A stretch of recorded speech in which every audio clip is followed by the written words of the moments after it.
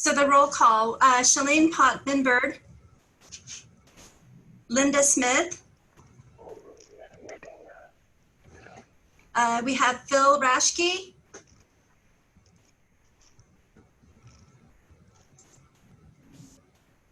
Okay, so Phil is there somewhere. Asuka Luden, we're unable to get in touch with her. We'll just let her in as soon as she signs on. Jessica Christensen and Jarnail Singh. Yes. So we actually need Linda and Phil to participate instead of a presenter up there, so. Yes, they're just away from the computer trying to get the other Phil's computer hooked up. Okay. We'll see if that works. We now move to the public comment section of the agenda. As this is an open public meeting, if you wish to make a public comment and you are attending as an attendee, please raise your virtual hand and you'll be recognized. Only see Lakewold Gardens on. If not, we'll close public comment. Thank you. We now move to approval of the minutes of the LTAC meeting from September 13th of 2019. I'd entertain a motion. Motion to approve. Seconded. It's been moved and seconded that we adopt the minutes of the 2019 meeting. Is there any further discussion? Please raise your virtual hand or wave into the screen. Do you have a comment on the minutes, Ms. Smith? No, just Okay. voting. All in favor of the motion, please signify by saying aye. Aye. Aye. Opposed, nay. Motion carries. We now move to the financial review and information from our very competent financial staff report, Assistant City Manager Todd Kraus. Todd? Sure. So for this, really, what I want to just point out, and it's specifically for the new members, we have a 7% lodging tax, and 4% of that has to be used for tourism and promotion. The other 3% is restricted for capital. And so for capital, the only applicant that may use it for capital is if there is city ownership in the property. So for 2021, we have $1,237,354 that is available for allocation. Of that 1.2 million, 800,000 is anticipated for revenues coming into 2020. And so we use prior year's lodging tax to fund the next year's lodging tax grants. But out of the $1.2 million, we have a commitment for the McGavick Center debt service, and that totals $101,850. So of the request, we have a total of $707,250 in request, including the capital portion for the McGavick Center. So all non-capital totals $605,000, and the available amount for non-capital is $869,000. There is $368,000 available for capital, and we don't have any capital requests this year. We typically have the gateways. The gateways were not, did not apply for funding. We also made contact with the 2020 grant recipients, and they provided us with an estimated number for the anticipated savings. And that anticipated savings is about $133,000.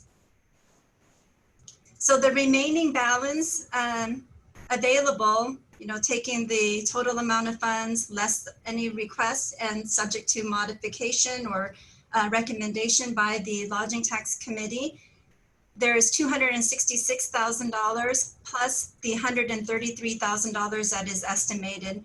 So we're looking about $400,000 that would still be remaining at the end of the year. And in your packet, we do have the sources and uses. So you can see the activity for the last 5 years, 6 years for the lodging tax. And we also provided the lodging tax grant award history. Later on during the deliberations, Manny is going to be working the spreadsheet, and he'll show you what the past funding allocations were for each of the organizations that applied. So that's really all that I have. Happy to answer any questions. So Todd, would you explain how, while there are two buckets, one, all of it can be used for one side of the equation, but part of it is restricted? Yes, the 3% of the lodging tax is restricted for capital, but the non-capital portion can also be used for capital. So really the only restriction is the 3%. There's flexibility in the 4%. So let's say if the committee decided that all of it would go to capital, that's allowed. But we don't have any capital requests. Yes, that's right. So we're only working with the non-restricted bucket this year. Although if a capital project came up, the city could reconvene this board and ask for a capital project at some later point. Is that correct? Yes, as long as it meets the 45 days before city council action.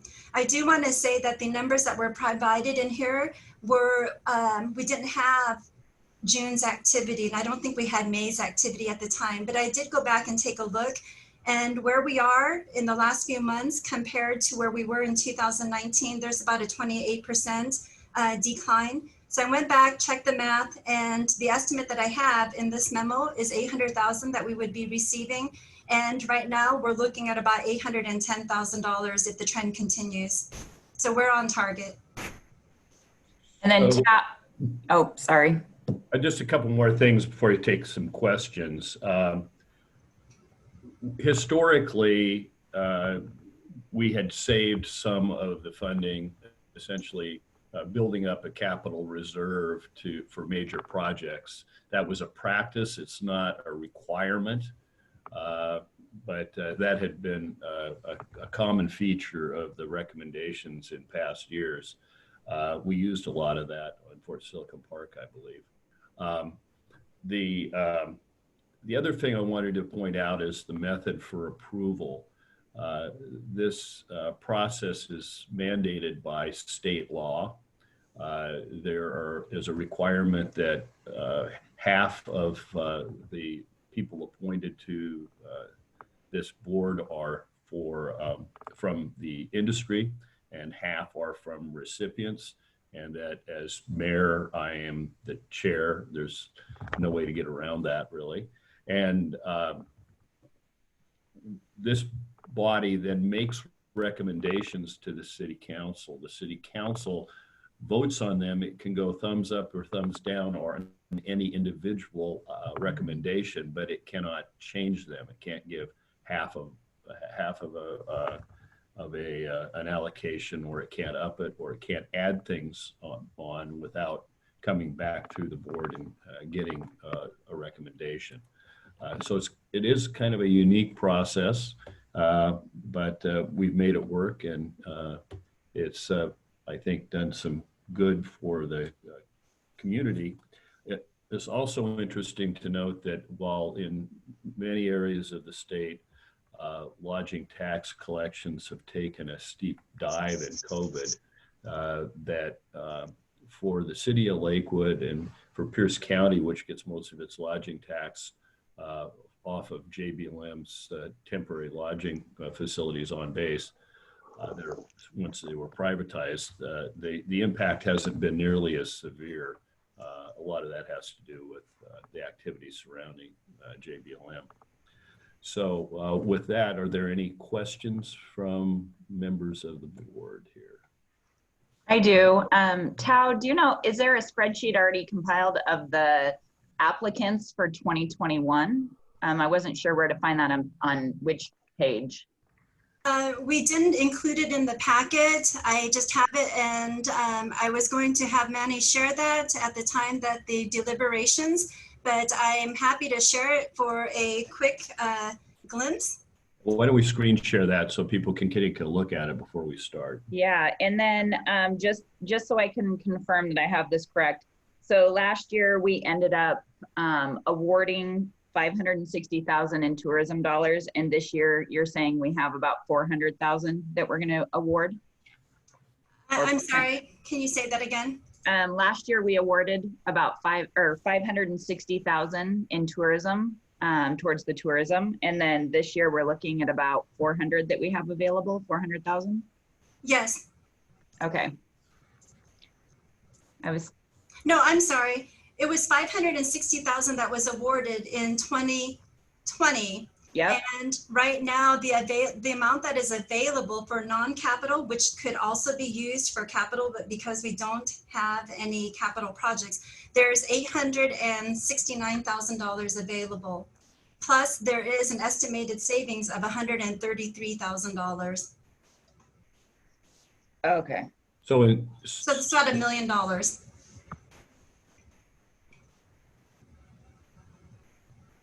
any other questions? Let's take a look at that spreadsheet for a minute, and we have, Can you see my screen? yes. Yes. And then to confirm, so all of the requests that we have incoming right now, we're at 605,400. Yes, that is correct. Okay.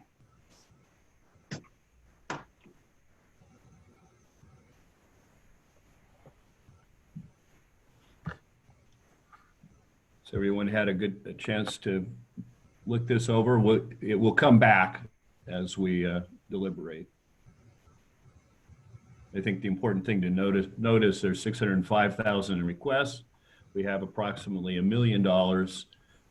So it's a question of how much we want to reserve and whether we think that the individual projects merit the requests and fall within the parameters of the program.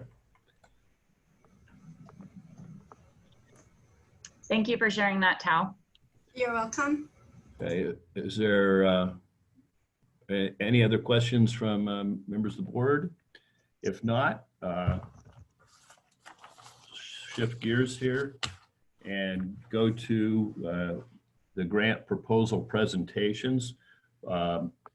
I would ask City Clerk Ms. Schumacher to, if we get far enough ahead at any time, see if you can contact some presenter and slide them in if they're available, kind of as a background help. So if you could unshare your screen, Ms. Kraus, and our first presentation is from the Lakewood Historical Society. Usual lead on that's Phil Raschke, or are you going to do, or somebody else is doing that? No, you're not doing that. You guys are muted. Can you hear us now? Now you go. There you go.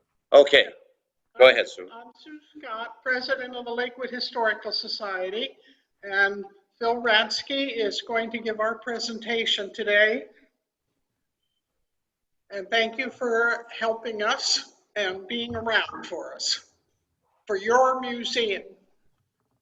Go ahead, Phil. Good morning, Mayor and fellow committee members. We'll go to the first slide.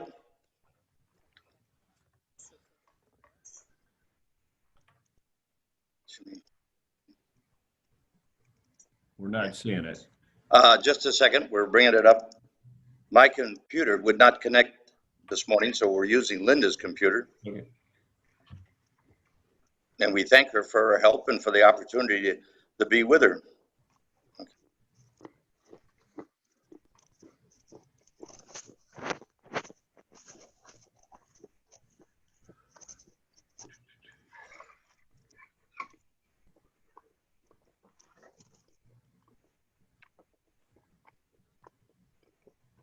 Also, there's a copy at the, Tal, do you have your copy of the program?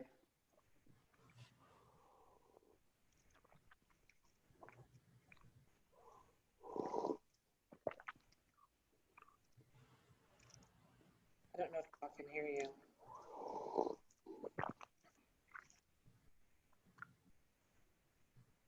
Hello.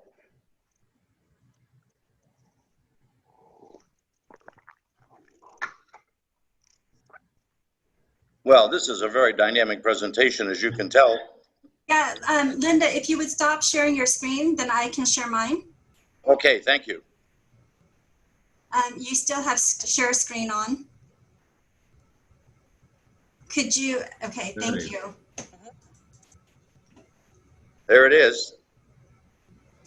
We have to minimize this. Okay, can you see my screen? Yeah. No, No. No, we can. We've got it. there, now it's coming. Yeah. There we go. All right. All right. It's your Lakewood History Museum, and our motto is preserving yesterday and educating tomorrow. Next slide. And we're also happy to show the picture of our new location. It's in the historic on Motor Drive. It's been newly remodeled. Not only has the museum been remodeled, but the Colonial Center Motor Drive area has been remodeled. So we are in a primo location at the current moment, and we're right next to the historic clock tower and also the Lakewood Theater, and you can see our name on the window there, Lakewood History Museum in the Colonial Center. Next. Early last year, we lost our treasurer, James Curley. Many of you knew James. He was a wonderful individual, and he's deeply missed. We have not been able to fill the treasurer's position. However, we advertised in the Suburban Times and everything, and we have been able to bring out a bookkeeper who's going to help us and actually work with the museum to keep our books and accounting straight. And so we're optimistic that things will go forward with great ease. Next slide. Our staff and mission, we have no paid staff, and right now we only have 8 volunteers, and they are responsible for planning, maintaining, operating, marketing, and fundraising year-round, these 8 volunteers. And again, the mission is preserving yesterday and educating tomorrow. Next slide. Our accomplishments, even though we closed back in March because of COVID, we were able to keep very, very active.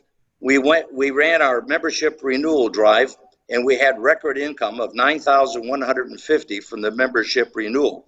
We currently have about 500 members, and they've been very generous with their donations and membership.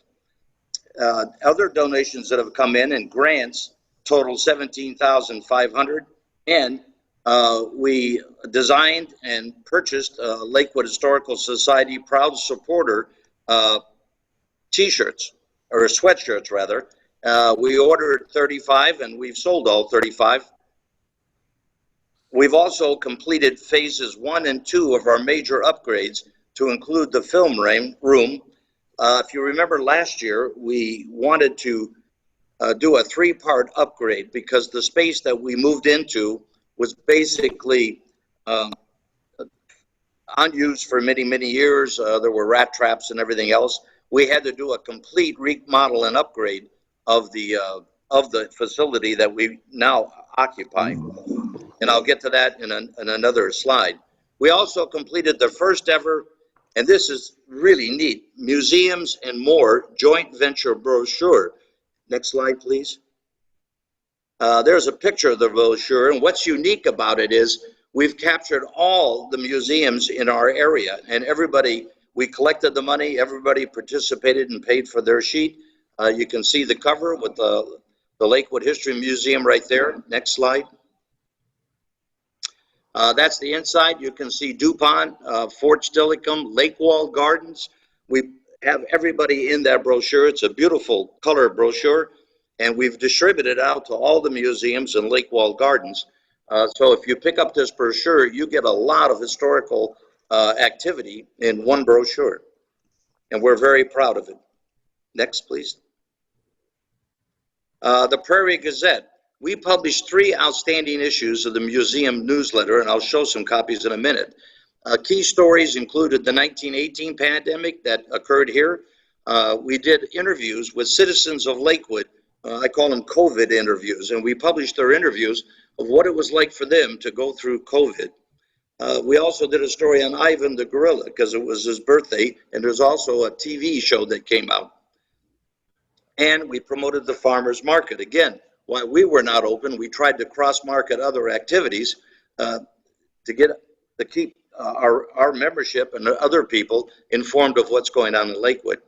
The basic purpose of the Gazette is it preserves our Lakewood history. We've had it now for about 14 years, and all the issues are available, but there are stories about people in Lakewood, the history of Lakewood, developments in Lakewood, and so the Gazette itself is a collection of historical data in the what we think is a very fine presentation in the Gazette. Next, please. There's the double truck, we call it, the 2-page center of the latest, and you can see the farmers market, and it says a Corona-conscious Lakewood farmers market moves to Silicon Park, and there are pictures and things like that in full color showing the activity there. Next slide. This is the one, we've been through this before, and this was a story that goes back to the 1918 pandemic. You'll notice everybody's got their mask on and are working there. So again, it is a historical collection. There's Ivan the gorilla. By the way, that movie is available if you haven't seen it. Ivan has passed away, but he was at the BNI for many, many years in his younger days. And you can also see at the top our new location. Going back to phase 1 and 2. Next slide, please. Oh, okay. Thanks, Tom. Last year, we went all in. We took all our cash reserves and poured it into this location. This is a slide of what the location looked like during the remodel. And we were painting, laying floors, cleaning, doing everything, and used all our capital to get this area in presentation form. It's a much bigger location than we had before. Next slide, please. Okay, that's what it looks like today, the same space. You can look at the floors, the wall treatments, the exhibits. Next slide. Again, that's the same location that you saw when we were remodeling, but this is what it looks like today. Next slide. And a little bit of lightheartedness for you. Our next exhibit opening is called COVID 2021. We have free admission, free mask, and it's guaranteed to take your breath away. Next slide. And we're doing fine with COVID. Next slide.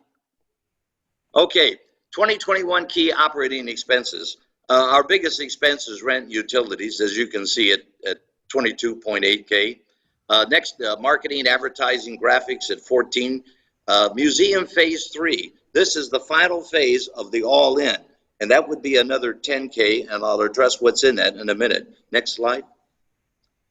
Other operating expenses are insurance, internet, maintenance, fundraising, special events, exhibits, markers, acquisitions. It totals the $59,250. Next, please. So $59,250, and this includes the all-in final upgrade of $10,000. Next, please. Estimated income. We did very, very well in 2020. The economic climate for next year is an unknown. Some people paint a somewhat rosy picture, others do not. Currently, no museums are open, even though the governor has given permission to open. The climate to open, there would be nobody attending. The climate is not conducive to people stopping in and going through museums. So all the museums are currently in the area are closed. We're estimating next year that we could get a little over 6,000 in membership, donations 5,000 to 6,000, and grants and special events 12,500. That would give us a total of 24,250. If you subtract that from our budget of 59,250, our shortfall is 35,000, and that equals our request that we have for lodging tax. Next slide, please. And just to say that we're not trying to say, hey, things have been tough. It is tough for all museums. This is the latest issue of the Steilacoom newsletter, and this is what they had in their newsletter. And I quote, "If we continue with our current income levels, we do not have a sustainable financial situation." And that applies to the Glass Museum and everybody else. It's hard times for museums. Next slide, please. Phase 3, what's going to be in phase 3? It would be painted murals and banners. We'd have digital players and motion sensors that are activated when you walk up to the cabin that we have, the historic cabin. You would hear the sound of activity. You might hear a quote, but there'd be motion sensors as you tour the museum that would activate and give you audio of what you're visually seeing, along with digital players. We'd like to get into doing some Zoom meetings where we actually work with the Lakewood Playhouse and have actors represent historical incidents in the history of Lakewood, and we play those to our membership and anybody who wants to watch. We're also trying to get some track lighting and enlarged photos.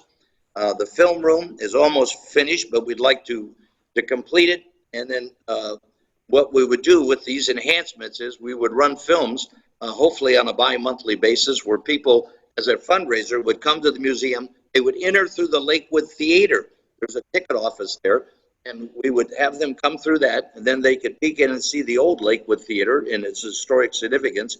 They'd walk down the hallway and see old posters and things of films that have showed. And then they would go to our current film room and watch a movie of historical significance. Next film, please. Next slide, rather. This is an example of an historical mural, how we would tell the story with a mural and displays adjacent to the mural. Next slide. That's just for those who are new and have not seen the old Lakewood Theater. That's a current picture of the inside. It was a one-screen theater. It has a beautiful lobby entrance, and so we'd also, if you came to a film, you'd have the opportunity to see the old theater, just because it's so well thought of and talked about. Next slide. Okay, in short, it's your city, it's your memories, and it's your museum. We are preserving yesterday and educating tomorrow. Next slide. With your help, we can finish this project and be ready to go. Next slide. And we thank you for the presentation. We're happy to entertain any questions. Are there any questions from the board committee? Let's see, give you a chance to virtually raise your hand or. Thank you, Todd, for the slides. Well, seeing no questions, thank you, Phil. It's a great presentation and good luck in the COVID environment. Yes, and thank you, and it's a pleasure to be here. As most people know, I am not a morning person. Well, I wouldn't know that because I'm not either, so we wouldn't. Yes. Thank you again. Thanks. Our next presentation is from Lakewood Gardens, and I see that they have been there. So even though it's early, we should be able to move right into that. Would you please introduce yourself and. Good morning. Can you hear me? Yes. Excellent. Little weak, but it's coming through. I can be loud. Yes, and I will be swapping my audio over to my boss in a moment, but I'm going to get things started. I am very excited to be back here for my third LTAC retreat. So this is an exciting day for me personally. Could you introduce yourself? Yes, I can. My name is Cassandra, There we and go. I am the grants and resource specialist at Lakewood Gardens. So I'm just going to get things started here, talking a little bit about something that Lakewood Gardens is very well known for in our community, and that's, of course, weddings. We are delighted to continue to be an in-demand venue for weddings. I think I can speak for all of us at Lakewold when I say that it really is an honor and a joy to be part of people's big life events and milestones. You know, we're a lovely place to have a wedding or to have a family reunion or to have other big exciting events like that. One that was unfortunately delayed, postponed indefinitely due to COVID. We were excited to look forward to host the Washington Museum Association was going to have its annual conference in Olympia in June. And we were working on hosting one of their evening receptions for conference attendees. So unfortunately, that couldn't happen in 2020. We certainly hope it will next year or whenever it's safe for folks to gather for events like that again. So we are really trying to, you know, maximize our availability to that type of event rental. And just for a little bit of context before I hand things over to our executive director, I wanted to put this in context that as a 501c3 nonprofit, we are actually legally limited to in how many commercial rentals, non-mission driven events we're allowed to host every year. Just due to our exemption from property taxes, we can only actually have up to 15 events like weddings every year. But we are maxing that out. Even despite COVID, we are still hosting weddings that are within the current guidelines. And we are already maxed out for 2021 and booking into 2022. So we just hired a new event coordinator. She's excited to get caught up on all of the wedding contacts that we've had so far. So I know that the weddings are kind of a high profile aspect of what Lakewold does. And so I was excited to share that good news that we are continuing to make the most of that. But of course, we are much more than just a venue. And so if I can, Susan Warner, my executive director, I believe she can probably unmute herself and take over for me while I continue to advance the slide. But just to introduce Susan, she joined us in the spring of 2019. She comes to us with a tremendous depth and breadth of experience in the arts and culture corner of the nonprofit world. And under her leadership, we've really been turning things around.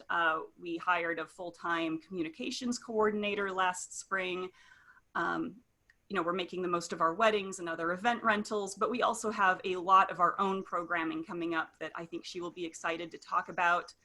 So Susan, I think you can probably go ahead and unmute and just let me know when I can advance the slide. Yes, good morning. Can you hear me all right? Yes. Good, good. First off, I want to thank you for your generous investment in Lakewold Gardens last year. We made great good use of your investment. We developed real strategic partnerships with media conglomerates like KNKX, KBTC, and we magnified our social media presence 100-fold on Facebook, Instagram, and we now have a really vibrant YouTube channel as well. It's been an interesting year, and to echo the Lakewood Historical Society, we too are doing okay. We were fortunate to receive generous government support that has been very helpful in us being able to retain our staff and pursue our new directions. Next slide. We changed our mission statement, big deal. This was approved by the board on November 20th, if you weren't already aware of that. This is part of our effort to create our own programming that serves our communities, our diverse communities, and attracts a greater visitation to Lakewold Gardens. Lakewold Gardens provides intentional encounters with the life-changing power of nature, fostering peace, creativity, and healing in our communities. Vision statement, a world where people flourish in harmony with nature. This also reflects new programming with American Lake, veterans rehabilitation, and many other such healing programs that we're starting. Next slide.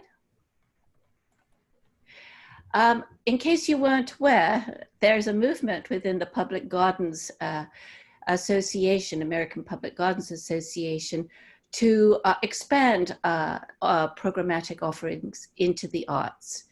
Art, music, and nature together as a holistic threesome.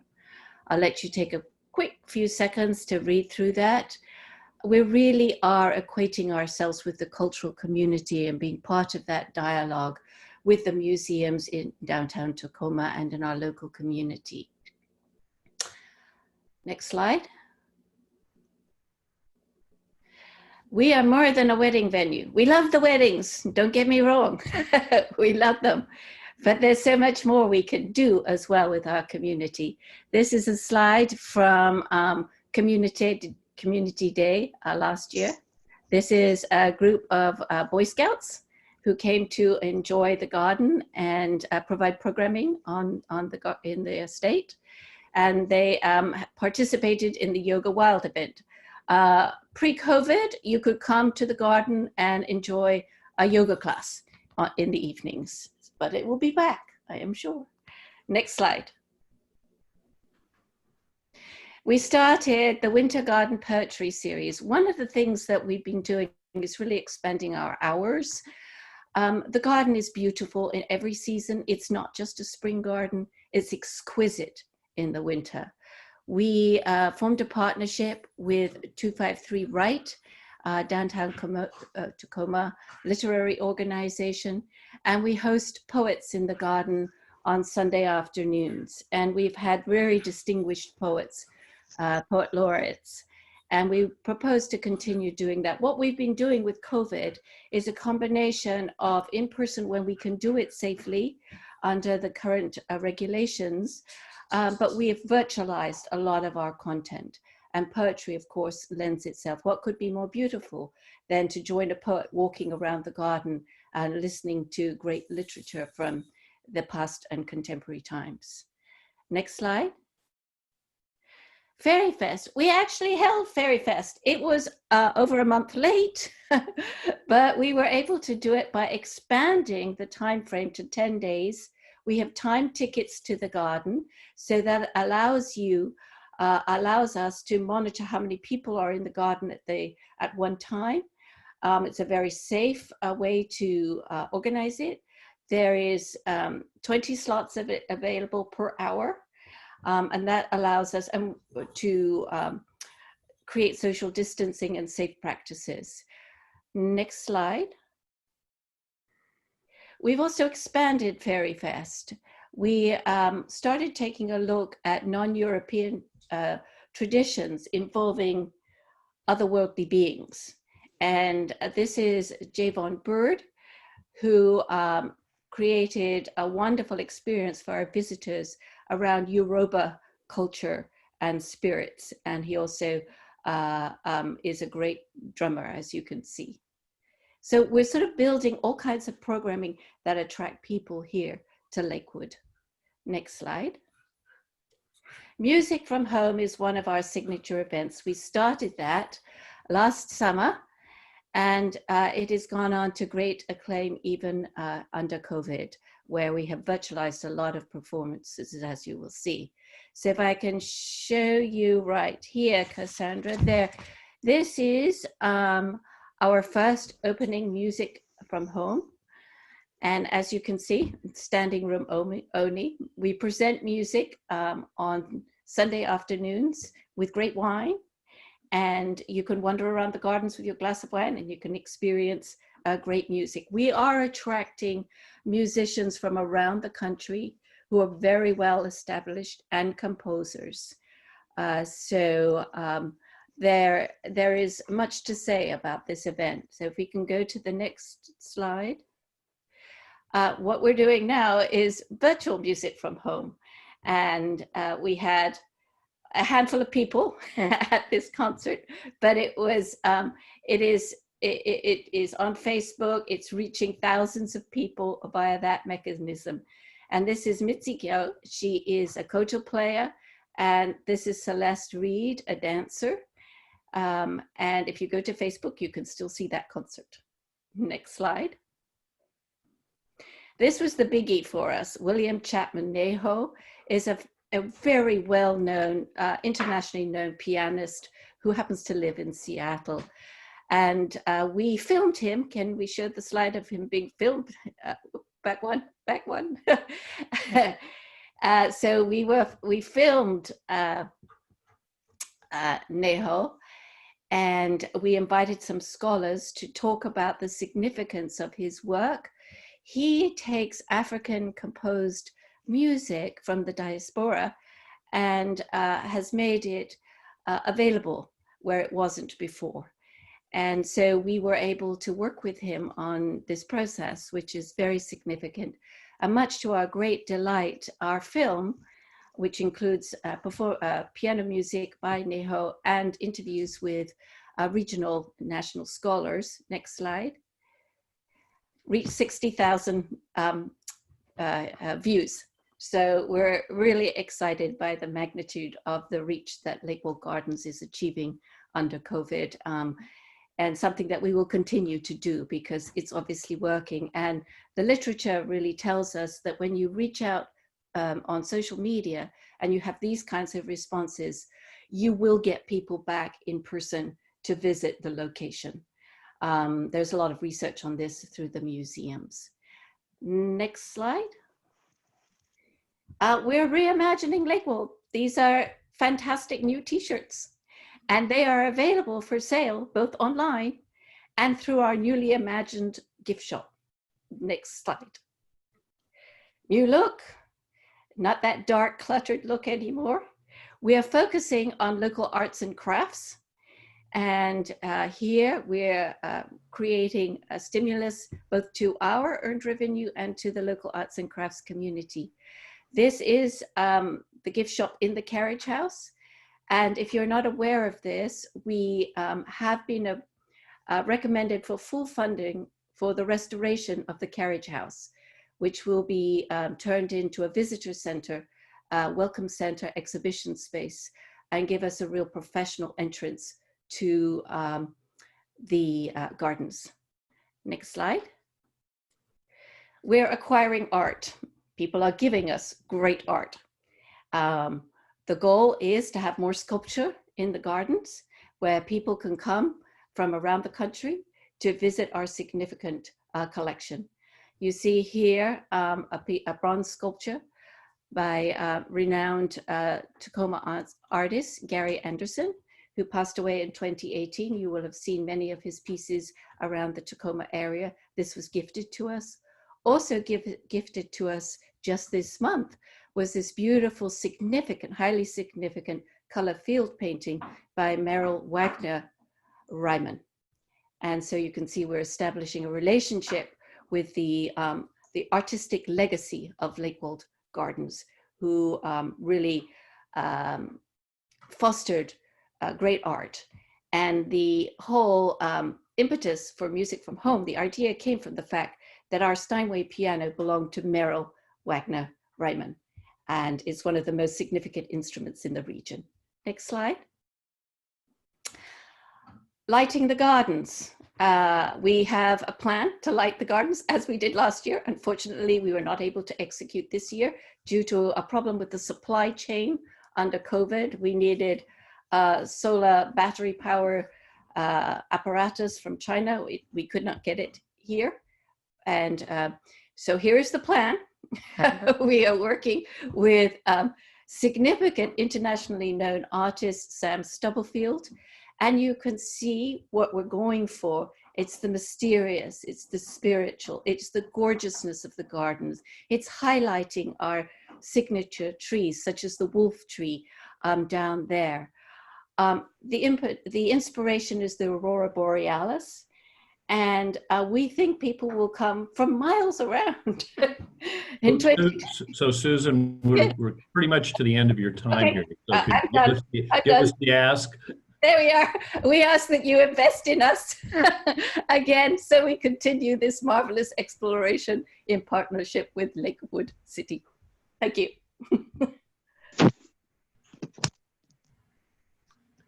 And what is the request?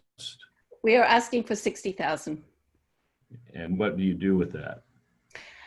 We will continue to do with it what we have done this time around. Our partnerships with KNKX, we have a contract with them. We have a contract with KPDC.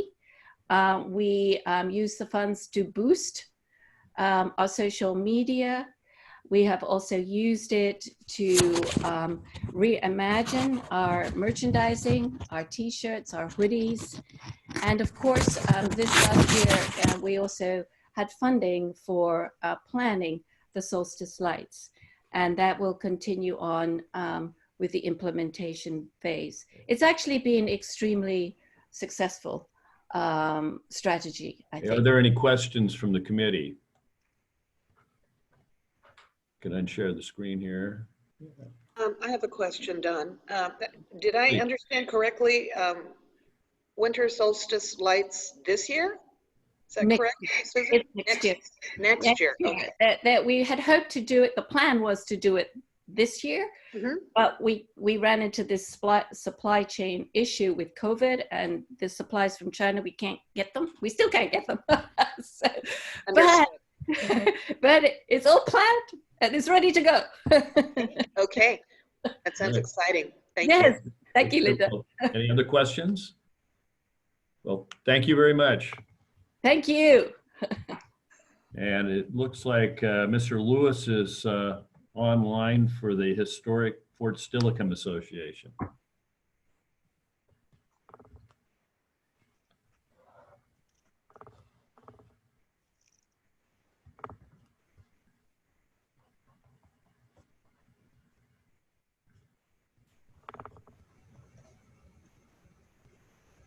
Hello, Joe, are you there? Now I'm here, yes. All right, you have 15 minutes, Joe. Right. Thank you, Mr. Mayor. Don't feel you need to use every second. So. I understand, yeah. I'm Joe Lewis from Historic Fort Steilacoom. I represent the oldest attraction in Lakewood, located on the campus of Western State Hospital. The Army came here in 1849 and took over what was a Hudson Bay Company sheep farm and moved into the British buildings there, and over time built an Army fort. And we have 4 buildings that remain from 1857 on the National Register of Historic Places, the oldest group of buildings in the state of Washington that are still standing in their original location.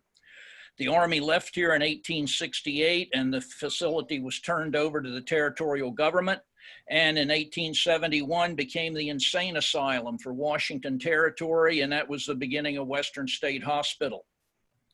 We have a unique situation in that the state owns our buildings and the land that they stand on, and my organization, my 501c3, has a long-term lease to provide, to preserve and maintain the museum and operate the museum. And we pay for our lease with our volunteer service. And so I bring that point up because that's why in applying for lodging tax each year, we can never apply for any kind of capital projects because we can't give the city of Lakewood any ownership because we don't own anything except the contents of the buildings. So we're really dependent on the lodging tax to help our publicity and promotion. We closed down in March due to the pandemic, and so we've had very little revenue coming in during the past year. And but it's true, the old adage that you know, you can teach new tricks to old dogs, and so we've learned how to use Zoom. Unfortunately, we didn't invest in it on the stock market. We should have, but we're using Zoom now for our monthly board meetings, and that is worked out real well, especially now because we have board members who live in, you know, like Snohomish County or in King County and so forth. And so it, I'm sure they'll continue to use Zoom in the future, even when we're allowed to be together again. Being closed during the month of July was terrible for us because that's when we have our biggest community outreach and the biggest exposure to people. And that's with the 4th of July Street Fair in Steilacoom, and then the following weekend with the Summerfest in the park across the street. And so we didn't have those this past year.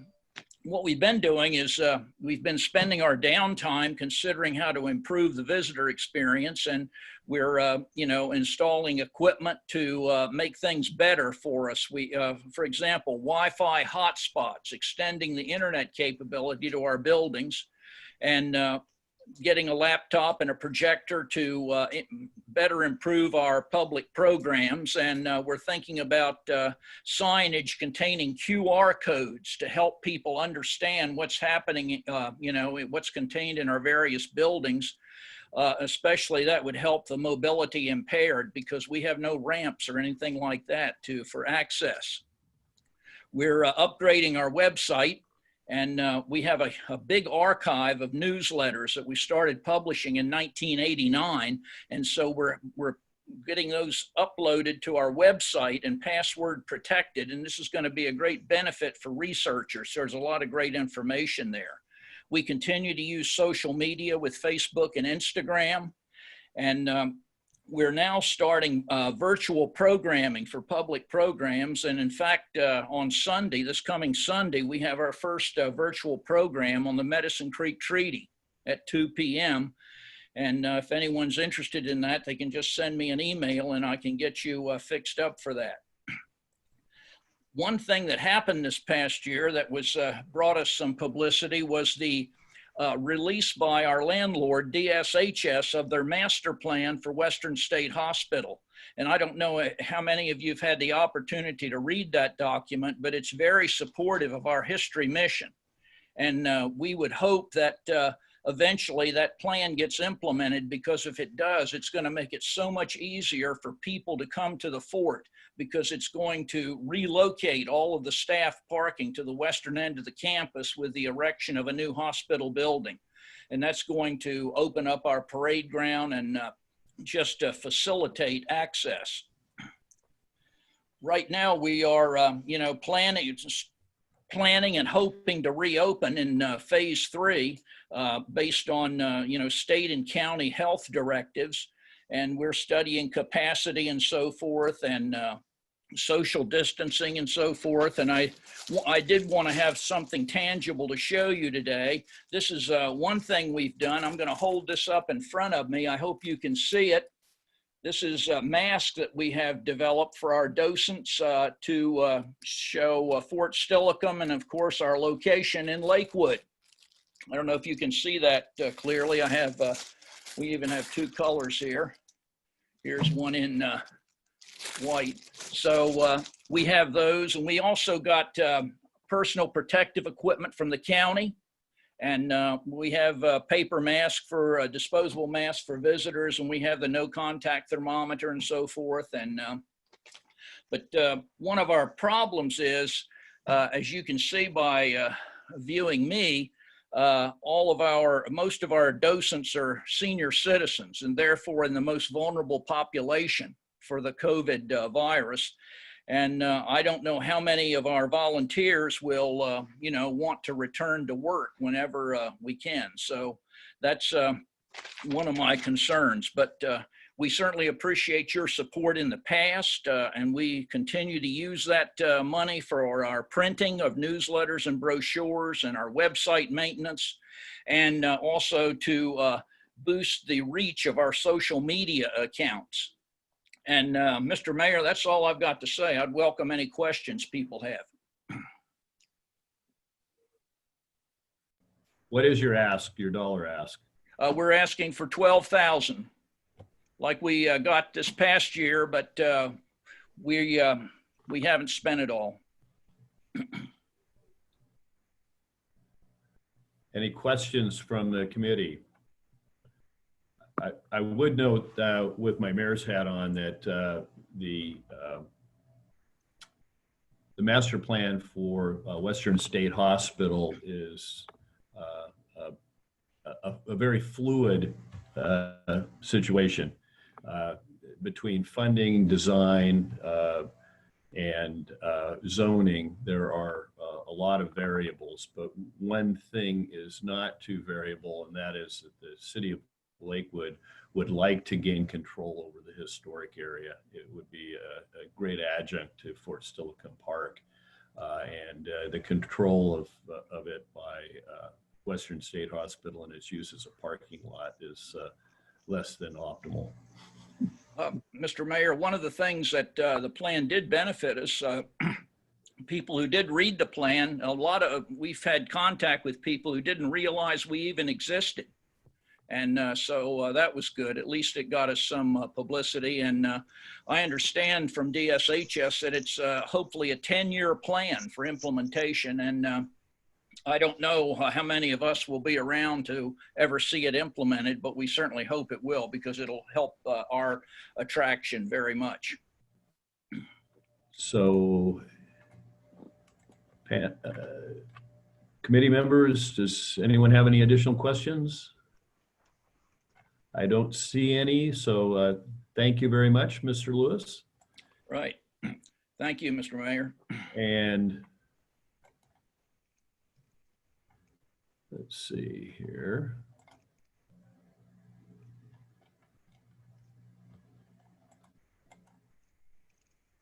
I thought that Lua Pritchard has been promoted to a panelist. So Lou is here on behalf of the Asian Pacific Cultural Center.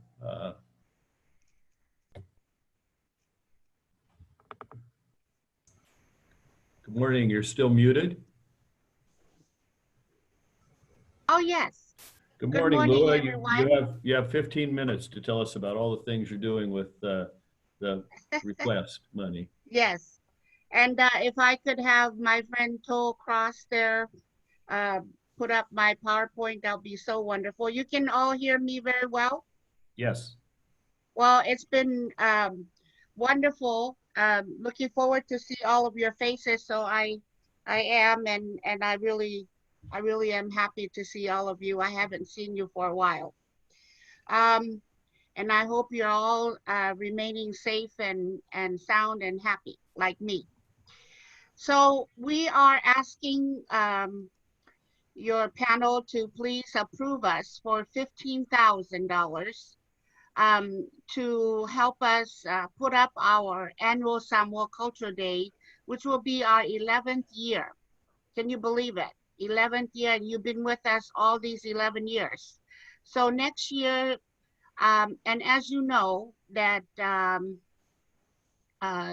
your City of Lakewood and APCC Samoa Culture Day have been like for the first 3 years of your Lakewood Summer Fest, it was double with our date, which is normally the second Saturday of every July. And because I'm heavily involved with your Lakewood Summer Fest as well, I took it upon, and we discussed it with your committee as well, which I'm part of as well, that it would be nice if one of us would change our Saturday. Well, it was best for Lakewood Summerfest to stay on the second Saturday. So we moved our event for the past 2 years to the first Saturday. But unfortunately, the first Saturday of July, sometimes it comes to July 4th. And that, defeats our intentions as well to bring as many people. So this coming year in 2021, I think we're going to take the last Saturday. So it will be July 31st, 2021 is our Samoa Culture Day, so that we can both work the Summerfest with you, and also you all can help us put the Samoa Culture Day as well up. So we last year in 2019, we took it to the Tacoma Dome to really help everyone coming from Seattle area and up north, and then coming from south. Tacoma Dome would be really a midway. And it was so fantastic. And the other thing, that the reason why, because as much as the Islanders like the outdoors, it was really nice to have everything in one big space. And so And Mayor Anderson was there. You were there and you witnessed how many people we could fit all at once and have everything in there. So we had a wonderful time. So please move on, Joe. And as you know, City of Lakewood, you know, this is, we're putting up 2018 stats, which shows you well that we are Asian Pacific people in the City of Lakewood. We're 16% of the population in Lakewood. But you know, this is 2020. And as we know, and of course, APCC worked really hard for the census 2020. We know it's going to be way more. We know, just because we know how many families were involved with getting to sign up for census. So we are there. Our population is there in Lakewood. We have been there for many, many years. And typically, the main reason is because of our relationship to the military. You know, as per capita, the islanders have the most soldiers in the military, in all the different kinds of branches. Next. And so this year, 2020, is our 10th annual Samoa Cultural Day. We were planning for so much, and unfortunately, we had to cancel because of the, as you know, the pandemic. So we were going to cancel it altogether, but by that time, we already learned so much about how to do things on virtual. So we planned it and we did it virtually. So we did a whole week, and it was quite amazing. There were so many people that we were able to reach, and now the Samoa Culture Day is even more famous because, and for any future real events, you know, person to person, we're going to have a lot more. We know that because a lot more people know about us now. Next. So these are just some of what we did. We held fun Samoan youth. We had live songs, ukulele. We have youth talk, and we had a fashion designer. Next. And so you know that you were with us on the 9th annual. Next. And we did a fantastic job in 2019 with all the activities. Next. And as you can see, that's the picture in Tacoma Dome, how many people. And we kept that many all day long. Keep going. Yeah. And we had wonderful, wonderful dignitaries with us. Next. And of course, you see Mayor Anderson in there, sitting in there. Next. Next. And so, we come to you again, Honorable Mayor Anderson and your panel, to ask for $15,000 to help us with our 11th year next year. And I have a feeling we're going to change back to City of Lakewood to be outdoors because the Tacoma Dome is going to be renovated or redone. And so we don't know how many years will that will take. But we really liked it because we were able to be in one area with everyone. And of course, lots of City Lakewood people were there.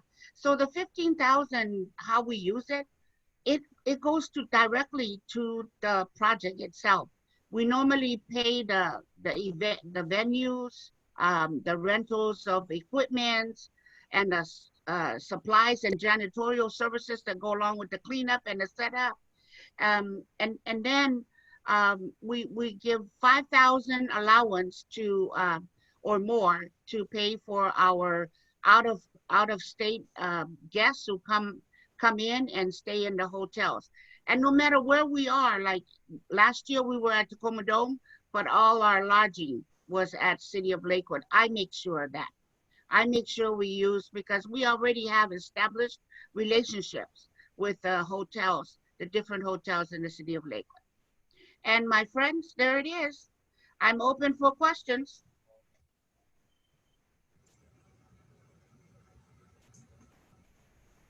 Are there any questions for Lua? No. Let's see. I don't see any hands. I don't see anyone waving. So thank you very much. Oh, you're welcome. Thank you, Mayor, and also thank to all of you, and thank you for all you're doing for the community. All right. Bye. So we're running ahead. Let's see, who's here? Linda's here for chamber. Yeah, Linda, you know, we're going to have a hard break at 10 to 10:45. I have another unavoidable kind of emergency commitment that came up yesterday. But if you could slide in here, that would be great. Otherwise, we can break early. You're muted, though.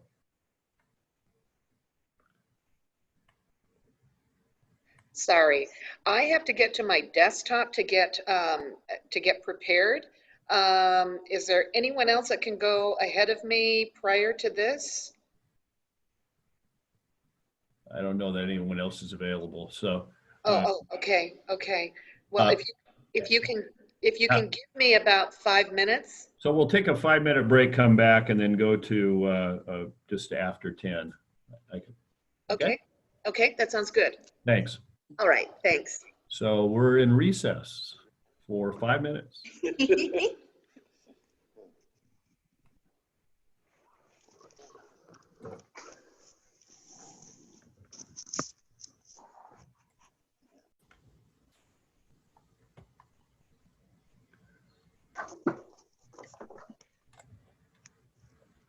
So Todd's back. And Bill's here. It looks like everybody's here. Okay. and Manny, we are live. Manny, are you back? All right. There he is. All right. So we'll go back into session and hear from the Lakewood Chamber of Commerce. Ms. Well, good morning. I was going to say good afternoon, but good morning, everyone. Thank you for letting me jump right in here. I would first of all like to thank you for taking an entire day out to dedicate to this program. It is so essential for so many of our local community attractions and for DMOs such as the Lakewood Chamber. And so thank you for taking time to volunteer and do this today. I'm going to go ahead and jump in with our request for tourism funding first. We are asking for 2 different dollar amounts this year, as we did last year. And so I am going to see if I can share. Well, I've got one down. Our first request for funding, bear with me. There we go. The Lakewood Chamber of Commerce is requesting $95,000 for our tourism and event promotion services. We have been the beneficiary of lodging tax monies over the years and are appreciative of this group, this body, supporting our endeavors. We have been in a very interesting year this year, and I think that everyone's going to say the same thing, so I won't belabor it. But according to most indicators, getting into phase 3 is the best we can hope for, right? And we're not sure whether that's going to be spring or summer. it appears that the Washington Hospitality Association has pretty much said state-to-state travel will be down for a minimum of 2 years. It just seems like the trend that we have to come to grips with. So based on these indicators, we began to focus on an in-state travel campaign this past summer. We quickly pivoted and decided that what we wanted to do was promote Lakewood as a safe place to visit, because people were dying to get out. They wanted to get out and enjoy the summer months. And so what we did was we began a campaign basically telling folks that when they were ready, when they were comfortable with getting out and about, that we were waiting here for them. So I'm going to show you a couple of our videos.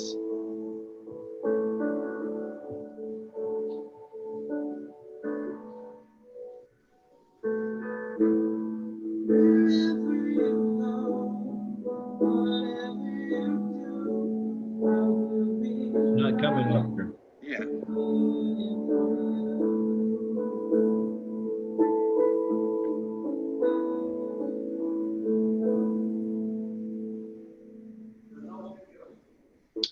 There's no video? No, I don't know that you can share two at the same one over the other. So. Oh, well, let's see if this one works. Does this work? Audio. No? Movie. Yeah. Sorry?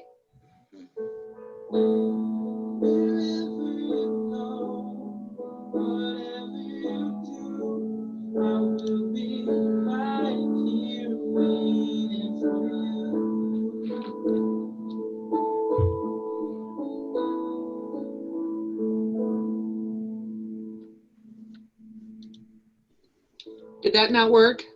Oh, unfortunately. I am sorry. Sorry. And let's see, now it's not going to let me escape this. Can you see anything now? The shared screen with a gray video box over it. The video box went away. Okay, hang tight here.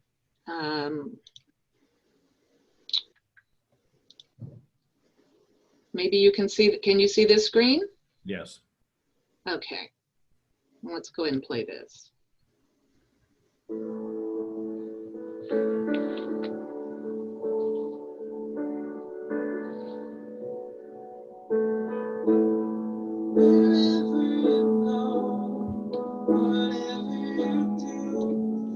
And it's just audio.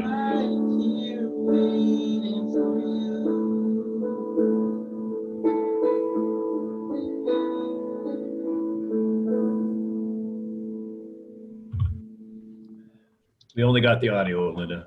Oh my dear, oh my goodness.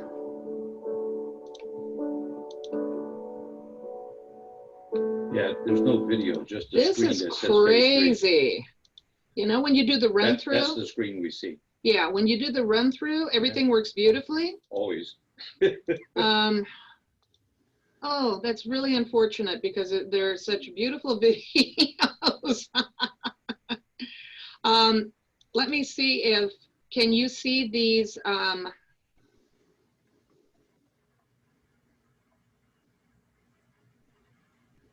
Can you see this? Yeah, we can see a gray rectangle. Can you see this? No? No.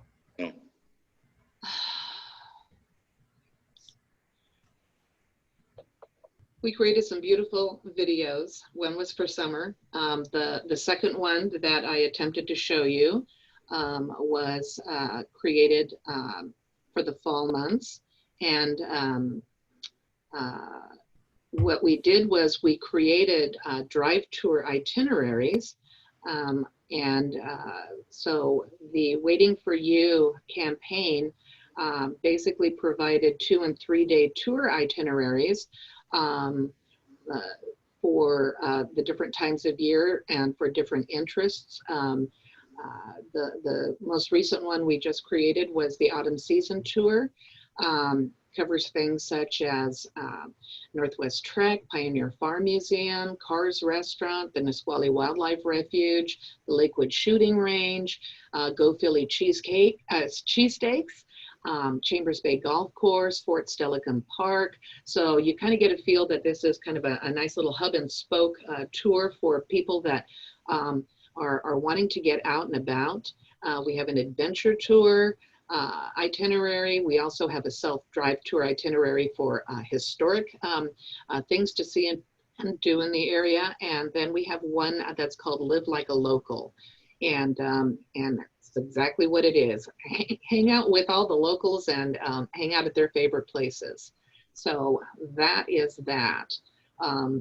Let me see if I can get back to our screen here. The summer commercials were aired 278 times over the months of June, July, and August. And here are the different stations that the commercials aired.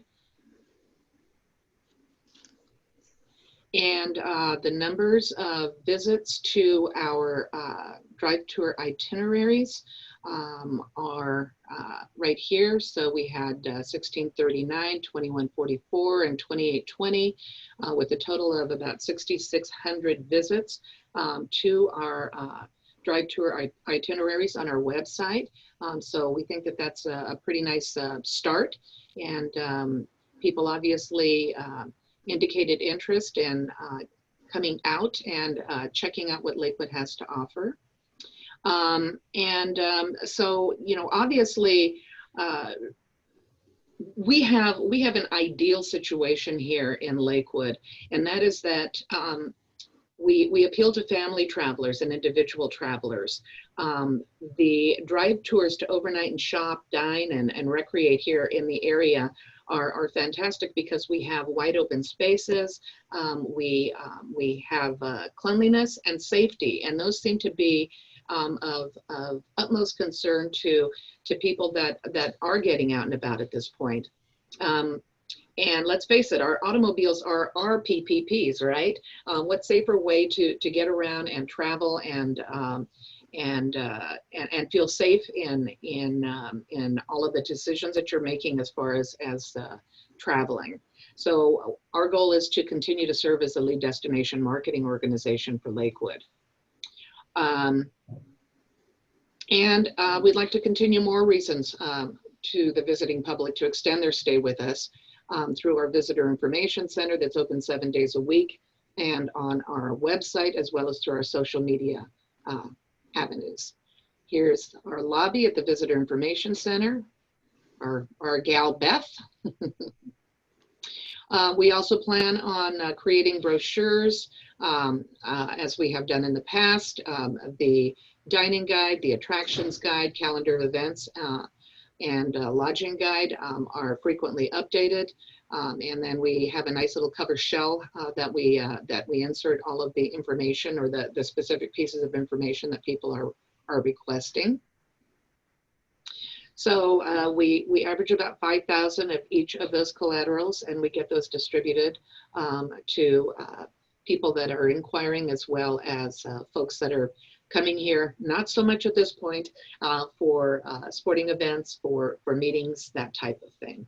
But we do provide those to any groups that are interested and would like to provide detailed information to their guests. We also produce an attractions and services inventory for the frontline folks at our hotels and motels in the area, and B&Bs. And basically it's from A to Z, all of the things that you might be interested in checking out. Gosh, no, I guess I'm not going to be able to pull that up. maybe I can do that later. But the ASI is it's in a 3-ring binder. It's bound. We also have it in a PDF format.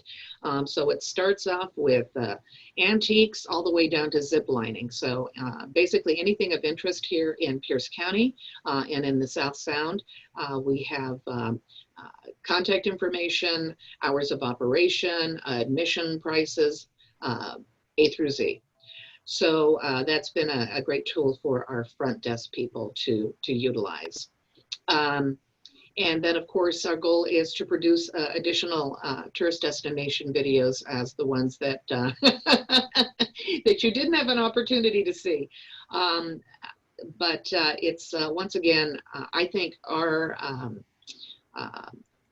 go-to for this coming year as people venture out and want to get out of their communities and go and experience something different and unique, but still feel like they are safe in that decision that they make. So Linda, we have to unfortunately come to my hard stop here, but you're going to have more of an opportunity to present because I know you have additional asks. So Indeed. We're going to have to recess here now until 10:45, and I'll see you all back then. Thank you very much. Of course. Thank you.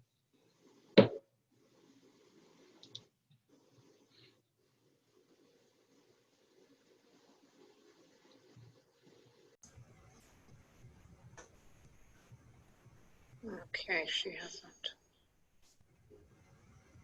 Hello. Mayor, Yes. if I could ask if we could start with Travel Tacoma. Yeah, I see Dean Burke on there. Yeah. Yes, and then followed by Sister Cities, and then back to, I think we have Lakewood Arts Festival, and then back to Linda, since Linda will be here for the duration of the meeting. Okay.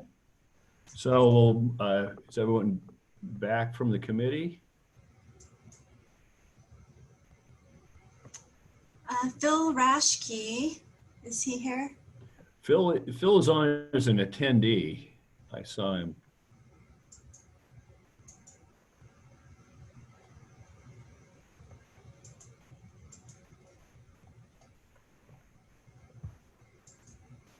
So maybe if you switch him into panelist. All right, then we'll move to Dean Burke from Tacoma Pierce. Well, let's travel Tacoma now, I guess. Yeah, I'm mute. Okay.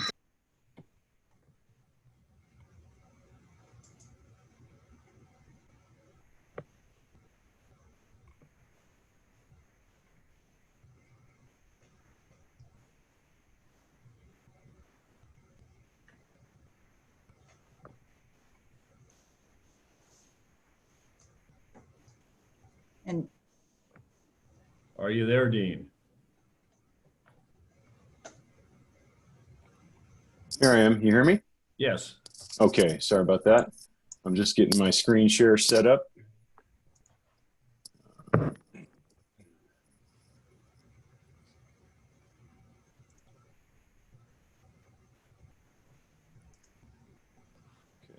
hold on. I'm not showing you the right screen for some reason.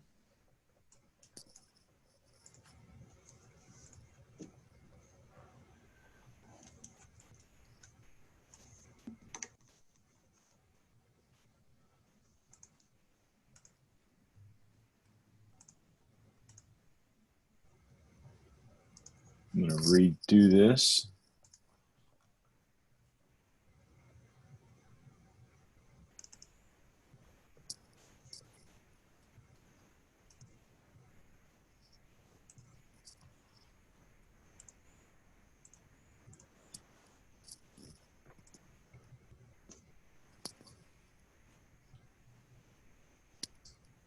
Okay. If you can just confirm to me that you're seeing that, I think you are. Yes. We were, and we are. We were. Okay, what is this thing? Okay.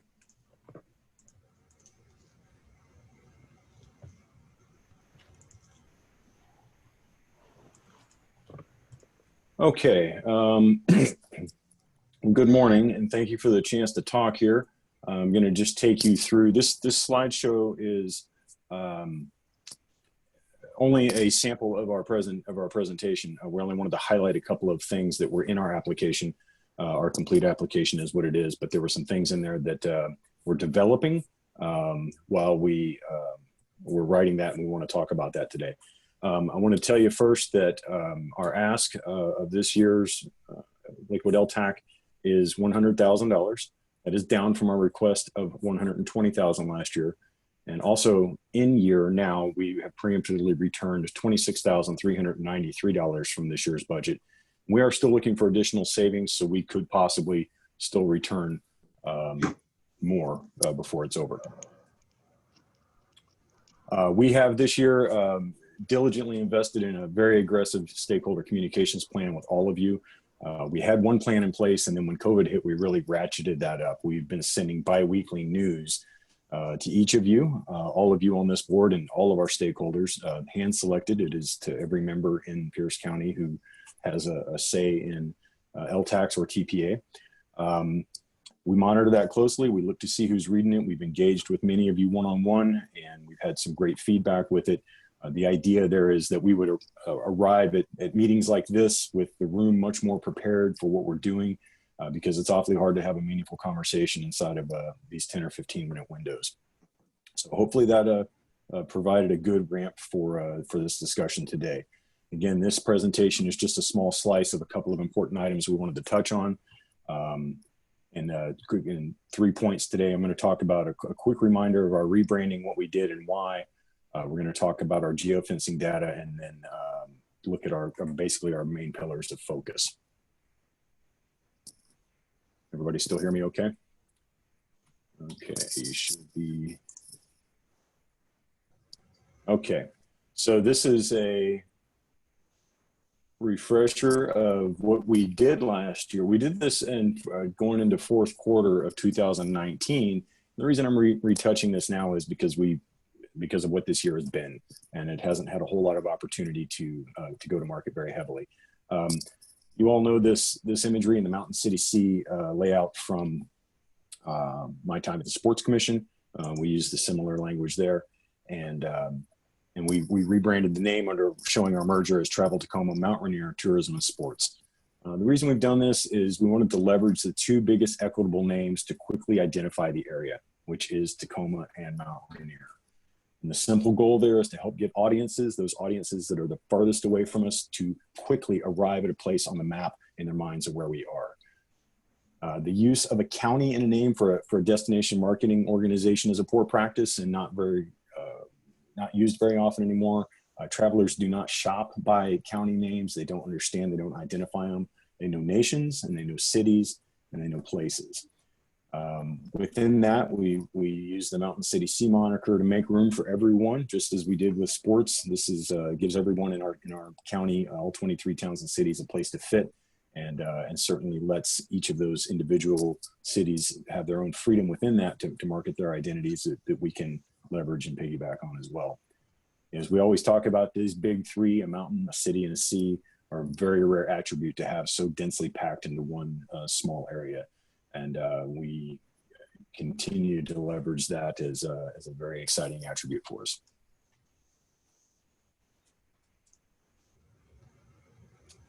I'm going to talk about something what we're using now called geofencing. And you may know the word, but you're probably not aware of its potential. Basically, by definition, geofencing is the use of GPS or RFID technology to create a virtual geographic boundary. And it enables a software to trigger a response anytime a mobile device enters or leaves a particular area. And that's just kind of the bland definition of it. We have onboarded the most advanced and complete geofencing system in the travel and tourism industry today. We've spent almost a year working on this. We brought it on during the pandemic here so that we're not standing flat-footed when when it's time to start recovery. It's a very, very important tool. In the marketplace today, geofencing is most commonly used as a marketing push tool, which means you're pushing ads out to people. And that's a critical component of it for sure. It's why after you may have walked through, say, the Tacoma Mall or Lakewood Town Center you may be getting certain ads on your phone or your computer that follow you around until you make a purchase. And they may be something that is incredibly precise to your interest, maybe even your size of shoe. They're very detailed. There are some fantastic examples you can read and study in the marketplace, done from some of the big economic schools, on how McDonald's and Burger King have geofenced each other for competitive marketing, and even making real estate decisions based on where they're going to buy new locations based on traffic that shows not only vehicle traffic, but foot traffic flows. It shows how robust a tool it really is. And before you can really engage in a good push marketing plan, you need to know who you're pushing your marketing to. And that's a big component of what we have access now. So these next few slides I'm going to show you, I want to emphasize this is just a small peek of some of the data that we're using now. These are static screenshot images from a tool that is fairly dynamic. So in respect of time today, we're just going to show some samples here to just kind of touch on what's happening, and I think you'll be impressed. This first slide you're looking at in front of you, this is an image of people, individuals who have visited a Lakewood hotel, specifically Lakewood Hotel, all of the Lakewood hotels, but just those venues, from January 1st of this year through August 31st of this year. There's 93,298 unique individuals. And these are from outside of 50 miles or further.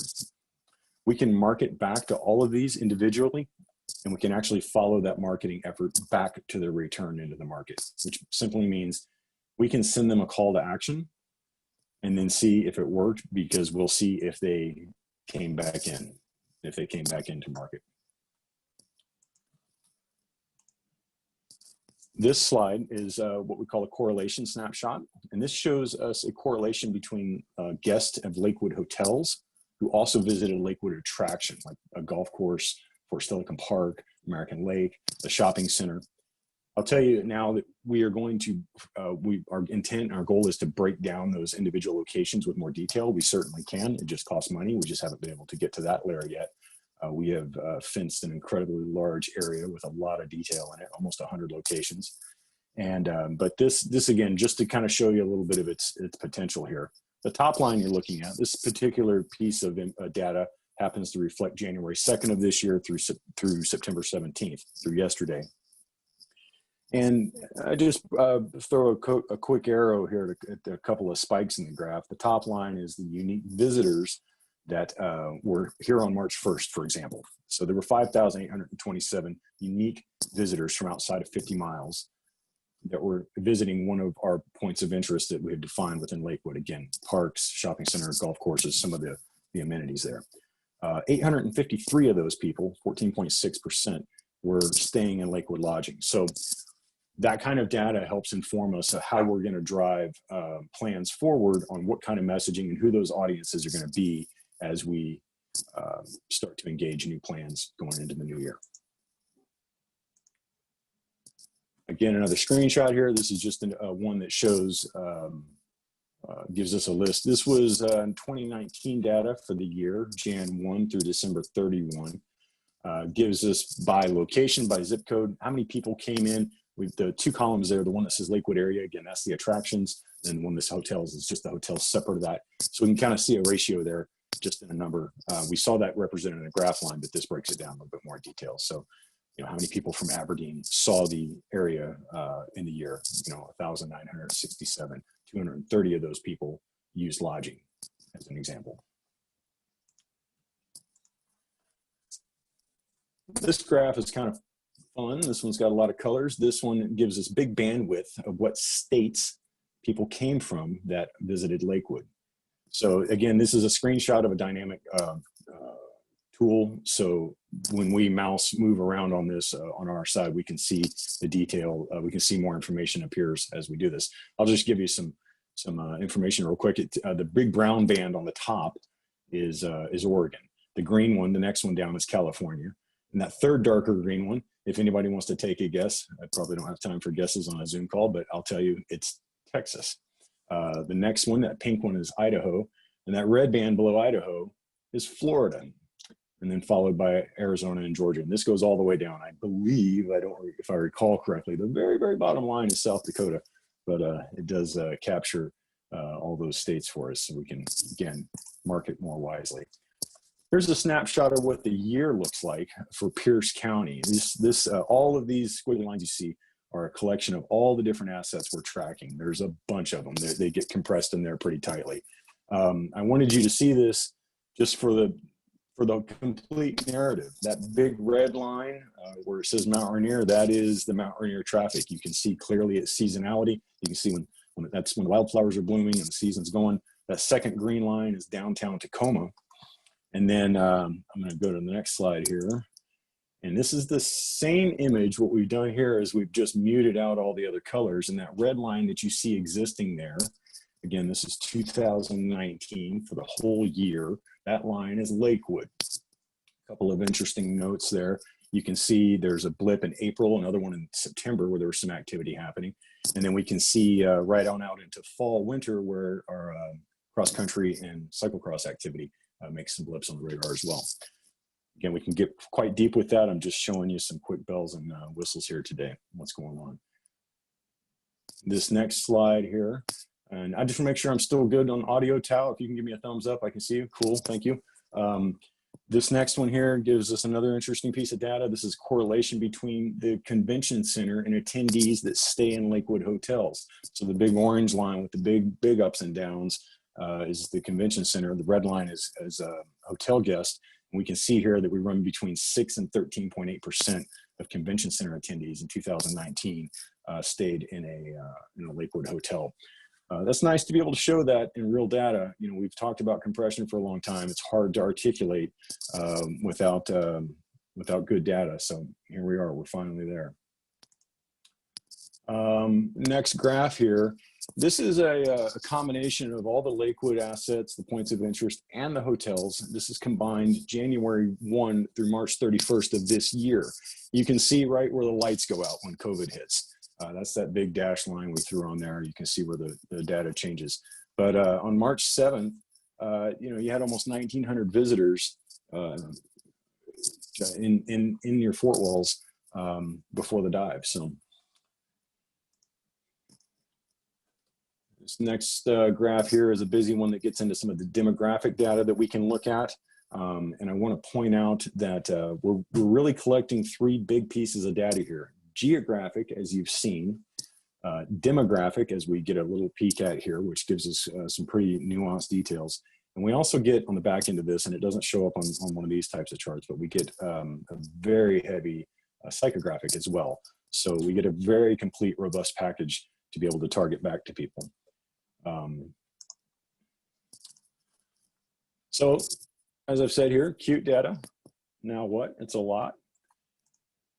So we get some quick samples here, and behind these we get geographic, demographic, and psychographic data.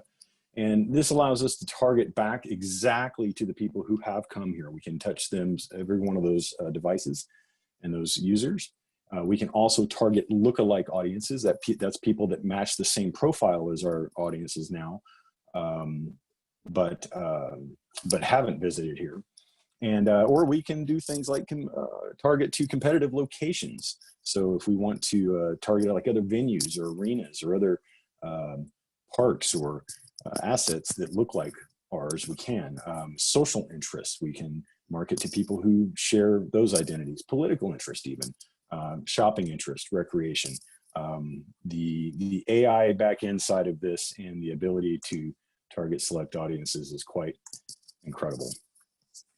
So our core pillars as we go into 21 remains this: leisure, conventions, and meetings and sports. There is a reason we put leisure on the top of this time. Typically, you would see that maybe ranked at the bottom because for the amount of money we work with and the opportunities we have for Pierce County, group meetings, groups, which is conventions and meetings and sports, remain the biggest opportunity. That narrative has started to shift a little bit as COVID has come about. we are seeing certainly a shift. And we don't have groups right now, any of us, anywhere. So that's a problem. There's a lot of pent up demand on that. There's a lot of work going on behind the curtain to restore that. Obviously, we've got to get these sports events back on their feet. We've got to get these conventions and meetings back on their feet quickly.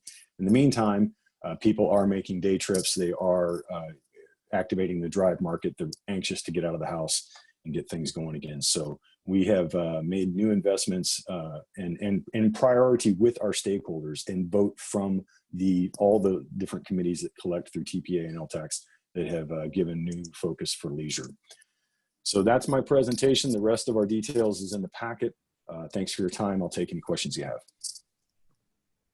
Thank you, Dean. Any members of the committee have questions for Mr. Burke?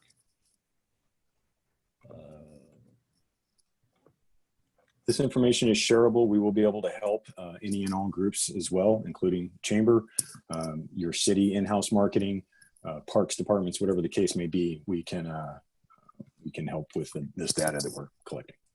I don't see any electronic hands raised or people waving at me. So thank you very much for the presentation, and we look forward to working with you in the future. So, Ms. Kraus, what was your suggestion for the order of battle here?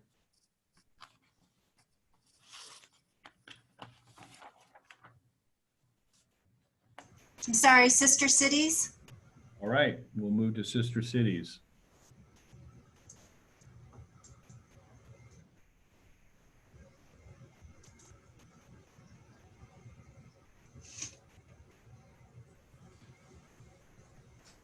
And Connie's on, so.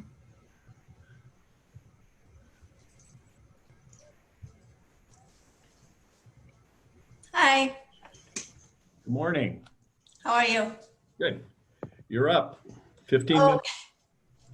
thank you. I got in on the other one, but it was a little, so I got up, back off and came back. So anyway, thank you so much for always considering, like with Sister Cities, for lodging tax grant.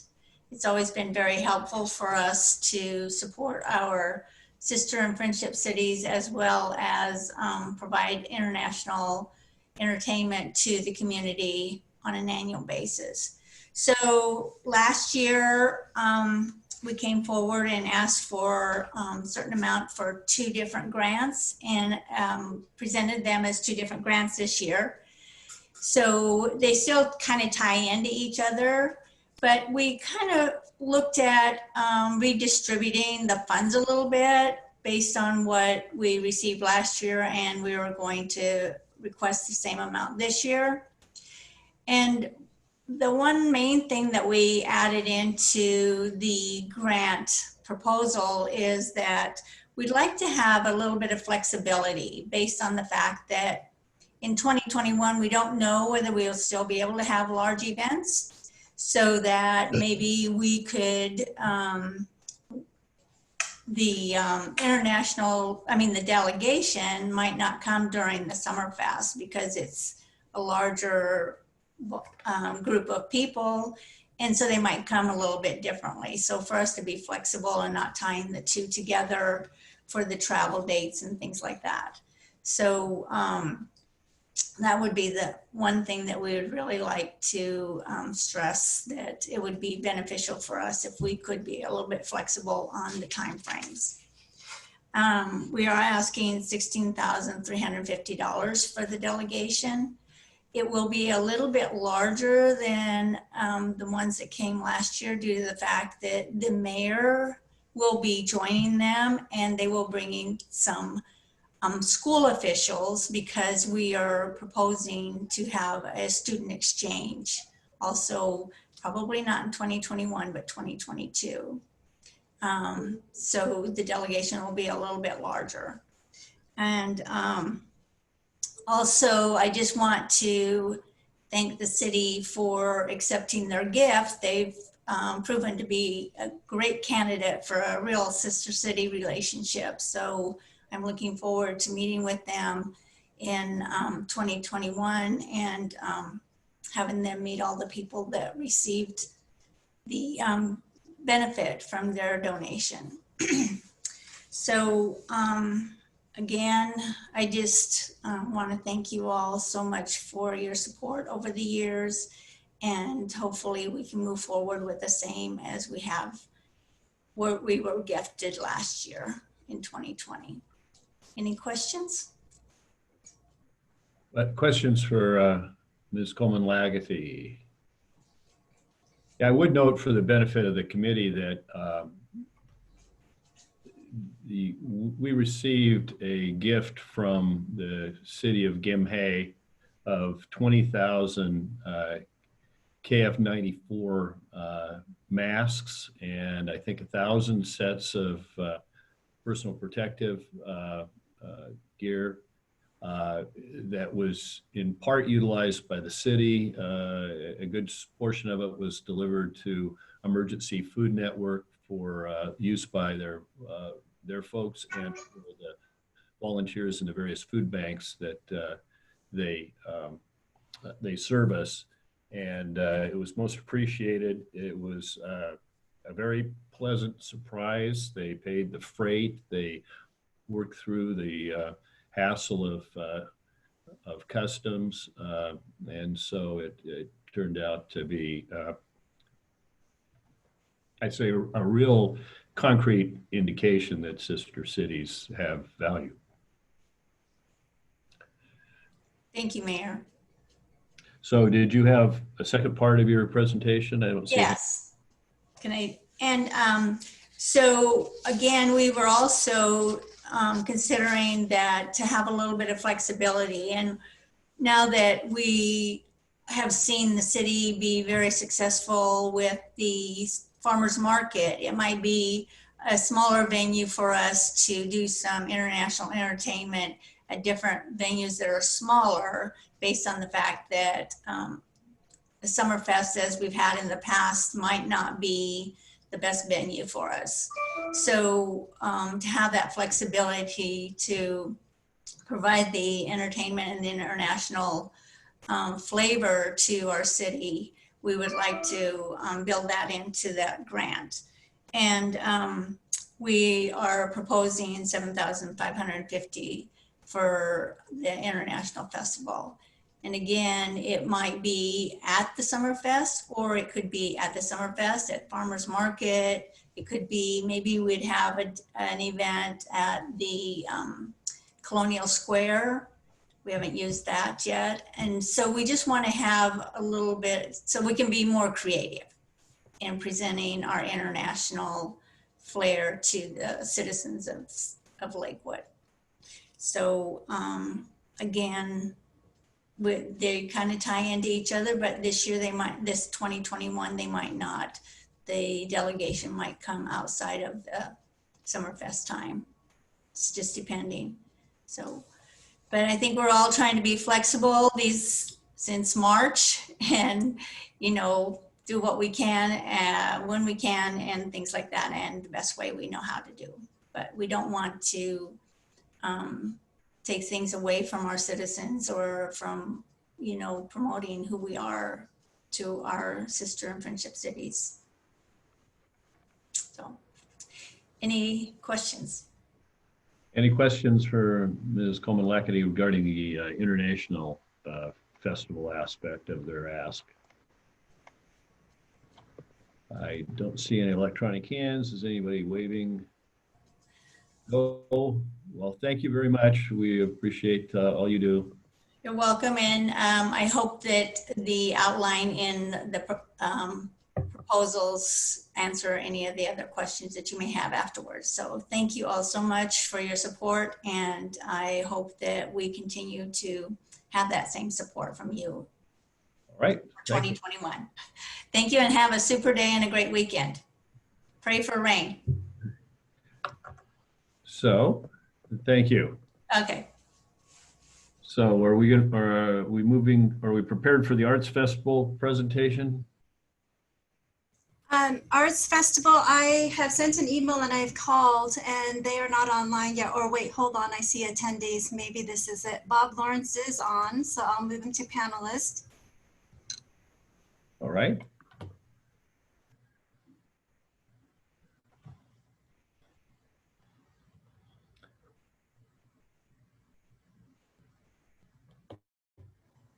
Okay, can you see me okay? Yeah, and after last weekend, I can actually recognize you. Well, I apologize for being a little bit late. My computer just crashed. Then my laptop, I can't get a connection, and now I'm on my iPhone. So it's one of those mornings. You're adaptable. So You ready?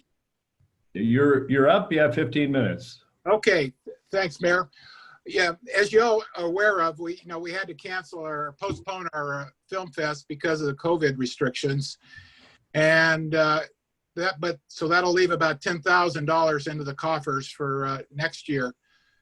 And we were a little disappointed because in 2020, we had lots of meetings. We expected to be the largest and best ever, but it is what it is. But that doesn't mean that we're going dark.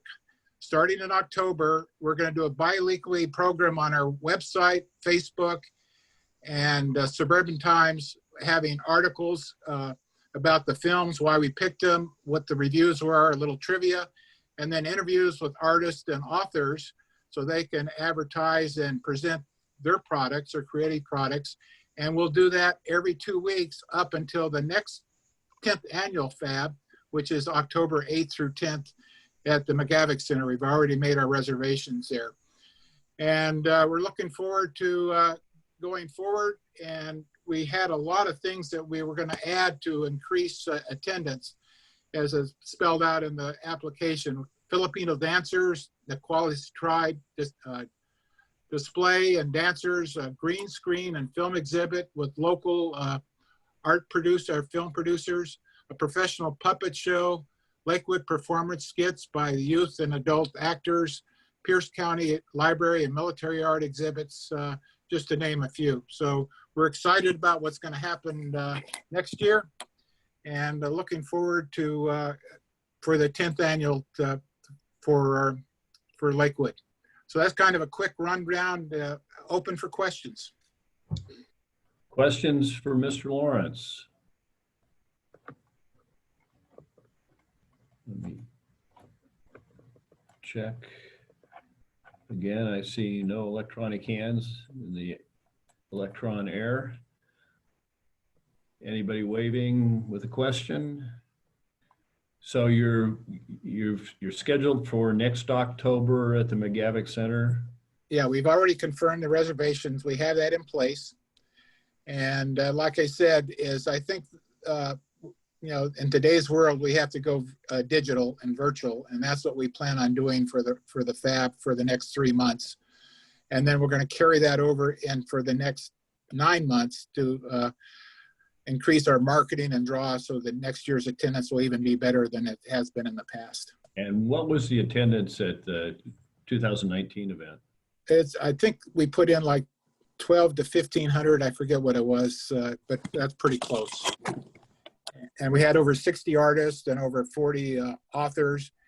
And this year, people were calling us about getting on board with the art and the film and the book fest. And so we got a large cadre of authors. We're expanding. We had a famous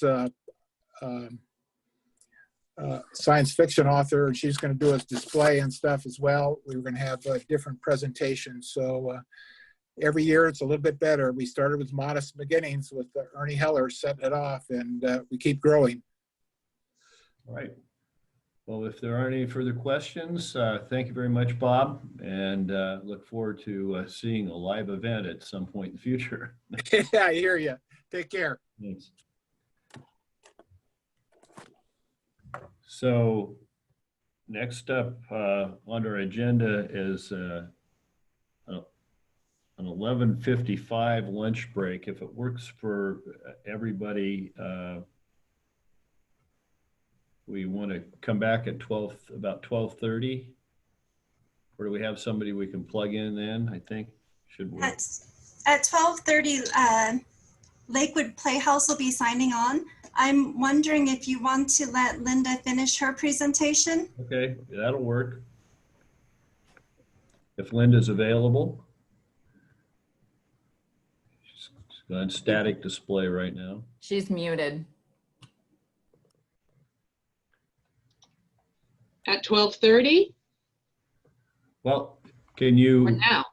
are you available to proceed now? You're signed in twice here. I don't know which one I'm looking at. My apologies. Yeah, I won't try to explain it. I've got a laptop in the other room, and anyway, so my apologies for our technical difficulties earlier today. I'm hoping between the great minds of Manny and Todd that we can actually show the videos that I really, really wanted you guys to watch.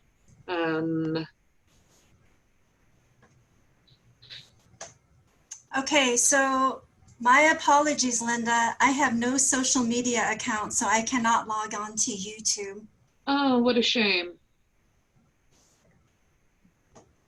Okay. Annie, do you have a Facebook account? Let's see here. I'm really sorry. I just don't have any social media. Okay, let me see here. Uh-oh. I'm gonna try one thing here real quick. You should be able to just pull up the YouTube video and then just share your screen, and whichever screen that you have your YouTube Can you see on. this? Can you not see that?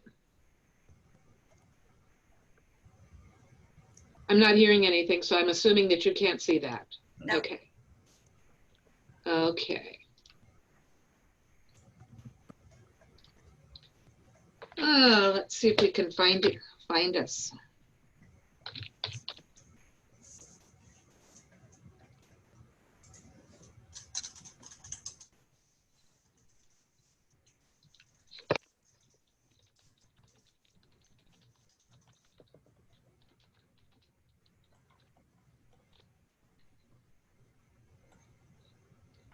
Oh, that's not working.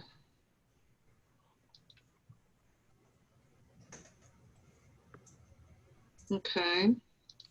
Well, then we'll go to Facebook.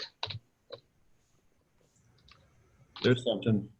I got something up. Is this it? That's one. Yeah, that was our summer one.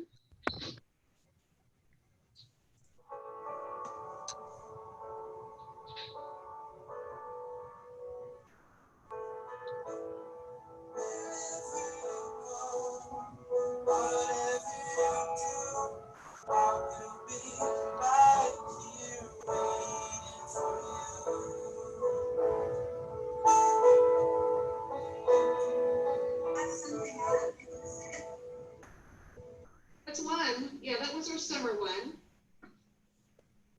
Ooh, is that reverb? And then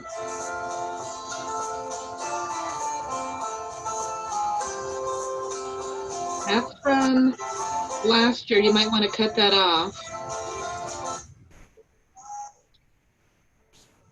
You might, yeah. And can you guys see my screen?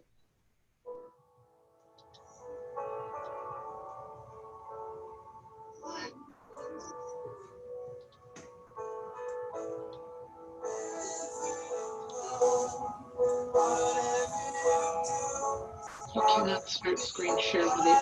Oh, okay. So let me know when you're done. Let me know when you're done sharing, Ta, and then I can get the fall. Yeah. Can you cut that? You guys see my screen? Yeah, I'm not on share screen anymore. Okay. You're in YouTube, right? No. Oh, no? Okay. Can you see this screen? Oh, okay. So let me know when you're done. Let me know when you're done sharing, and then I can get them to fall. This is freaky. Can you cut that? You guys see my screen? Yeah, There's I'm not a, on share screen anymore. there's a lot of reverb here. Can I just turn this one off and go back into the other room? Would that work out? Because this is really frustrating everyone, I'm sure.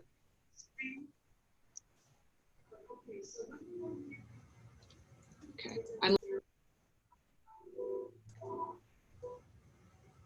This is freaky.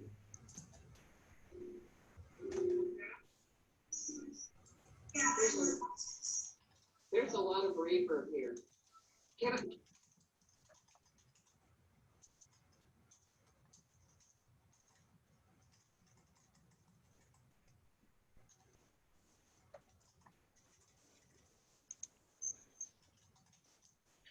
Ta, can you start my video for me, please?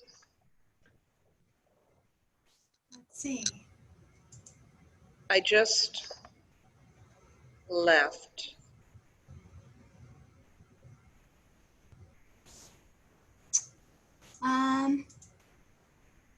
I can ask you to start the video. We can do that. Here I am. Ugh, I'm so sorry. Okay. So now I've got to talk fast, don't I?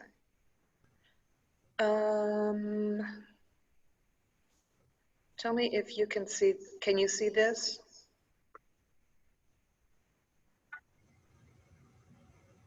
No?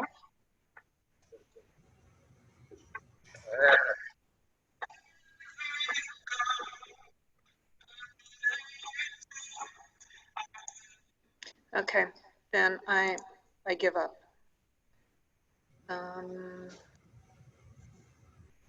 Let's move on with the oral presentation, and we can go search out YouTube in our leisure time. Okay, so the bottom line is, you know, our goal is to continue to encourage independent travelers to come into our community and cooperatively work with all of our local attractions as they open up, and help promote their activities, and just basically go from there. And we're looking to our lead umbrella organization with the Travel Tacoma, and good stuff. Obviously, they've got some great information, but basically, I look to them for any lead opportunities, and that's pretty much where we want to be for 2021. So, if you have any questions, I'm here. Any questions for Linda? We know where to find her.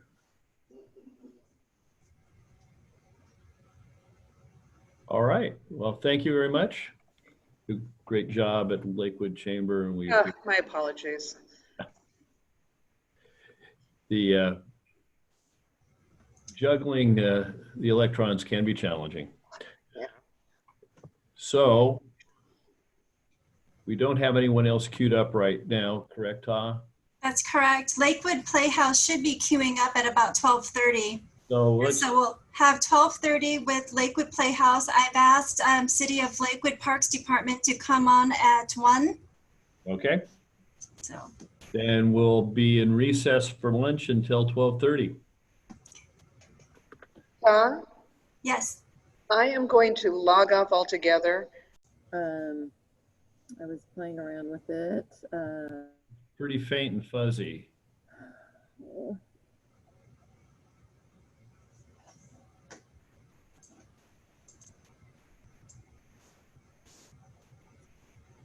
Let me just get a little bit closer. Does that help now? Yeah, the volume's up. Okay, so let's try this, and I'll speak loudly. I'm gonna pull up my PowerPoint. Okay, can you see that? Yes. Okay, great. So I'm going to start with the summer concerts. And so these are concerts that start in July, go through August, and they were canceled due to COVID. But we had planned all of our musicians to come. And I want to thank the Lodging Tax Committee for the money we received that allowed us to get these amazing bands from all different genres. Our goal was to have a band from each different kind of genre to appeal to different groups of people. And we were able to schedule 7 groups. The location is the pavilion. It's the new pavilion at Fort Steilacoom Park. And the great thing about this is there's room to social distance. So I'm really looking forward to what things are going to look like in 2021. And even if we're allowed to have events, I imagine we're going to be asked to space people out. We have one of the few venues where we have room to do that, and that's amazing. It's invaluable. We are not confined to an indoor space, and Fort Steilacoom Park, with its 360 acres, enables us to still have these events and be socially distanced. These events bring the community together, and that is something that people are really needing more than ever right now.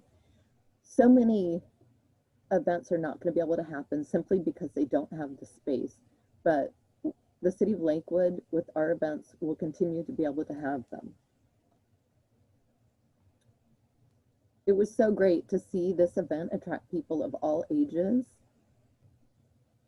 On the dance floor you had young students and you had older couples dancing at the same time and mixing.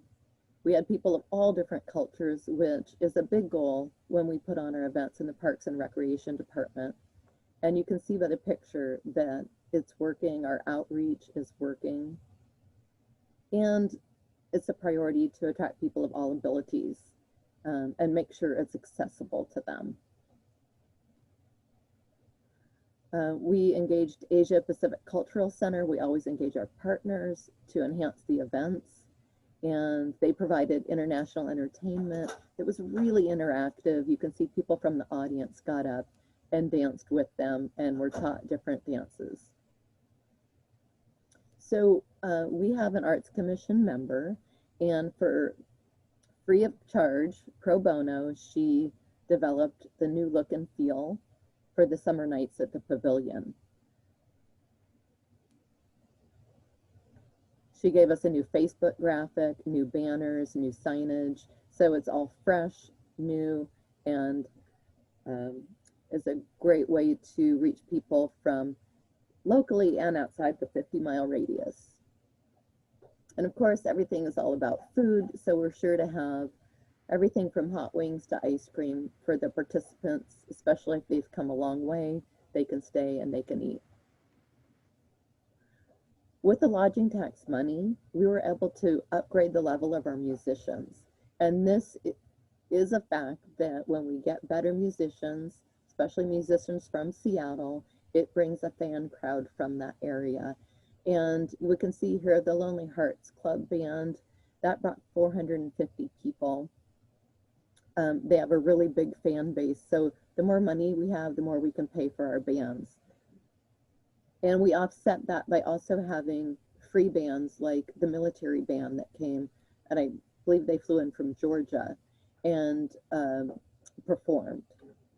And they do that at no cost. So we find a balance there.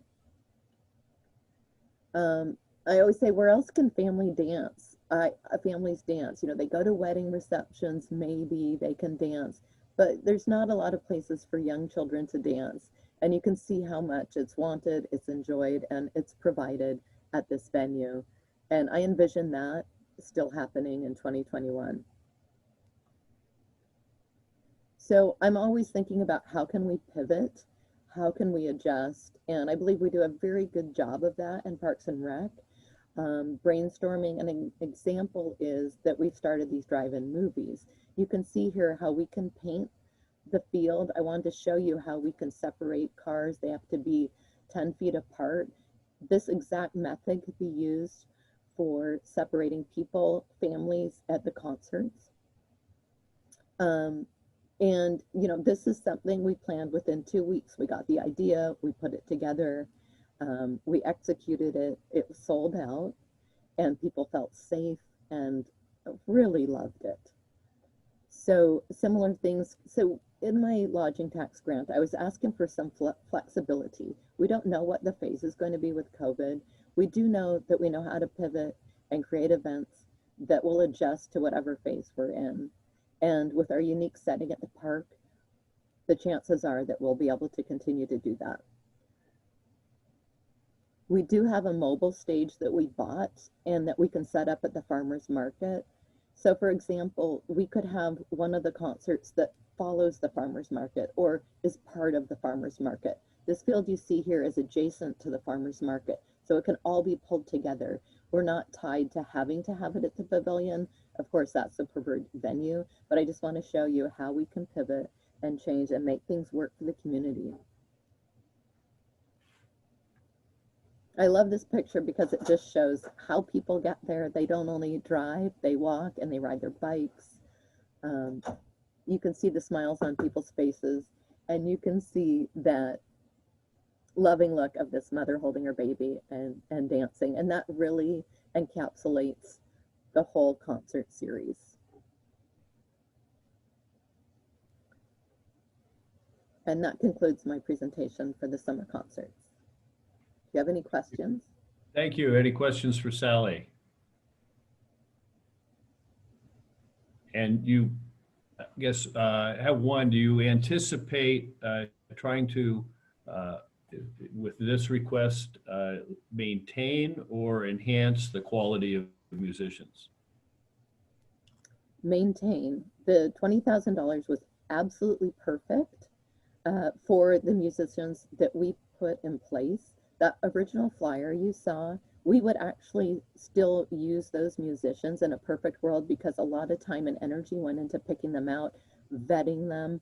We spend months vetting the bands, making sure they're good, making sure that we have a good representation of the different types of music. So that part is wonderful. We would use the same musicians if we got the same amount of money. It was just enough to cover all the musicians and then the cost of, you know, some porta potties. Okay, thank you. Anything else? Any other questions? I don't see any hands raised or people waving into the screen. So thank you, Sally. I don't know if do we have? Lakewood Playhouse. Are they queued up? Yes, they are ready to go. Okay. Lakewood Playhouse, you're up. You have 15 minutes. Unmute here. There, I think I'm unmuted now. And let me start my video so you can see me. Hi.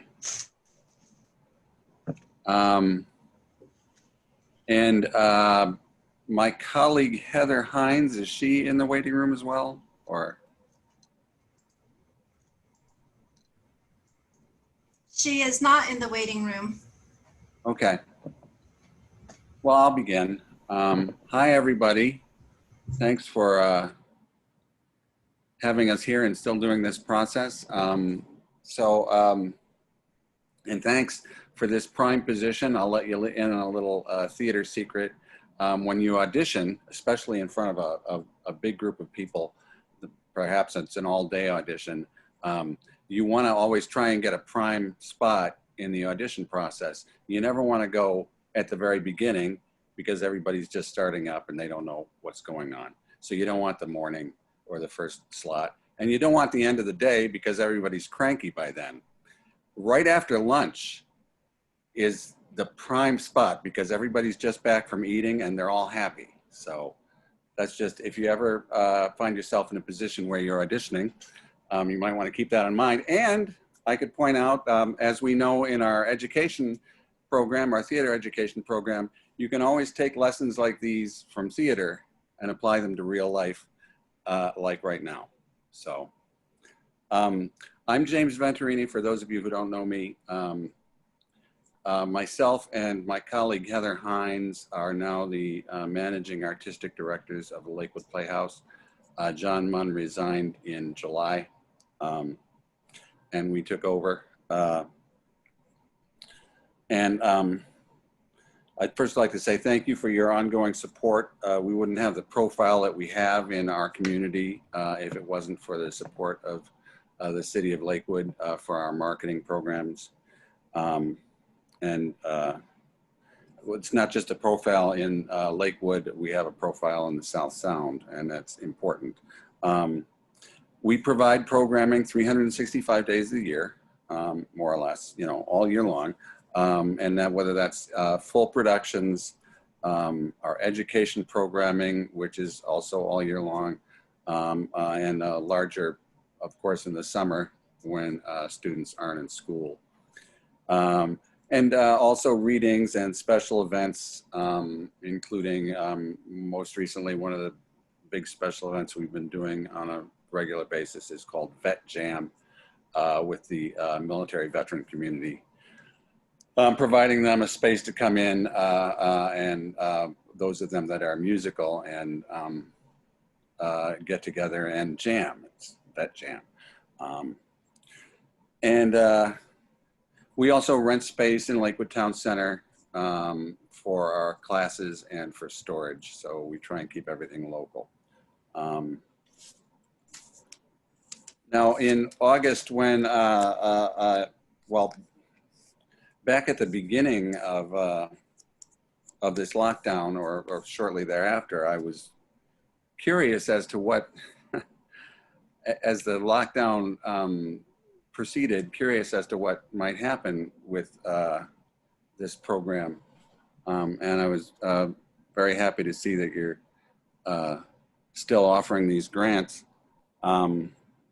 Back when in way back, all the way back in August, it seems that time kind of elongates in the pandemic lockdown. But back in August when I wrote the application, we were still kind of hopeful that, okay, maybe the beginning of 2021, we'll be able to do some sort of limited opening or whatever. And now, just a month later, we're looking at probably longer term having our doors shut. So we've moved our productions for the fall online. We took all the shows that we were going to produce this season in person, and we've just moved them wholesale, that entire season, to next season, September 2021. We have a slate of shows that we're producing online this fall, and we are putting together a slate of shows to produce online starting after January for as long as we need to do that. We are committed. We are going to do everything we can to open as soon as we can in whatever form we can, pending what the state and the county will allow. Until that time, we're going to have to continue to produce online and to stream shows when we can. We've got one coming up in October, a one-man show that we're going to actually live stream.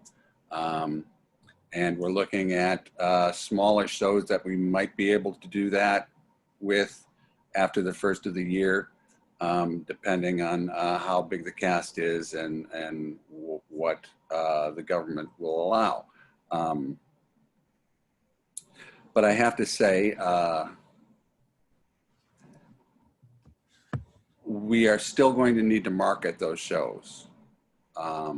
Marketing is going to be very important to us in 2021. And that's what our application, our grant is asking for, our usual support for our marketing program. And I think it's going to be even more important later in the year, in 2021, at the point that we are able to open. Right now, we are planning, everything willing, to open our production of Ragtime in June. We don't know if that's going to happen or not. And we have various plan Bs and plan Cs, depending on what will be allowed by June 2021. The rights organization for the show Ragtime is going to allow streaming possibilities, online production, and we may have to do it that way. We would prefer, of course, to open our doors again. Once we do open our doors again, I think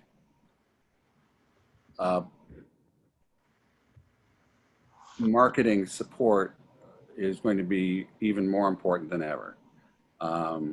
We are going to have to let people know that we are still here, and let people know that they can come back, and let people know what we are offering, and we need to do that in a big way, as big a way as we can, when that time comes. Now, I don't know how many of you are familiar what we have done in the past.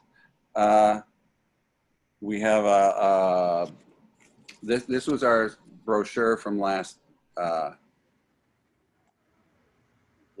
season.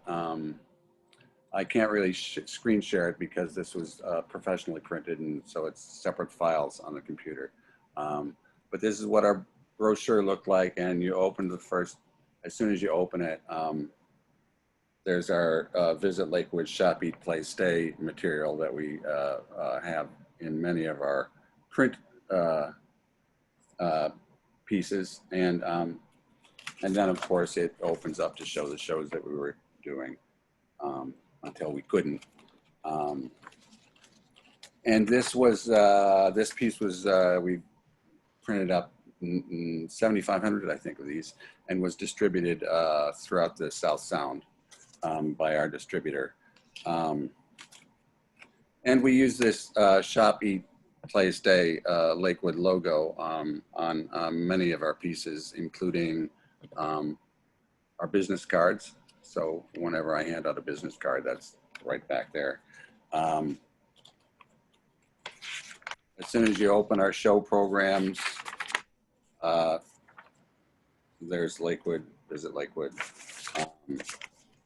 So we continue to put this Visit Lakewood marketing campaign on most of our print pieces and on our online things, the website, our constant contact emails, all of that. So we're going to continue with this, of course, for the future as much as we can.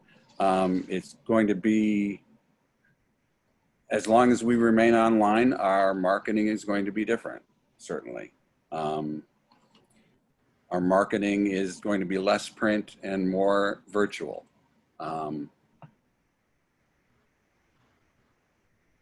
And that's going to be a big push, although we are probably going to continue to try and at least do some print advertising, because that seems to be a way that we can still market printed material, advertising in publications, whether hard copy publications or online publications. That's one way we can get that message out there about us and about Lakewood without having to produce something physical that we can't really do anything with until the lockdown is over. So, and now, of course, we are aware that the pandemic and the lockdown is probably affecting you as well. I imagine tax revenue from hotel, motel, from lodging is less right now than it has been in the past. So we're obviously very understanding. If you cannot fund what we're asking for, I can assure you that any portion of that you can fund will be well spent and well used to help keep the Playhouse going, help us survive, help us continue to get the message about Lakewood out there, help us continue to be a player in the larger community that draws people to Lakewood. So that's pretty much what we have to say. And I'm certainly open to any of your questions.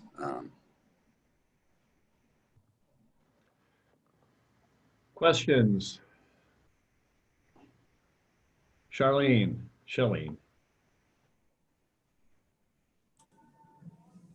Yeah, you just brought up a really good point about the room collections being down. Can you remind the group how, like, do you track by zip code or to determine like who's coming from a 50-mile distance, or how do you have any partner hotels? Yeah, we do a lot of demographic surveying to find out from what areas people are coming from. Whether that's our subscriber list, or whether that's our larger email contact list. We do try and collect that data and to find out where people are coming from. And also, we use, our shows use talent and designers, et cetera, from artists from the larger community, often from Seattle and Olympia. They often have family who might come to see shows and hopefully make use of lodging. Also, our education program is quite large. And with that, we have young students in productions that relatives want to see, and that usually results in people coming from out of town to come see their young niece, nephew, grandson, granddaughter in a production, hopefully resulting in lodging. Thank you.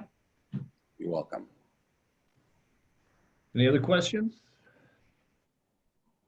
Well, thank you for your presentation. Hopefully you can open your doors to the public in a reasonable period of time. Well, yeah, we're going to do whatever we can. We're thinking about talking with the Department of Health and seeing, we know of a theater in Federal Way that is doing a limited amount of live streaming of shows with a cast of 7. And they're doing this after contacting and cooperating with the Department of Health to make sure exactly what they could do. So I think we're going to probably go that route as well and see what exactly we're allowed to do as time goes on, and try and use that those parameters as much as possible to keep producing and to keep a revenue stream, to keep our doors open until we can wait this out. So I really appreciate being here today and you're having us. We really appreciate your continuing this program, this grant. And I wish you the best of luck in deciding these things and everything going forward. And thanks for having us here today. Okay, thank you. All right. And Ms. Kraus, we have anybody on deck? I see Ms. Martinez is still there. You're muted, Ta. Let me just change the roles.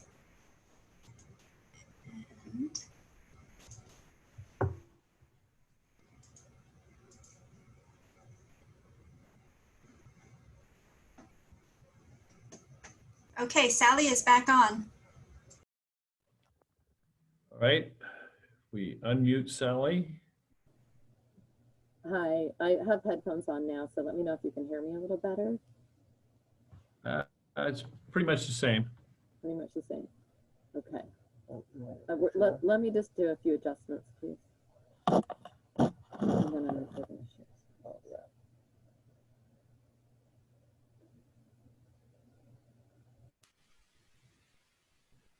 Okay, how's this? Can you hear me better now? I think it's the mic's not picking up well. I may as well just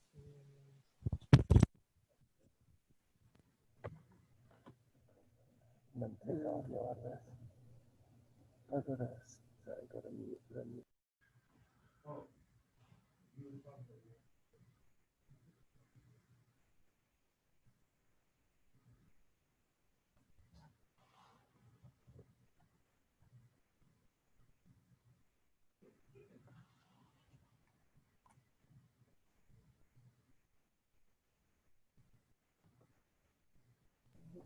Okay.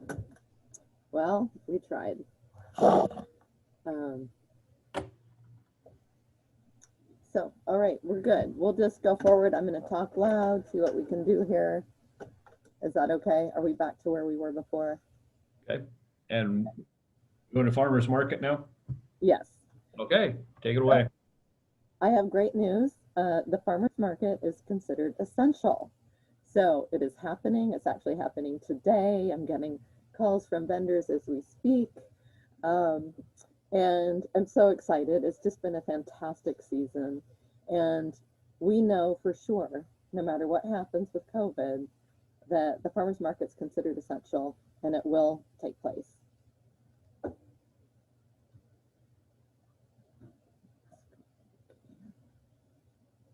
Oh, sorry. Shoot. Let me just forward here just real quick.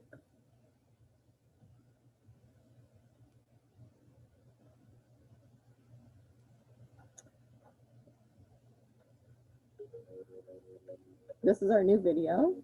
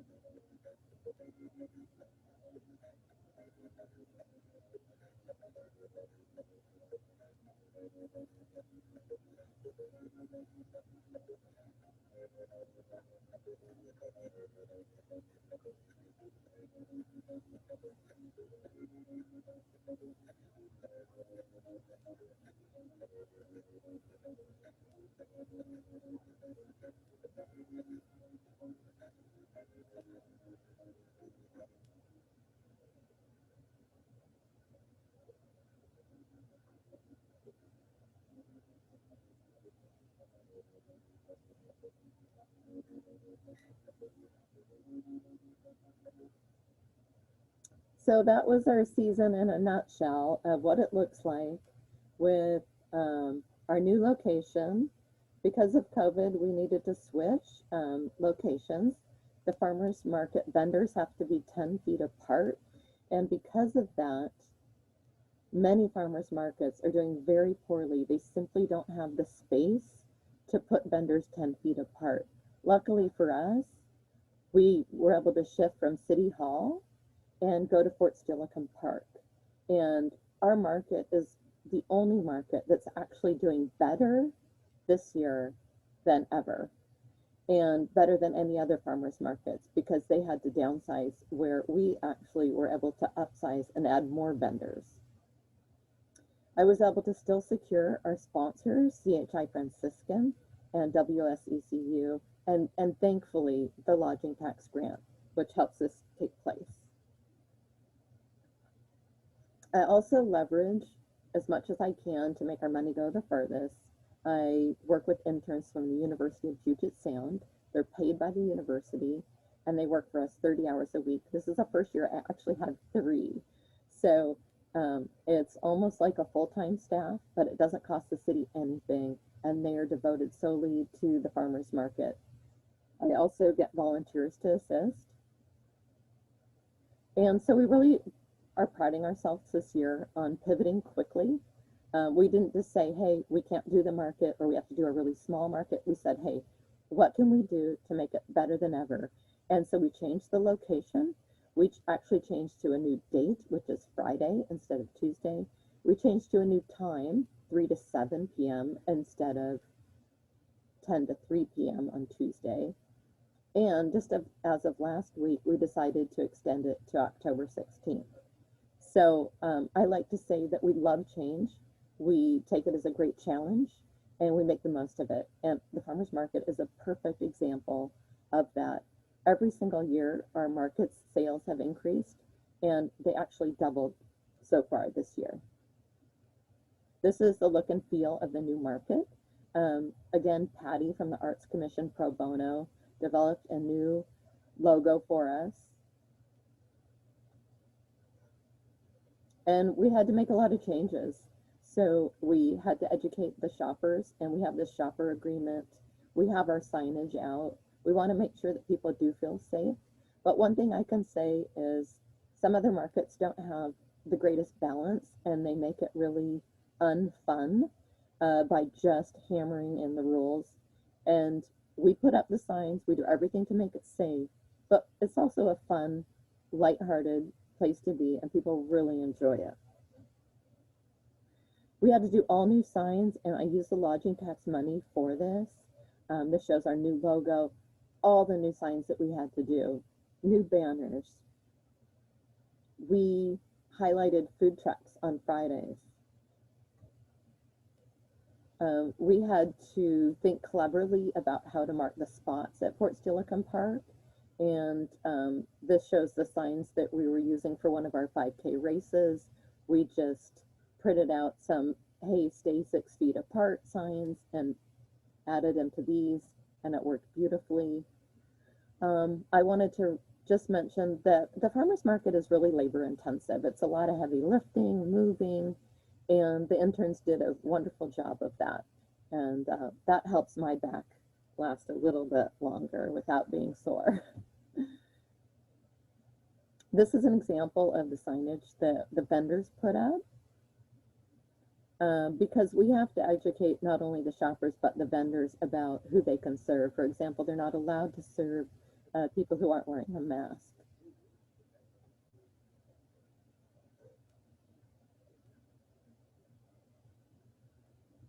This is a fun video showing how creative you can be in measuring how long 6 feet is. Marshall's 6 feet. And these are the dots that we put out for people to create a nice clear line and separate it from each other. Now the kids think they're Frisbees, so they do, not all of them stay in the park, but that's just been another really inexpensive way to help people social distance. And then we have the importance of new advertising, and this is just a very beautiful advertising piece that one of my interns put together. And it's just saying, are you ready? You know, come shop at Fort Steilacoom Park. We had to really be clever about how we advertised and marketed the new date and time, because people really get stuck in their patterns. It's been at City Hall for 8 years. This was brand new. So we said, hey, this is an all new market. We started out with trying a walk-through and a drive-through option. We wanted it to be accessible to everybody, including people who perhaps had cancer, were going through chemotherapy, really elderly that didn't want to be exposed at all. And the idea was that they could just drive through in their car. So we went through several iterations of trying to do that. For those who needed it, they really liked it. However, it was just logistically very difficult. And there were a lot of pedestrians and cars mixed together despite all the barriers we put up. And so we ended up not doing that permanently. We advertise food trucks Fridays. We actually have a food court with 8 food trucks. So people can shop and then they can get their dinner and take it to go home. This is just another beautiful advertisement that the intern did, again, free of charge. They're just using their brains and their creativity to help us. So one thing that I mentioned earlier is we've added drive-in movies. They sold out, but as you can see, we've got a captive audience of 160 cars. That's about 400 people, and I've got a giant screen. So there we've got our advertisement for the farmers market. Maybe they don't know about it. In our survey we did, again, 40% of the people at the market were new. They'd never been before. And it speaks to how transient our population is in Lakewood. We've got a lot of military. They move in and out. And So we've got to constantly retell our story. And every time I see those statistics from our surveys, I'm just reminded, and I'm always a little bit surprised by how many people have never been to the market and never even knew it existed because they're new to the area. So again, we were able to put this big slide up saying, hey, the farmers market's every Friday. And so we're a lot of cross-pollination in the marketing there. And the drive-in movie, we had it follow the farmers market so that when they came, they saw the vendors. We had the food trucks day, so the moviegoers could go out, they could get their popcorn, they could get their food and eat and enjoy the movie. There was a lot of logistics we had to change. I had to get a new liquor license for each new area. And so we ended up getting that just fine. And now we have 3 wineries at the market that are able to sell. And you can see this great shirt. I don't know if you can see the shirt I'm wearing, but the farmer has it. And these farmers have been with us since the inception of the market. And it just speaks to the quality of the market and that they love it. The vendors love it. They can choose to leave at any time. There's more markets than there are farmers. And so we always want to keep them happy and let them know how much we appreciate their coming to our market. This year, CHI, who's always funded our Healthy Bucks, doubled their sponsorship. So we were able to offer 2,500 Healthy Bucks this year. And so we know 1,500 children ate fruits and veggies, and it's a way to really make an impact on people and their eating habits. I love this picture of the mom, and she's holding the Healthy Buck, and the little girl's just bought it, and her baby sister's enjoying the fruit. This is just a list of our farmers. We have over 9 farmers and berry vendors. And so getting to the lodging tax, where are people coming from? Our survey got quadruple the number of input this year than we normally have. We usually survey about 150 people. We surveyed 357 people this year because our interns did a very clever QR code where people could scan it on their phone, fill it out. And we found out that people came from California, Los Angeles, Ontario, Canada, Texas, Arizona, Kansas City, Pennsylvania, Chicago, New Mexico. So these are not only outside the 50-mile radius, but outside the state. And this is only a sampling of 357 people. We clicker counted for the first time this year, and we counted in one day 5,000 people. Okay, that's double, well over double the attendance we've ever gotten. So if you extrapolate out just this number of people that we captured in a survey of 357 people, I think it's very telling that we are far-reaching. We did the survey and asked how often the people visit the Lakewood Market, and you can see almost 40% it was their first time, and others come weekly. The average spending is $15 to $25, but we were able to drill down and find out that there is a zip code in Tacoma that's the average person spends about $120. So what do we do with that? Then we can target our marketing to that zip code and know that they'll come and spend more money. It's also telling us that of the 3 markets that are in Tacoma, people are coming from Tacoma to our market, and I think that says a lot. The majority of the participants are female. You know that hasn't changed over the course of 9 years. It asks, is a Lakewood Farmers Market your primary reason for being in this neighborhood today? For over 60%, the answer is yes. And the reason we ask this is to cross-reference, you know, are people coming to the Lakewood Market and then going to other shops to spend money to help the economic impact? The majority of people who are coming are 31 to 60 years old. This number has gotten lower over the years. On Tuesdays when it was 10 to 3, that number was usually 60 and over because you had a lot of retired people that could actually come during the day because they weren't working. Now we see a lot of younger people. This chart shows that the majority of sales are from the farmers, and that's exactly what you want at a farmer's market. Technically, to be a farmer's market, you have to have at least 5 farmers, and we have well over that. And the food trucks were the second highest. So we're really glad, you know, now that restaurants are very limited, that we can offer the food trucks to people as a safe way to get a meal that's not, you know, something you don't have to cook at home, and it just shakes things up a little bit for them. So here you can see our huge increase in sales over last year, which had record sales, and it's well over 32%. All right, so this pie chart shows just the comments about the new location. We wanted to hear from people. Do they like the new location? If they like it, why do they like it?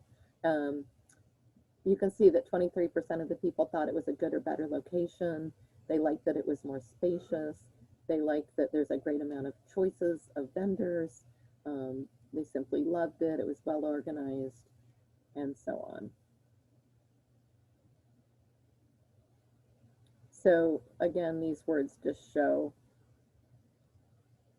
why this is called a wordle, and it is a conglomerate of everything that the wonderful people said and why they like the market.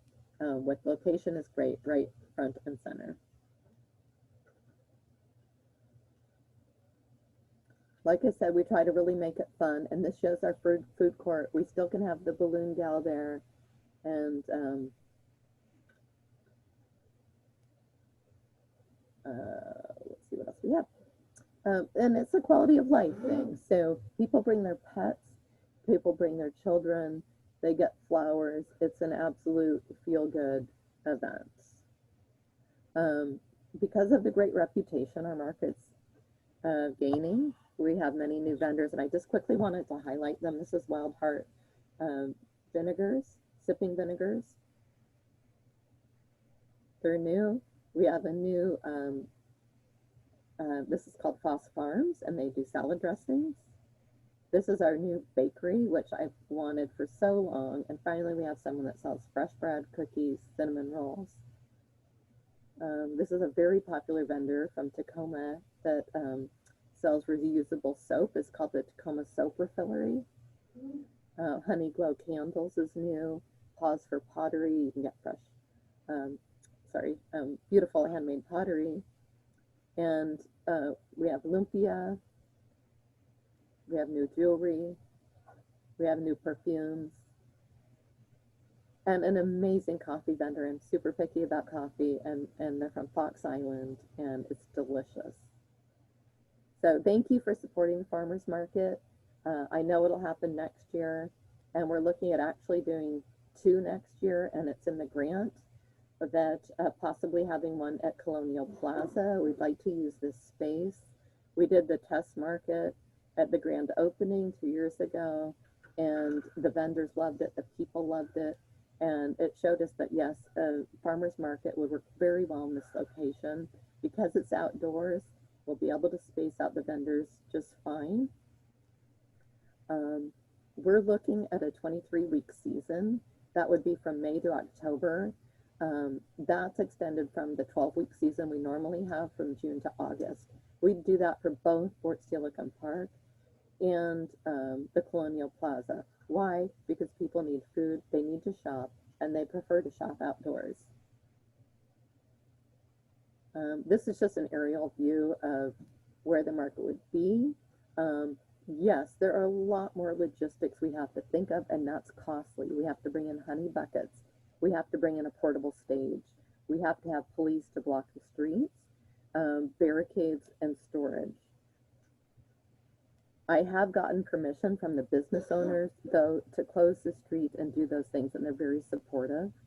This is actually a map of exactly what it would look like, where the barricades would be, where the Santa cans would be, the garbages, parking for the vendors, no parking signs. As you can see, a lot goes into it, but we're very excited about that possibility.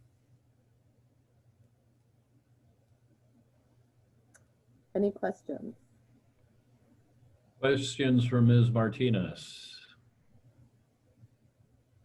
generally, what do you think the overall attendance is going to be this year compared to last year? Daily, I could say it's double.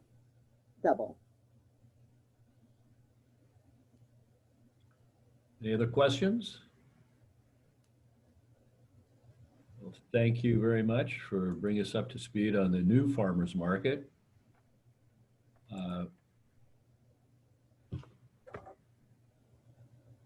So you want to roll right into the Summerfest presentation? I'd love to. Yeah. So, Floor's yours. okay, thank you.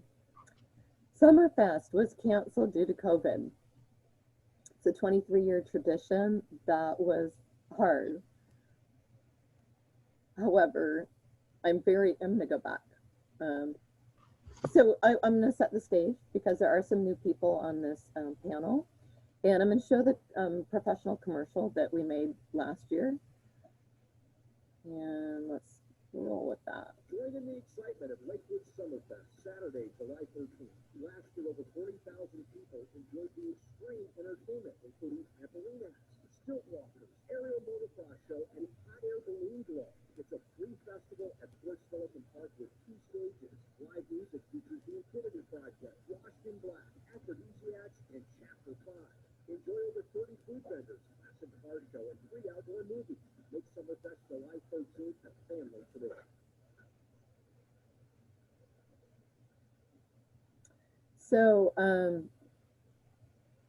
we had an extremely, I'm just going to do a quick recap of last year and where we want to go for 2021. It was extremely successful, our most successful event. And food vendors who go to all the festivals around the state, around the nation, said it was their best festival in their history of festivals. And I think that just says it in a nutshell. And you could see by the crowds that it was very successful. Now, when we're looking at COVID, ironically, we're looking at how can you not have crowds? But as I said, with the summer concerts, we've got 360 acres. We can spread this out, and I'm ready to pivot on a dime. I feel very confident that we can have this event next year. We could easily make it a 3-day event instead of a 1-day event. And an example of that would be, for instance, having the International Festival 1 day, having the live music 1 day, having the car show and the outdoor movie 1 day. And actually, that would benefit us financially because it would open us up to more sponsors. Pierce County was very interested in giving us money if it was more than a 1-day festival. And if that's what we have to do, we'll do that. And we'll mark out spots that separate people. And we've got a team that can make this happen. So that is really exciting.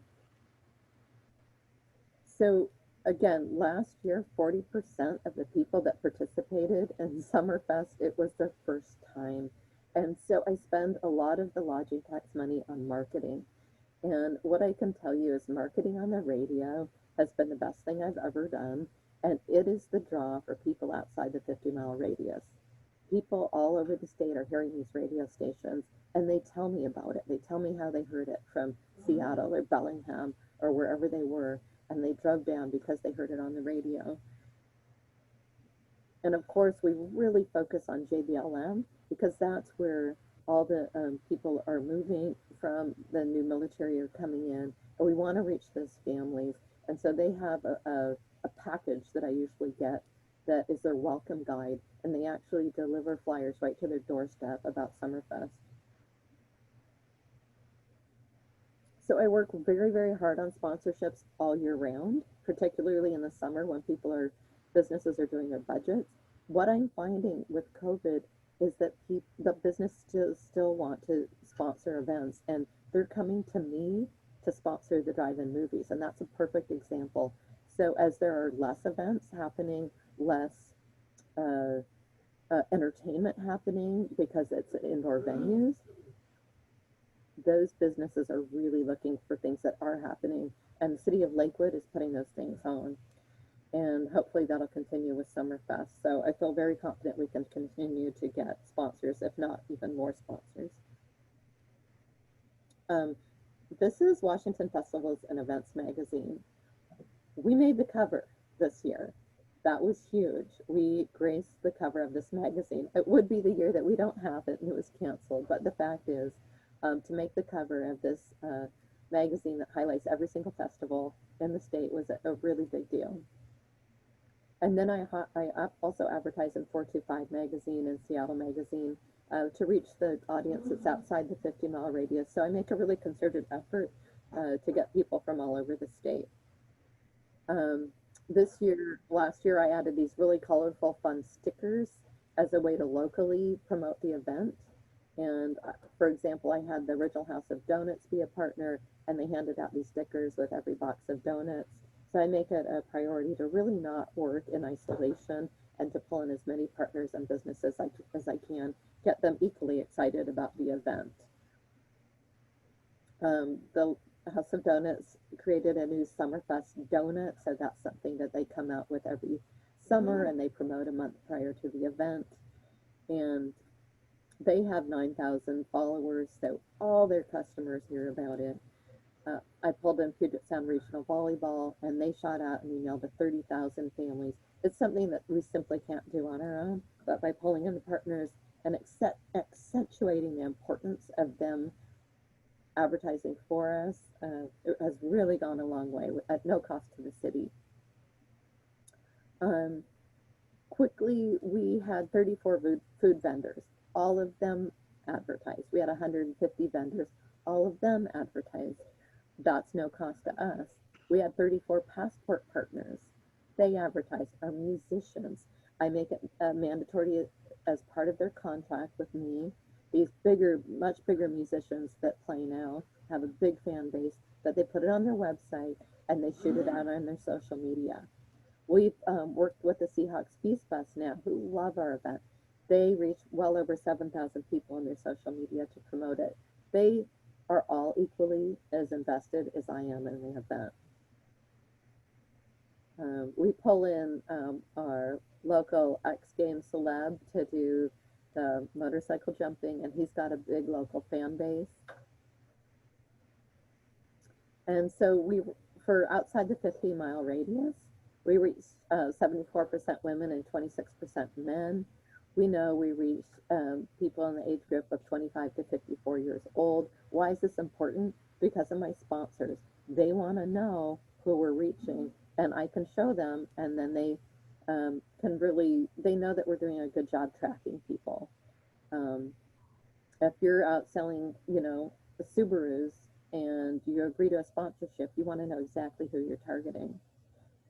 So in comparison, I always compare our followers, our reach, to the Taste of Tacoma and Bite of Seattle. And you can see here that we reached 107 people, 7,000. Bite of Seattle's 15,000. Ours is 10,000, and theirs is 15,000. Taste of Tacoma's 11. So we're right up there with the big time, as I like to call it. I have 2 interns from the University of Puget Sound that help 30 hours a week with this event. This is a lot of work to have the farmers markets and Summerfest together in a very short period of time. It kind of everything happens at once. And so their help's invaluable. It's not just their help, they're really tuned into the college age students, and they have their pulse on a whole different generation than I do. And I really value that. I ask them to, think outside the box. And I give them the freedom to use techniques that are going to capture their age group that I'm not going to know about. And so they have all kinds of different social media they use, and that was very successful. So I pulled in these new passport partners. One was Lakewood Gardens. I've been wanting to work with them for so long. Their new executive director sits on our arts commission, and I pulled her in on the Passport to Art.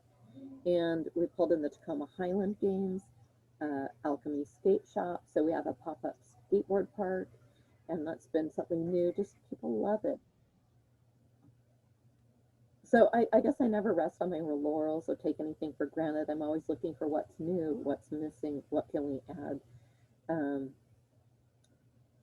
Those are a few more partners: gymnastics, And I pulled in this drone footage. Let me see if I can play. I'm just going to play a piece of this, but again, why do we do drone footage? Well, we show this to a sponsor. But as you can see, we've got enough space here. We're in a phase that enables us to have an event, but we have to space people out 10 feet apart. Whatever we need to do, we can make it happen. Okay.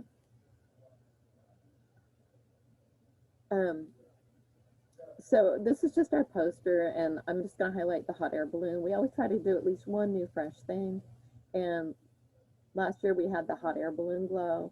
It was so great for photo opportunities. People plastered it on Facebook. They took selfies, and it's very, very memorable.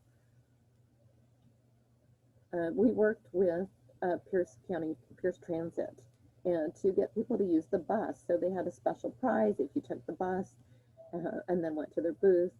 They got a prize for it. They came out to the farmers market. They promoted the routes to use.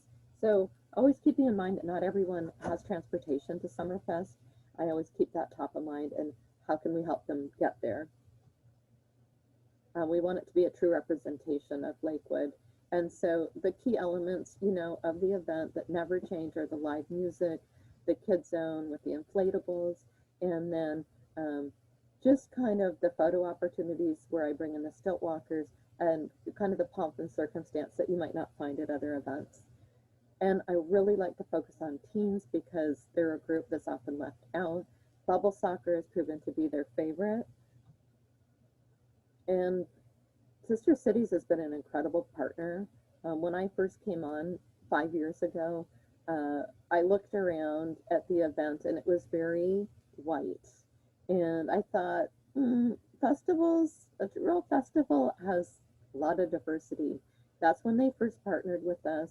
And overnight, the crowd at the event changed. And it's so beautiful to see. And it's wonderful to work with them. And the car show has been a consistent component.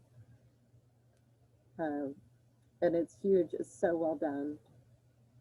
This is a great drone footage of that. I just want to show that really quickly to bring it to life for you. This is the new soccer field, and that proved to be a perfect venue. They leave the event at about 3 o'clock, and it's always been very tricky when you have hundreds of people and then a bunch of cars leaving from the car show, and it also would leave kind of a big empty hole in the event. So this way it was off to the side. They were able to exit out without any safety issues and also had adequate space during the event. So again, never resting on the laurels, always trying to manipulate and make it the best and safest event that it can be. This bracelet is you can see, is a way that we try to capture zip codes. It's very hard when you don't have a ticketed event. And I always want to be mindful of the lodging tax grant and how you're trying to track people outside the 50-mile radius and outside the state. And how can we do that? That is comes up in every single meeting we have. And so these bracelets were a way where people come into the event in order to get a passport, which every participant gets. They have to get a bracelet. They have to fill out a waiver and ask for their zip code. And lastly, I spend the time meeting with my sponsors after the event, doing recaps and sending them thank you cards because it wouldn't happen without lodging tax. It wouldn't happen without the sponsors. It's a very expensive event. As it grows, it's getting more expensive because you just need double of everything, double the garbage cans, double the porta potties, double the parking attendants. Okay. So how can we pivot with COVID? We could spread the event over several days, and we could combine some elements with the farmers market. I wrote into the grant, could we please have some leeway here to pivot? I think we've proven that we can put on a quality event, a safe event, and we can bring people from outside the 50-mile radius. It may look a little different. It would have the same components, the same feel, the same intention, but it may just have to be implemented in a slightly different way. And so my hope is that we can have some flexibility within this grant now that we know that COVID is probably here to stay through summer of 2021, to have that flexibility. So thank you, and that concludes my presentation.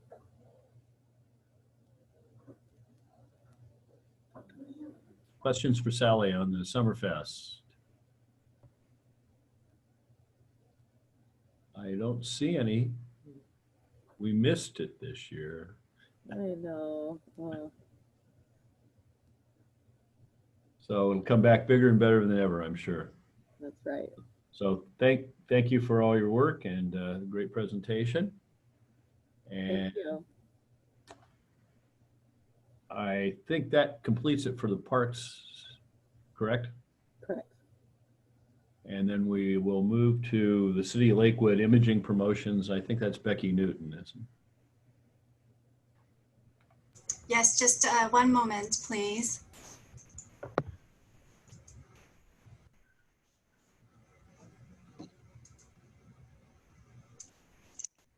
I see that Jay has his hands raised. Okay, Jay?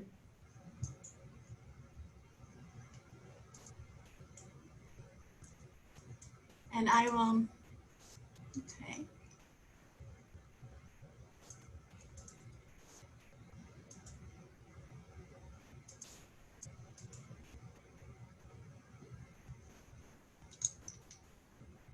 Okay, so we have Becky and Shannon on.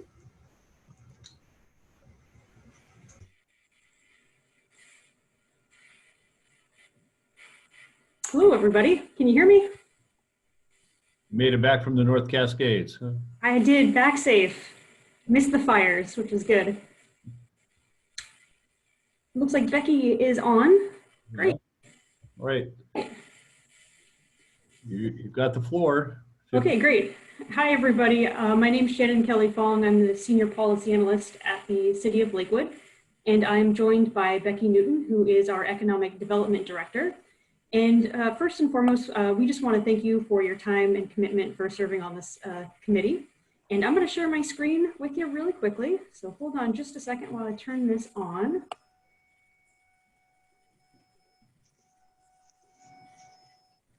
All right, can everybody see my screen? Yes. Great. So Becky and I are here to talk about the City of Lakewood's Build Your Better Here imaging campaign and how continuing to provide LTAC funding to this campaign would raise the level of awareness of Lakewood and its many attractions, such as parks, lakes, golfing, theater, food scenes, and other amenities. It would create economic activity and retail sales, and it would help positively change the perceptions of Lakewood. And it would also increase event attendance, encouraging more people to come to Lakewood, especially targeting groups, beyond the 50-mile radius, and thereby encouraging overnight stays at hotels and motels. So just kind of really quickly, I'd like to do some brief market research. And I'm curious, how many of you have seen or heard of a Build Your Better Here advertisement? It could be print, video, or a digital ad. Just raise your hands in your video. I can see you all right now. Mayor Anderson has, Phil has, great. All right, looks like we have some work to do. There's some hands we need to get raised there. It's good to know. All right, let's see here. So I think one thing, before we get started into the details that I really want to stress to this group is images are very powerful. Visual content is increasingly becoming more and more important. People are spending more and more time on web and social media applications. And on these applications, we're finding that people are relying increasingly on visuals rather than text content. And just to kind of drive this home, I put up a statistic here from a Forbes study in 2018, where it says 91% of consumers now prefer interactive and visual content over traditional and text-based or static media. And in addition to that, on average here in North America, we spend almost 144 minutes, that's 2 hours and 24 minutes each day on social media. So as you can see, visual content, in particular digital visual content, is increasingly important in today's world. So to give you some background here on the Build Your Better Here campaign, The city embarked on the imaging campaign back in 2018. It partnered with Hemisphere Design and Marketing, and together they developed a strategic image and messaging campaign, again, to help promote the benefits of living and working here in Lakewood. Officially, the City Council adopted the Build Your Better Here campaign in May of 2019.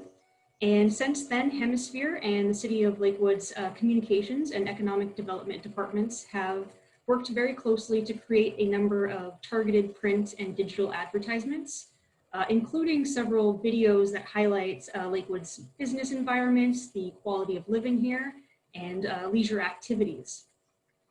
All of this has been in alignment with the City of Lakewood's City Council's visions and goals.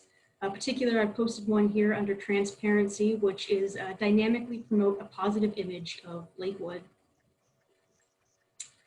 Hemisphere did a lot of background on, what was going on in Lakewood, what was going on around Lakewood, and through their research, they came up with a targeted campaign for Build Your Better Here, which was the tagline that was put forward and accepted. And this targeted marketing campaign was focused on 4 different categories of people, whether they were already here in Lakewood or that they wanted to attract to Lakewood. And so you had the 4 groups were starters, builders, long-termers, and warriors. So for your starters, these were your young, single, professional, middle-class families. For your builders, you had your established businesses and your entrepreneurs. For your long-termers, you had people who had been living here in Lakewood for a long time. And for warriors, you had your, JBLM influence, the military people who are here post their military service. So we took these 4 categories, and with Hemisphere, the City of Lakewood created a targeted video, print, and web media campaign. In 2019 for 2020, the Build Your Better Here and I should say the city's Communication and Economic Development Department received LTAC funds, and part of it was to continue the work that had already been started with the Build Your Better Here campaign. And then in addition to that, you can see that there were also monies that were used for digital and print advertisements and professional photography. So we're here today to request additional funding to continue the momentum that has been building on the Build Your Better Here campaign for the past couple of years and help us create visual content for 2021. So our ask this year for 2021 is $50,000. And as you can see here on my slide, the biggest portion of this would be to continue that Build Your Better Here campaign. And I should highlight that it's really going to be a subset of the larger Build Your Better Here campaign. We can kind of think of the Build Your Better Here campaign as an umbrella, and this will be kind of one of the elements. And this element will specifically focus on highlighting amenities and activities in Lakewood that would increase tourism and overnight stays. So as part of this program, what we'd be looking to do is to develop a LTAC kind of specific tagline. So a tagline that would be aimed at tourism specifically. And through that, we'd be creating some new campaign concepts. And with those campaign concepts, once we had honed down on them, creating additional digital media and also print advertisements. So in addition to that additional work in the Build Your Better Here campaign, we'd also be asking for some funding for professional photography services, which we had done in the past as well. And then also for additional equipment so that we could increase the quality of city videos and event promotion. And I'll get into more detail in the last 2 items here in just a second. What I want to focus on first, though, is kind of the continued use of the Build Your Better Here funds. So as I mentioned, Hemisphere does a lot of background research, and once again, we'd be looking to work with Hemisphere in the creation of this kind of subset of the Build Your Better Here campaigns. So they'd be doing a lot of review on audiences, the services, and the competition around here in Lakewood. Also reaching out to stakeholder groups. So these could be interviews, focus groups, surveys, et cetera, really to kind of get, the pulse of what's going on in 2021. And using, again, all of that information and data, developing a tagline specific to increasing tourism here in Lakewood with that subset of the Build Your Better Here campaign.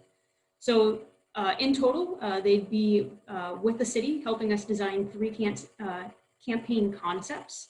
And these concepts would be featuring leisure travel, business travel, highlighting military families, and then also family-friendly and inclusive events and activities here in Lakewood. We would refine these 3 concepts into 2 concepts, and then through that kind of create the final ad campaigns. And as you can see here on the image on the left, it's kind of got the breakdown of the digital ads and the print ads. So we'd be looking to do 25% print ads and 75% digital ads. And I'll get into a little bit more detail as to why here in just a second.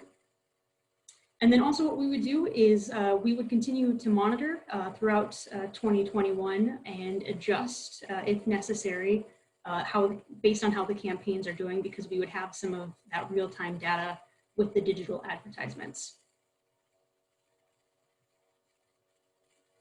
So again, I just wanted to kind of highlight, what the goals are. So again, the goals would be to change the perception here of Lakewood, focus on a positive perception, increase outreach, increase hotel stays, promoting events and attractions in the area, especially promoting these outside of that 50-mile radius, encouraging overnight stays here in Lakewood, and increasing tourism. So again, having those targeted ads placed around the internet and around, the greater Sound Oregon area. So just to kind of take a look at that 75-25% divide that I had just mentioned. So again, we're looking at 75% digital ads and 25% print ads. And the digital ads I mentioned earlier when we started, just the sheer importance of having visual digital content media here in this world. But what's really important about it is it would allow us to see real-time data on how these ads are doing, and that way we could tweak them to boost results. We would still continue to do print advertisements, and we've identified a couple of potential outlets for where we'd want to add new print advertisements in addition to continuing where we have traditionally had print advertisements here. So just to kind of highlight how you get that immediate real-time data here, on the right-hand side, I have one of the Build Your Better Here videos that was produced in 2020 to highlight one of the events that we have. And this was for the Pierce County Trails Day back here in July. And you can see right away, we know exactly how many people have seen this, how many people have been engaged. And what's not showing you here is you can get even more information on who your viewers are and where they're from. So just to kind of give you a highlight of how Build Your Better Here has performed in the past year, we're looking at data from September of 19 to just a couple of days ago. And overall, the Build Your Better Here campaign, we've had over 4 million total impressions. So impressions are people that are seeing any of your content in any formats. We've had 1.3 million video views. So again, as part of this campaign, we've created several different types of videos.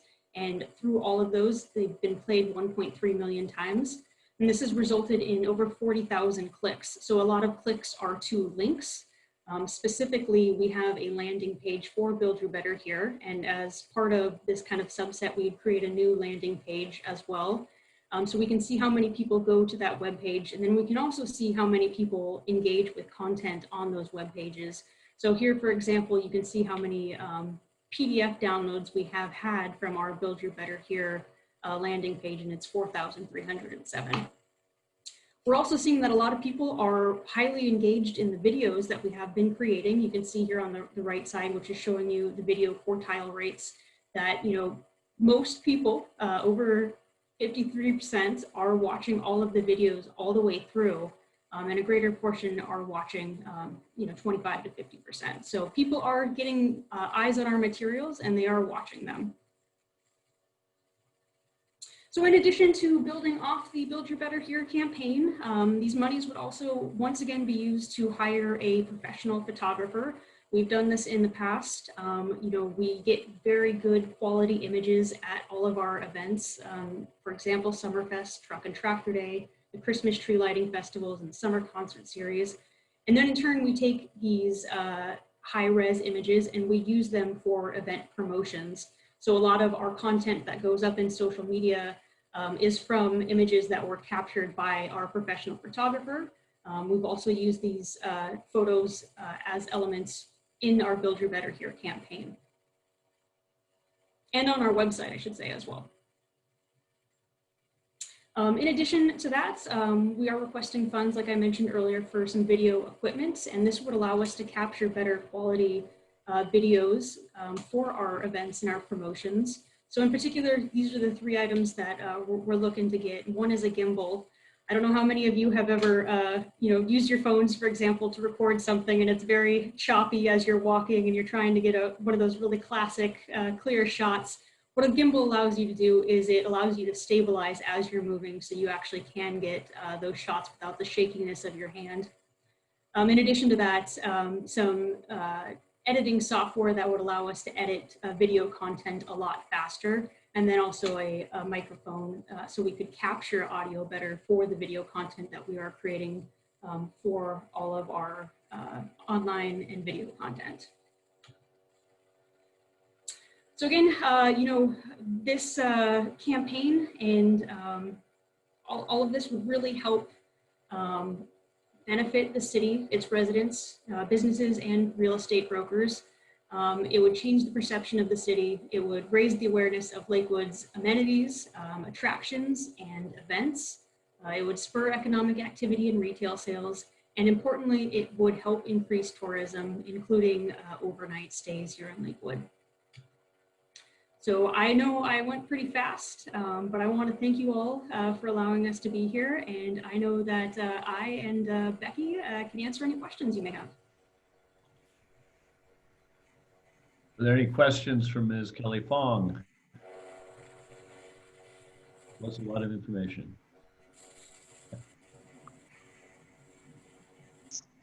I don't see any. Becky, is there anything you wanted to add? Just Shannon, great presentation. I just wanted to add, as you probably all know, Lakewood has coming up some new hotels. We already have, of course, the Town Place Suites that opened a couple of years ago.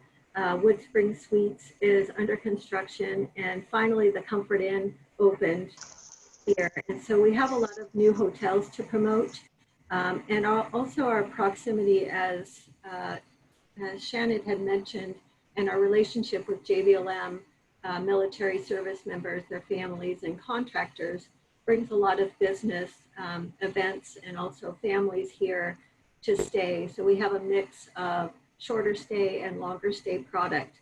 And so by building that momentum and building on the perception of the campaign and promoting Lakewood as a great place to stay, also to do business in, as well as to come and enjoy leisure travel with families.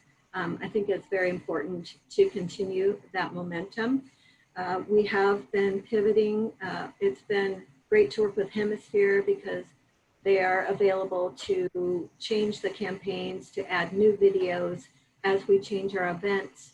Some of the events, of course, have been canceled, such as Summerfest, and we have the ability to pivot to what else can we do in Lakewood now and what is appropriate for us to advertise. And then with some of the money that we were not able to spend, such as on Alaska Airlines Beyond because of they're canceling their in-flight magazine, we've been able to use those funds to do more online advertising and then also reach out beyond 50 miles to some areas that may travel by car to visit Lakewood, such as Portland and other areas. So that's kind of what our plan is for the balance of this year, to expend some of those funds we were not able to use due to COVID-19. But we're excited to continue the program.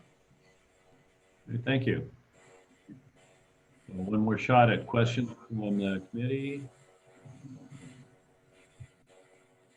We're actually coming up to a break time, but I believe, correct me if I'm wrong, Kraus, we have completed the presentations.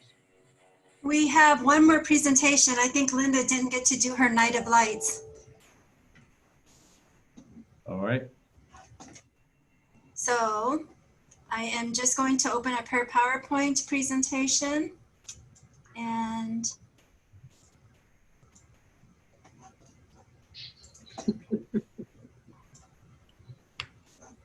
Hello again. Whoa. let me just get this up. I'm sorry. Okay. She doesn't trust me. I don't blame you, Tom.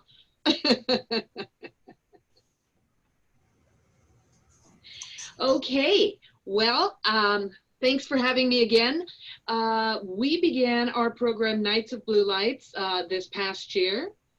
And next slide, please.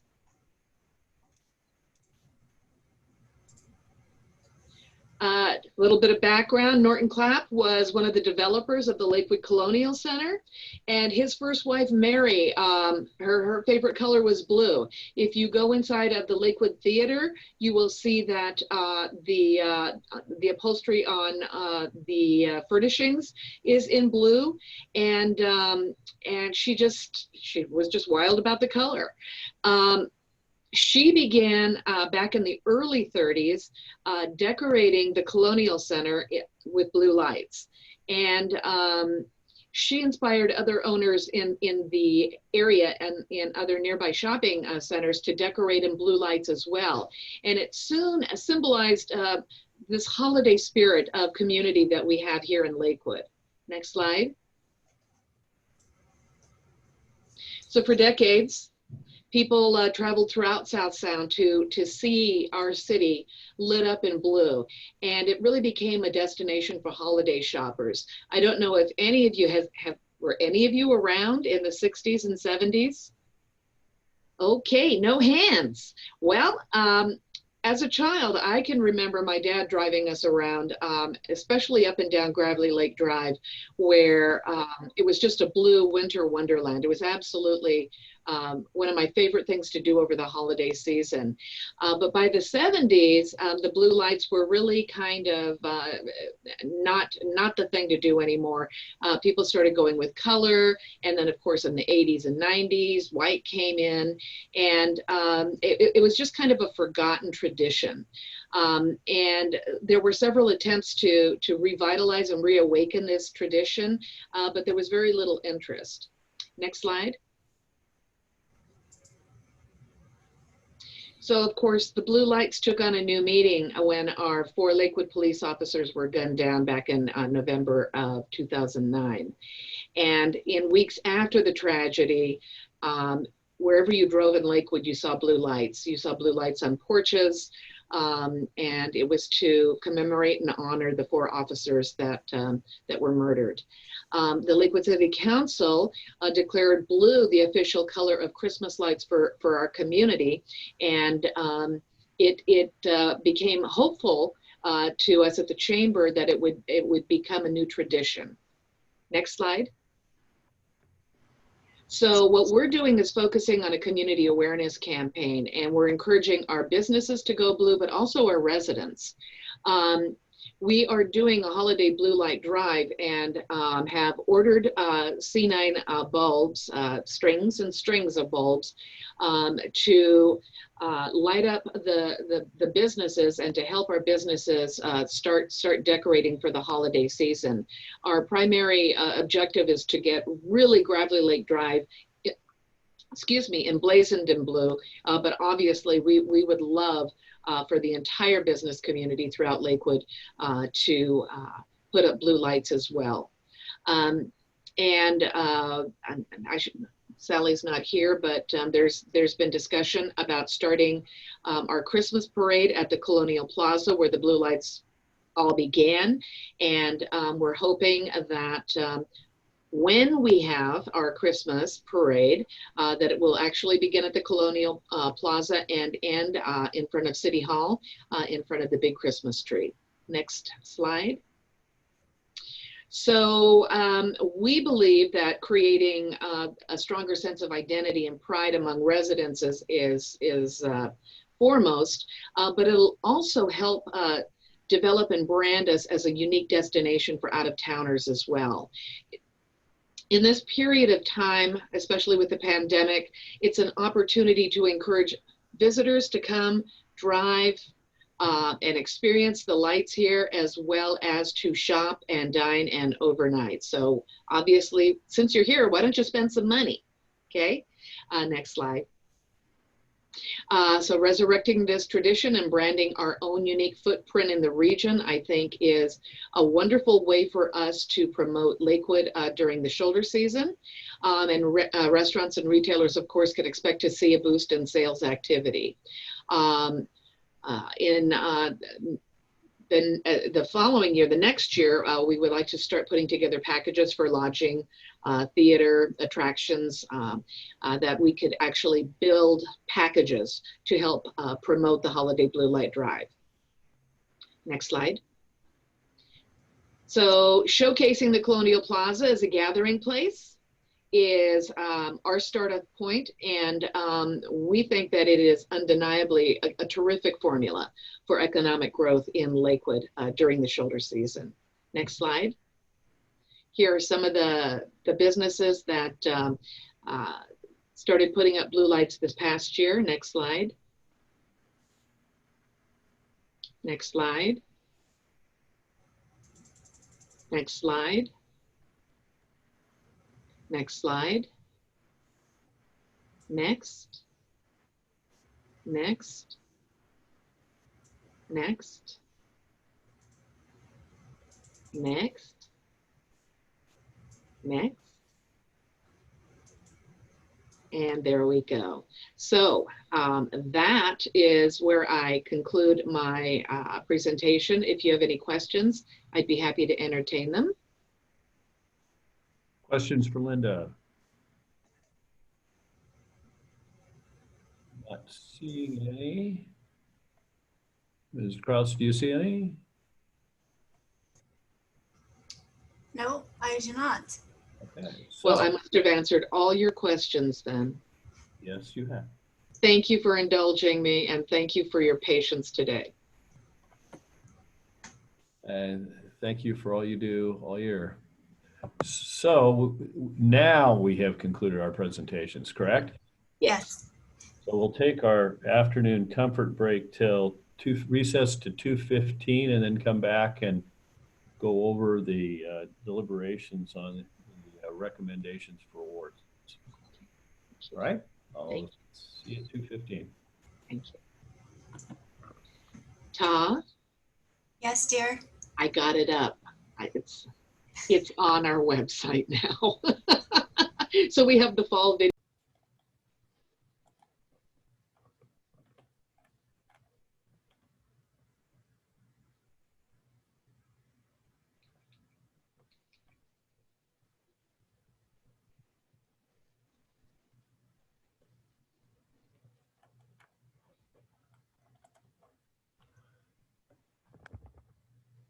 So a little bit different this year in that we have money.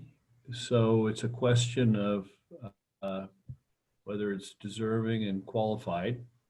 If there's a theme song for this year, it's probably the Bee Gees' "Staying Alive." I've been working with CARES Act money both in my professional life and as mayor for the last couple of months, and that seems to be a theme, whether you're private enterprise, a government, or nonprofit. So I'd suggest we take this in two tranches: the non-city and then the city. And if we just go from the top, and if someone wants to question the award, we'll discuss it. and there may be some that we just pass on by acclamation. So if, Ty, if you could bring our spreadsheet up.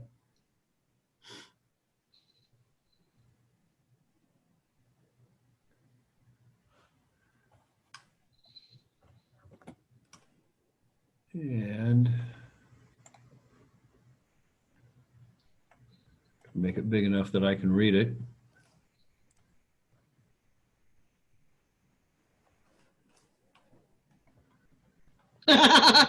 That's perfect. Yeah. Yeah. 9,000% is good. There you go. All right. So the first item is the Lakewood Historical Society. And like all museums, they're pretty much closed. They have had, for those of you who are new, they've had a history of dependence on the city and this fund. They initially had no outside funding to speak of at all, and have made some progress in contributing to their ongoing well-being. They've asked for $35,000, and last year, where were we? 42. It was 42, but historically they got down to 25 and then 20 and 18 and 19. The 42 was in connection with the move. And if I could, the move was substantial, and to rehabilitate the space that we're in, based also on the fact that the Colonial Plaza itself was being renovated. As I said last year, we went all in, and we're very close. We've completed phase 1. By the end of the year, we'll complete phase 2. The final part is to do phase 3, and then we're done. The museum will be done, and then that part of the cost of the museum will go away. I don't think, given that there's no paid employees, and all the other museums, that they're actually sustainable on their own. But that is something that can be addressed a little later down the pike. But I don't like to leave projects unfinished. So my comment is, let's finish the thing and open it, and you'll have a first-class competitive museum.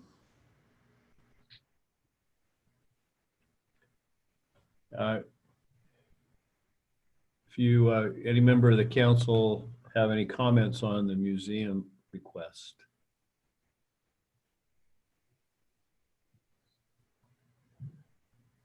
Has, I think- who's gone to the museum? Who's been to the museum? Okay. I went. Wait, yeah. It's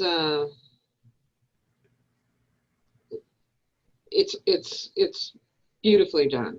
It's beautifully done. It broke my heart with COVID because the timing couldn't have been worse. It would be nice to see interactive displays, for sure.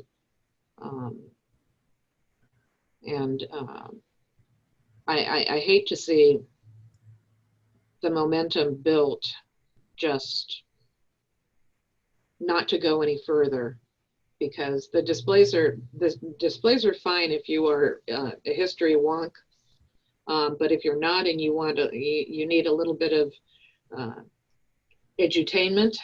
I think that adding some of the bells and whistles, some of the audio, some more audio visual kinds of stuff would be a logical step in making this really a fantastic local museum, something that our community would be proud to showcase.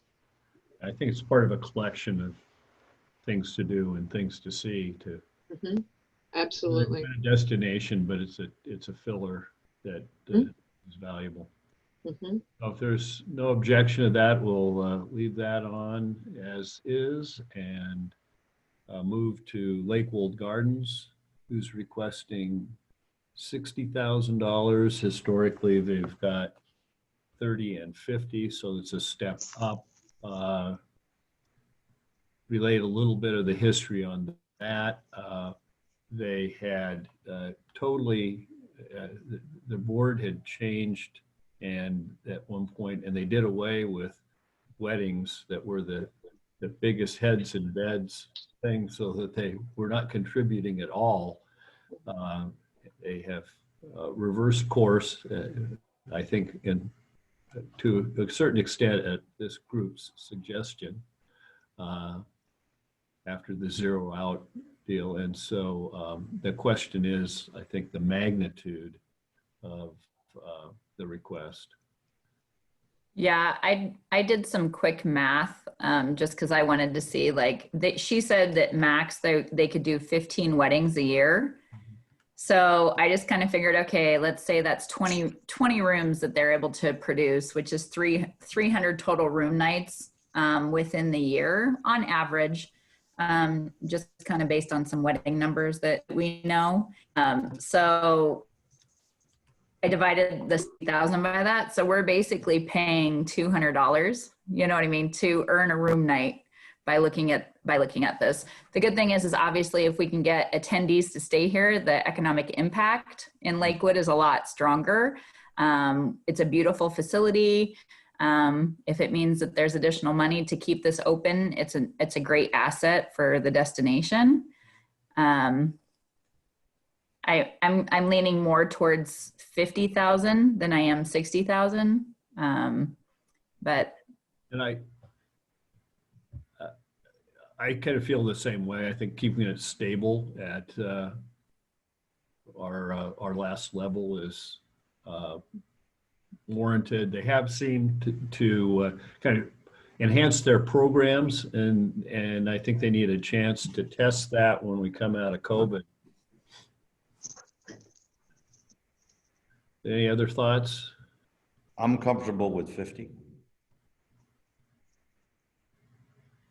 Okay, we'll put 50 in there. I did appreciate their enhancements, like you said, on their programming. Seems like they're really making it more available to grow it and give it more potential for future. Yeah. And interesting to note that the tentative plans for the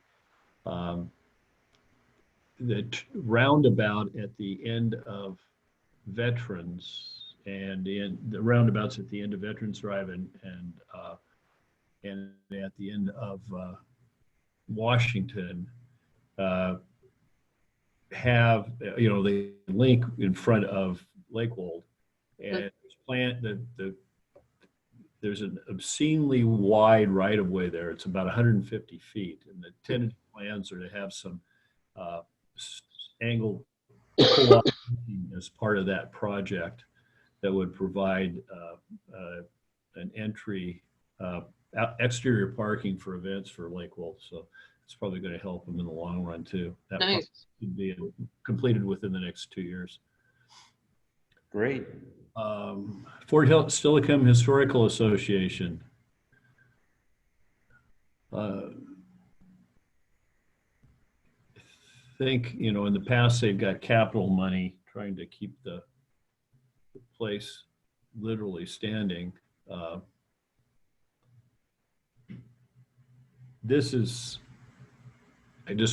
always thought of this as a long-term staying alive. It's like it's on a respirator. In my mind, is kind of a history buff. It's someplace. If it was somewhere else, and it was a national monument type thing, I would drop by and see it. It is not accessible and available as it should be, and a lot of that is due to the DSHS ownership and neglect. And hopefully we can seize that from them like we've taken the park. I think we need to keep moving that way, but that's another issue. So this is kind of breathing life into them during COVID. I appreciate, I was looking at their use of funds, and going into 2021, printed materials, you know what I mean, is probably not where I'd want to be spending 6,000 of these dollars out of 12. So I don't know if we can make a recommendation. I know they're looking at doing 4,000 in website improvements and about 2,000 in social media. But paper and print just isn't really COVID friendly or a direction that, you know, marketing in general is really moving towards. So I don't mind funding at the 12,000, but maybe they could spread the money out a little bit differently. I think, Tom, maybe we can do everything Shannon with making some inroads with them on their marketing mix. I think that's a good suggestion. So we'll put 12,000 in there with a recommendation that that they re-examine their marketing mix to move farther away from print and see where if we can get some volunteer help for them.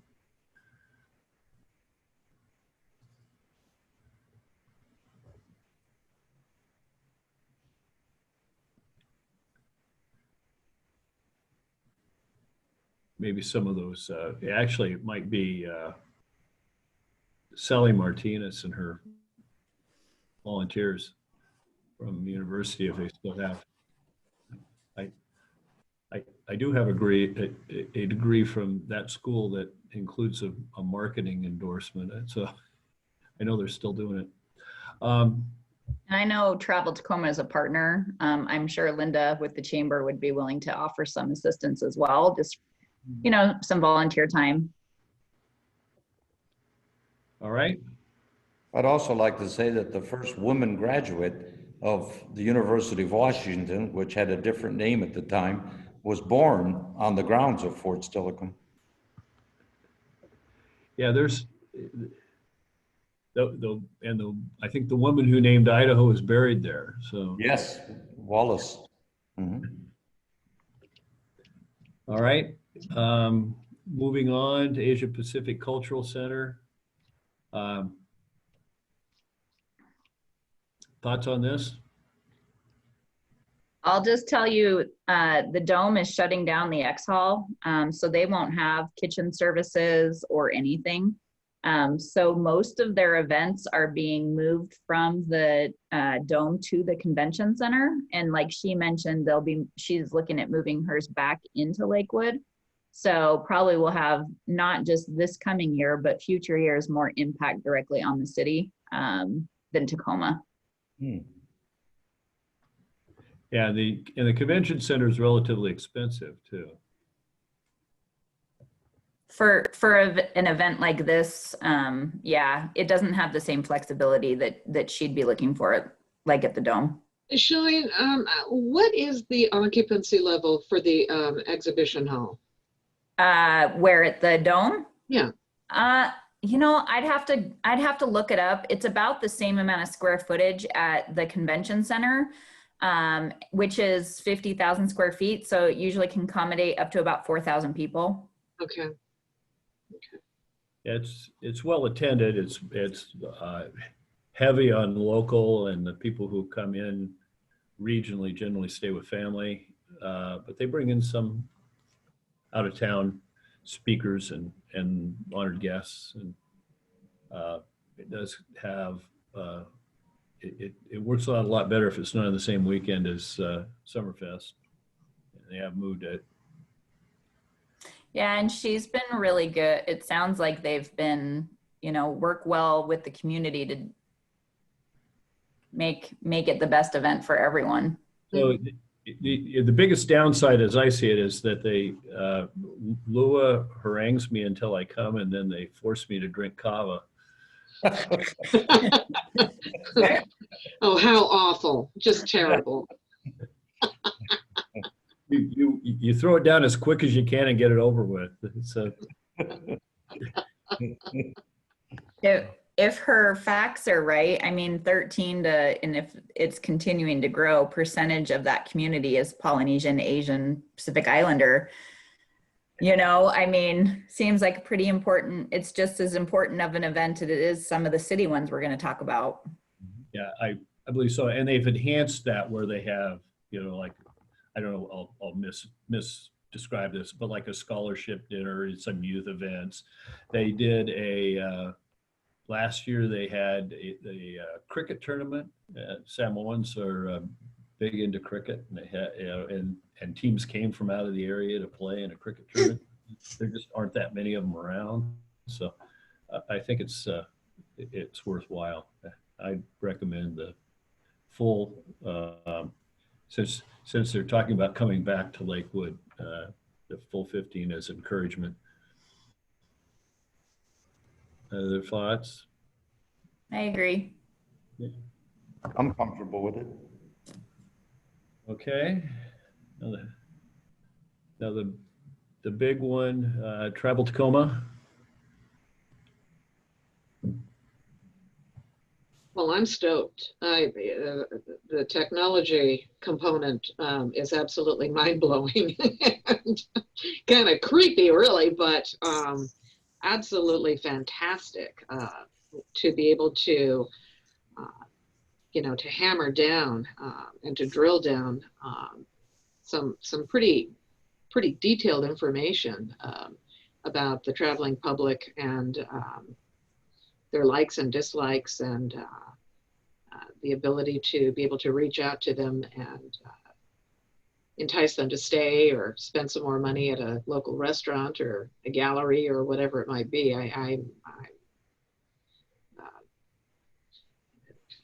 Yeah. You know me, the technology queen. I mean, you know, I prove that all morning long. So, but no, seriously, I was really, I was very impressed, and I can't imagine. I mean, you know, for $100,000, I mean, it's obviously a far greater commitment, and the entire county will be helping to pay for this technology and this information, but. To be able to glean this information from the city's perspective, from the chamber's perspective, and from all of our local attractions, I'm sure that you know, that information can be made available to everybody to utilize and to really beef up our intentions and our goals. I think is wonderful. I'll just share, you know, as an insider, this is definitely a responsible ask from our organization. This year we've undergone just as many, over a 50% reduction in staff, permanent layoffs. So we're down to 7 people now. And this, if you look at the overall project cost, $2 million, we were at one point at 2.8. So this organization for 2021 has taken a huge hit from the bigger TPA, LTAX, and as well as decreases that we've had to make because of the city of Tacoma. So Dean coming in with a lower ask than even what we received last year is being extremely humble and responsible. So that's my inside scoop of how I feel about that. Well, I thought it was an amazing presentation, and how far they can drill down. You know, they at one point said out of 16 or 13,000 people that visited an event, 834 were in Lakewood on June 15th. Yep.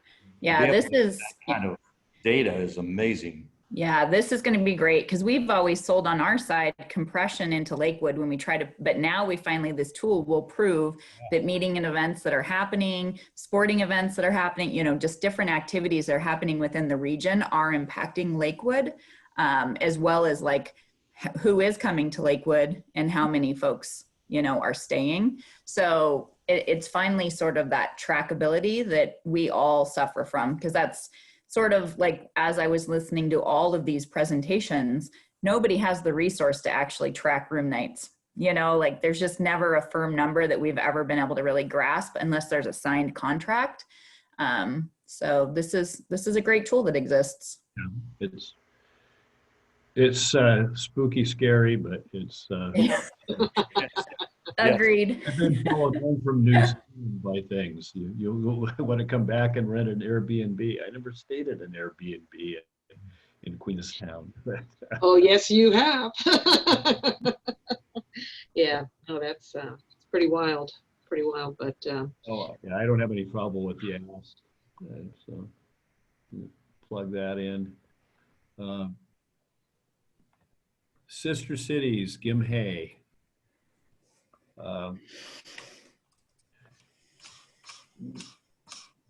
There are things on this that are beyond the heads and beds. One, of course, is their interest in enhancing their relationship with the city and their generous gift. Another one is the extent to which we have one of the largest Korean business districts in the country. But there's also another one, and put another hat on for a minute. One, in my day job, I have some overall business oversight responsibility for Chambers Bay Golf Course on behalf of the executive.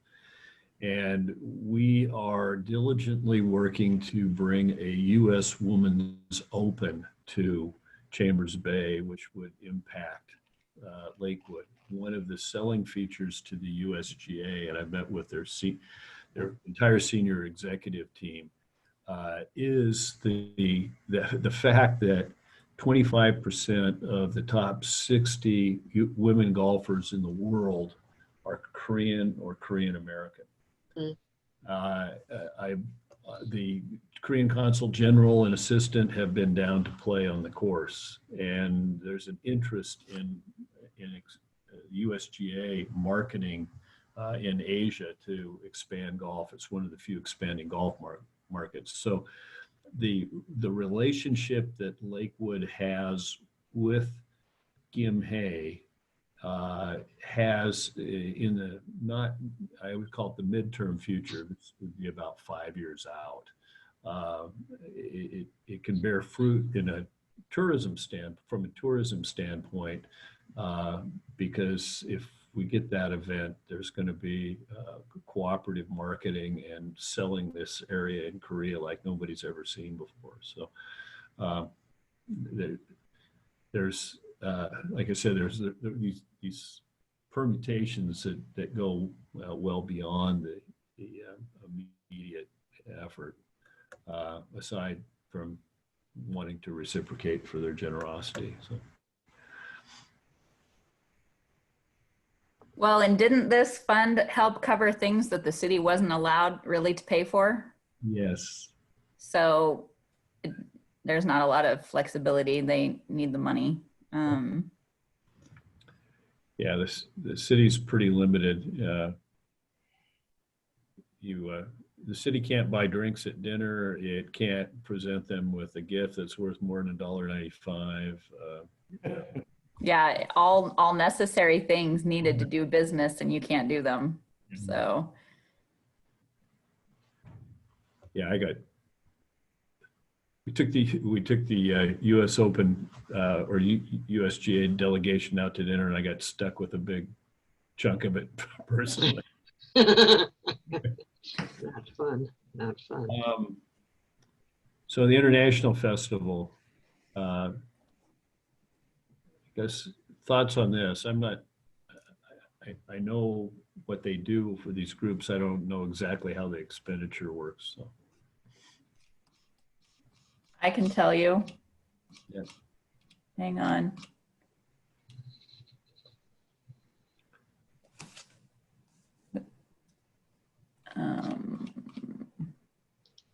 So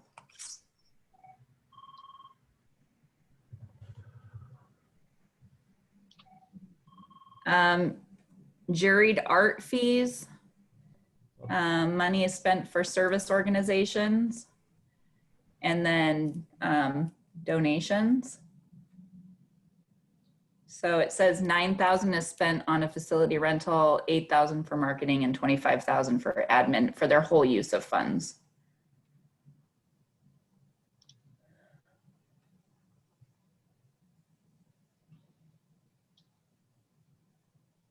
So it looks like it's spent on marketing.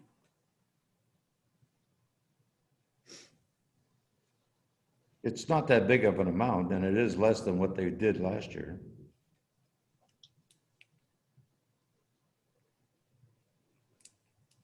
Entertainers, yeah. So securing entertainment and a little bit of marketing.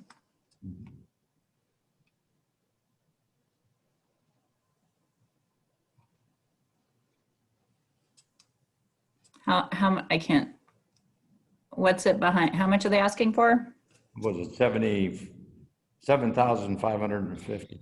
And so if we did, last year it was 23,900 minus 16,350.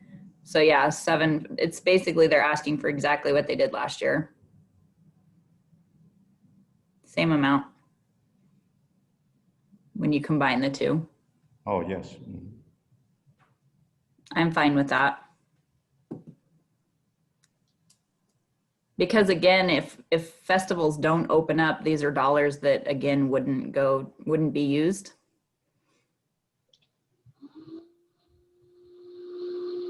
But I didn't, you know what I mean? But I don't see that there's anything unspent. So I think we probably should make that a recommendation to all of the recipients, like,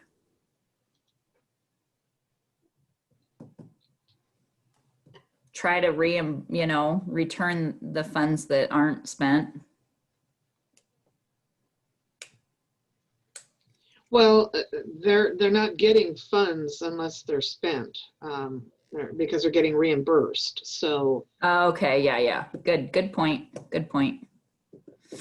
Yeah, there may be obligations they incur that might be non-refundable.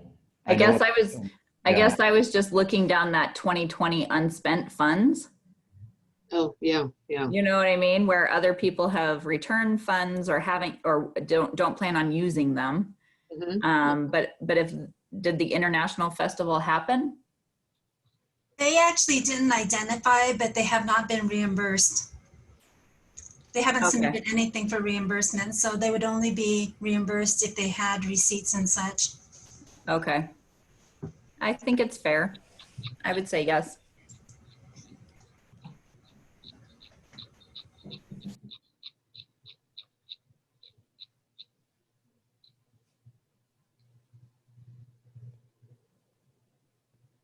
I'm with it.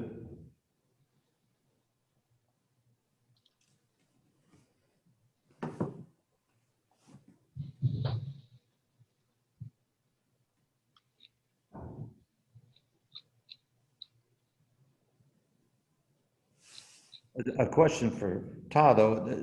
By the fact that they haven't submitted anything, have they indicated they're going to return any money?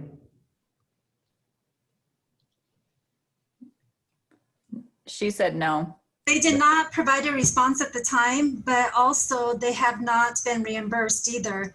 And I don't think they've had any expenditures. It's on a reimbursable basis, so if they haven't spent it and haven't put in an invoice, they haven't received any money. Yeah. I mean, there was a call that went out wanting to know who was going to be returning funds, like the Fab Festival, the Arts Festival. I just wondered if they responded at all to that question. I believe they were going to have a meeting, but I don't think we ever heard anything back. But in any case, we didn't give them money up front, so there is no money to get back. We were just trying to get an idea of how much would be left over from the 2020 allocation. Yeah. Yeah. So I'm going to guess that whatever they were allocated in 2019, there have been situations where, say, for Summerfest, they had to put a deposit down and they had to incur the expense, but that was before Summerfest occurred. So we didn't make them have to eat that. So the intent was there, everything was a go, and it was a non-refundable deposit on some rental of tables or chairs. I don't think that's the case with the Lakewood Sister City Association. All right, so put the 7550 in there, move to the Arts Festival. This is essentially just rolling forward last year's, isn't it, Tom? It's, they didn't hold it. They didn't have any expenses. They had some expenses and they would be returning, they had a 19,500 allocation and they would not be spending 10,500. Okay. Thoughts from the group?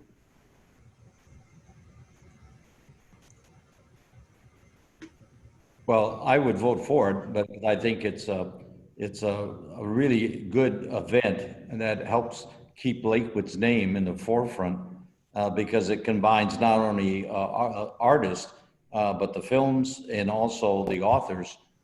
So you get we're the only one that does all three in one event. I sort of feel like that's a market that's also going to grow because of COVID. So it's a good opportunity. Yeah, it can be a staycation event. Yep. Yeah. But it's a, you know, I don't know if Shalene, you have seen it, but there seems to be an indication that mid-range regional travel is picking up. Yeah. Nobody's getting on air. If you don't have to get on an airplane, it's becoming more popular. Yeah, that's how we're actually doing all of our future marketing is really that drive market, even for group to start out with. Yeah, and that's how we pivoted this year too. You know, outside Seattle North and Spokane East, it just was logical. Yep. Because people are still getting in their cars and that makes sense. And if we have a good draw, good authors and artists that could potentially be another great component for our community for sure. All right. I think so too. Without objection, we'll put the 19.5 in there. Moving on down to the Playhouse.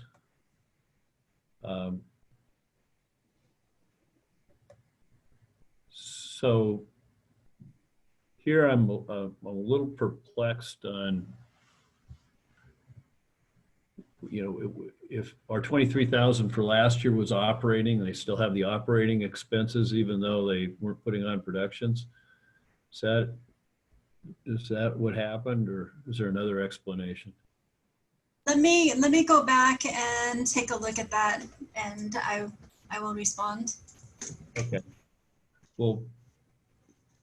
Yeah, because if they're doing like what most people are doing, where now it's starting to provide virtual performances or classes virtually, obviously more money would need to pivot towards their web, web and online and social media side, and less in the operating side.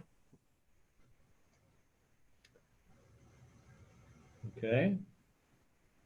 Well, let's skip over that while Todd's searching and go to the Chamber of Commerce Night of Lights.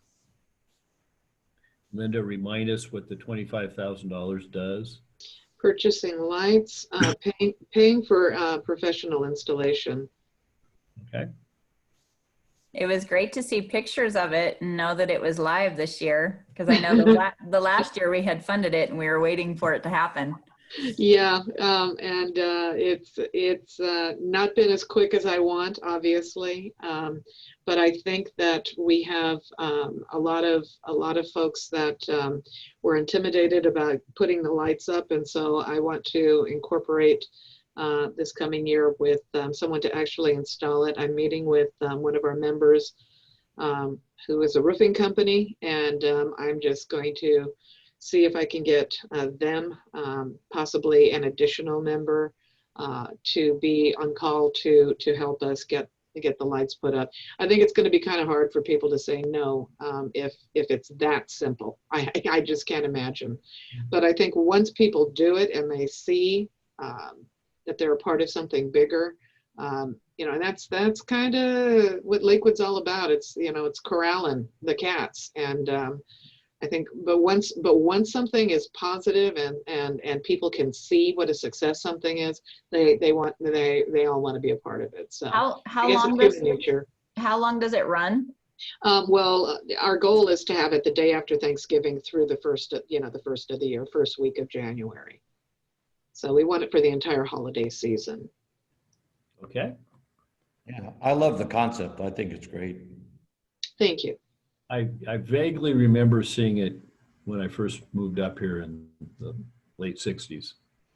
Okay, so yeah, if you were here in the late 60s. I was out in the Puyallup area, but we came in and had some friends here or something. But I remember my dad, he'd wake us up when it snowed and pile us all in the car, and we would just drive around, especially Gravelly Lake, and with snow on the ground and blue lights everywhere. It was positively magical. Just the best. No. I think that's why I was so excited to hear about Lake Wolds. Finally, I've been begging them to do something with lights for the holiday season, and so I'm excited about that. That'll be a great compliment. Okay. It will be. Well, Todd, if you could put the $25,000 in there, if nobody's objecting.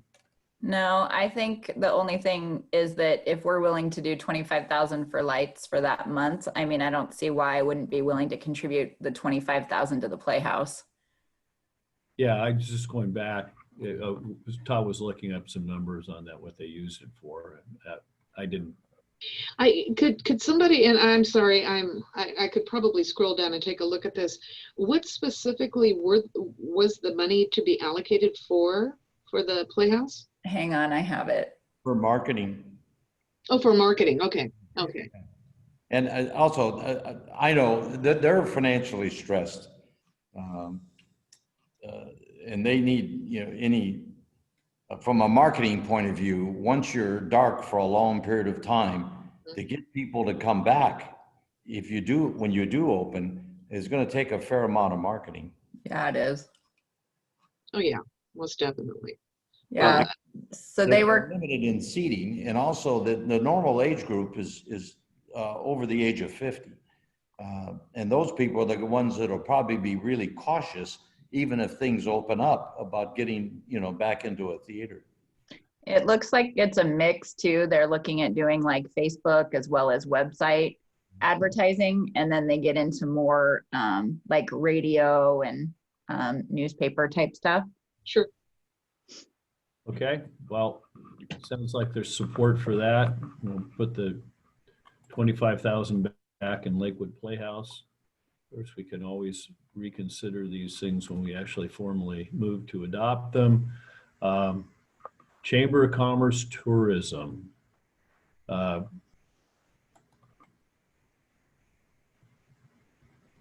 Thoughts from someone besides Linda?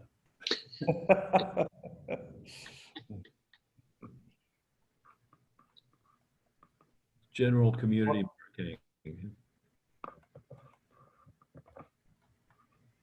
You're going to get. I think we have a great Chamber of Commerce, and given the size of our city and the amount of involvement the Chamber has with the city, just like the Blue Lights program and other things, well worth the money.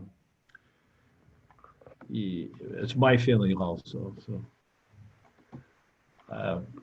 let's put the 90,000 in there.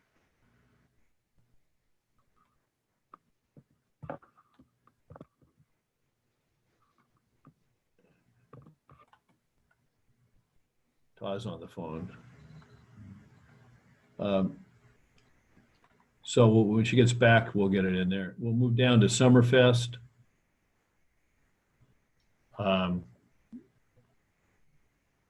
I guess I don't see how we cannot support Summerfest given the explosive nature of its success. I feel like we'll have to, I mean, a lot of these are obviously city, I mean, they're really good for the city and the community. But if you look at some of the, like the next one, the farmer's market, like it increases by 30,000. But I mean, I'm gonna look. I gotta see how the money's used. Yeah, on Summerfest, we actually started out of area draw, which was unfortunately lost some momentum on that. It had increased its geographic reach, and became something people wanted to go to.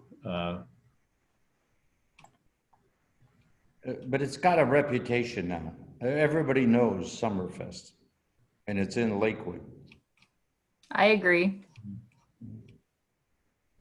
I was just looking to see how the money's spent. Gosh, it looks like advertising, posters, flyers, social media, print advertising,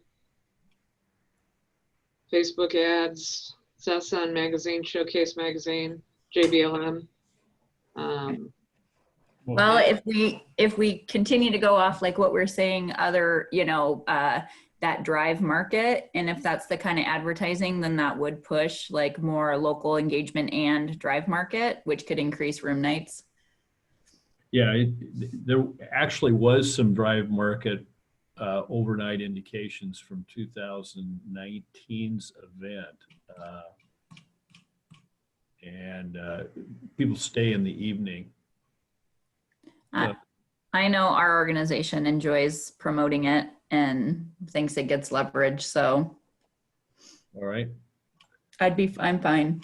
Yeah, let's put the. And we're talking about a 3-day event, right? Yeah. So, Well, that's encouragement for overnight. I think that's still kind of open as to exactly what you pivot to. But I think Sally saw some opportunity for additional outside funding if it was a multi-day event also.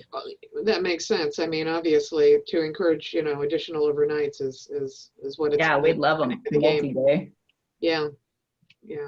So plug the 80,000 in there. Now, somebody was looking on the farmer's market. I think part of that may be the expansion, but that's only a surmise on my part. I just have a hard time. Farmers markets are great for communities, but every community has one. They're not a huge generator of room nights. I think the expansion is fantastic. $30,000 is a lot. Yeah, there's one is the expansion in time. The other one is this proposal include a night market? Well, that's what I was gonna ask. In addition to the farmer's market? Yeah. Oh, let's see. Although the expansion most of them stop in August. And it's a good test to see, does it run through October and do well? And if it is, to me, it's money well spent because it's putting money in the community and it'll become a draw. People will come here because there's not going to be any competition. So they'll drive here. I don't know of any September, October farmer markets. Olympia. Well, okay. That's just one. Yeah, this year's is extended in September as a result of the vendor's request, is my understanding. Yes, and that speaks volumes because if you've ever dealt with a vendor, yeah, that's right? Yeah. So clearly they have enjoyed, and I'm sure that a lot of it had to do with the relocation out to the park. The fact that because it was at the park, there was a greater draw. There's more parking that's readily available, et cetera, et cetera. I think where I just get caught up is I keep reading through sort of like the piece about the goals.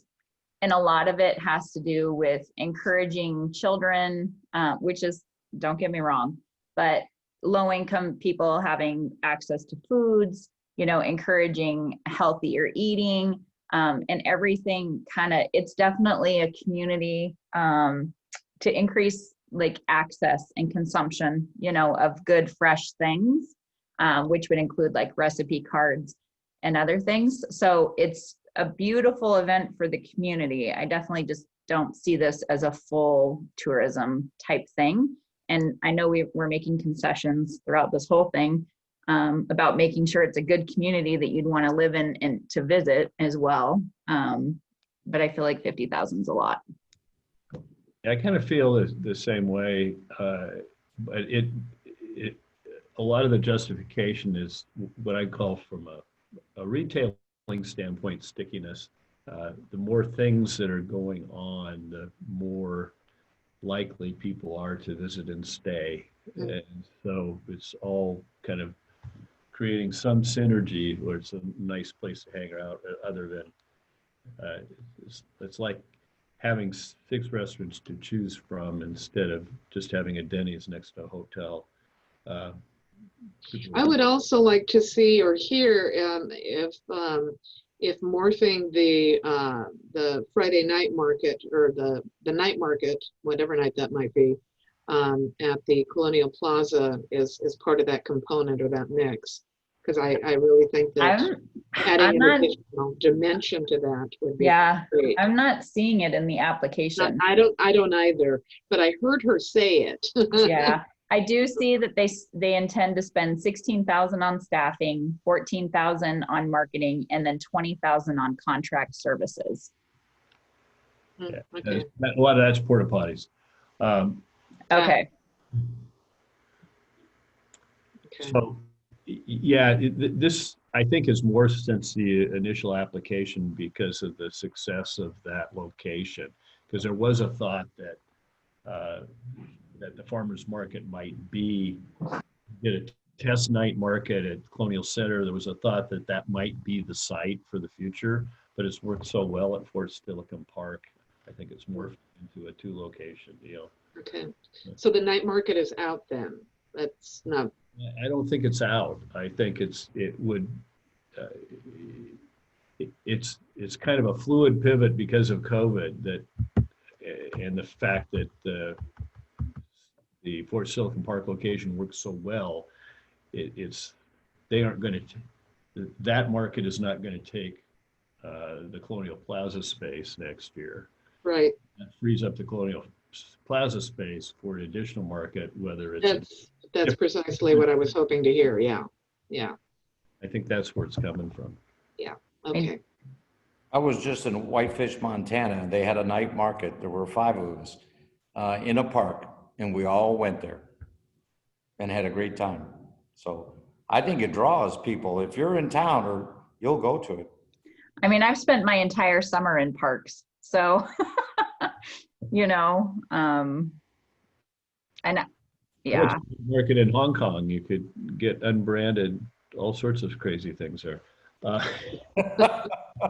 yeah, the question isn't like, do we believe in a farmer's market? It's more of like, I mean, should the LTAC be paying $20,000 in honey bucket services, in a sense?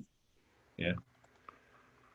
But that September, October, I think we ought to give it a shot. I don't know if it's entirely dependent on this allocation either. So yeah, let's get that H barn built, Don, so we can have it inside the H barn. Yeah, that's the thought. Just add a couple of zeros there. Yeah, I know. I'm really leaning towards like 35 because we got to think about this is going to be every year moving forward. You know, like. Yeah. We don't want to have to try to cut it back in another year. I think we need to be realistic and a little bit conservative. I'm okay with 35. Yeah. Other thoughts? I'm okay. I'll live. Okay.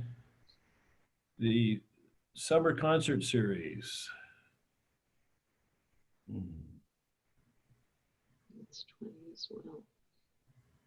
I mean, this is going to be an activity that can definitely, if social distancing still required, You know, this is something that potentially would happen, which is great.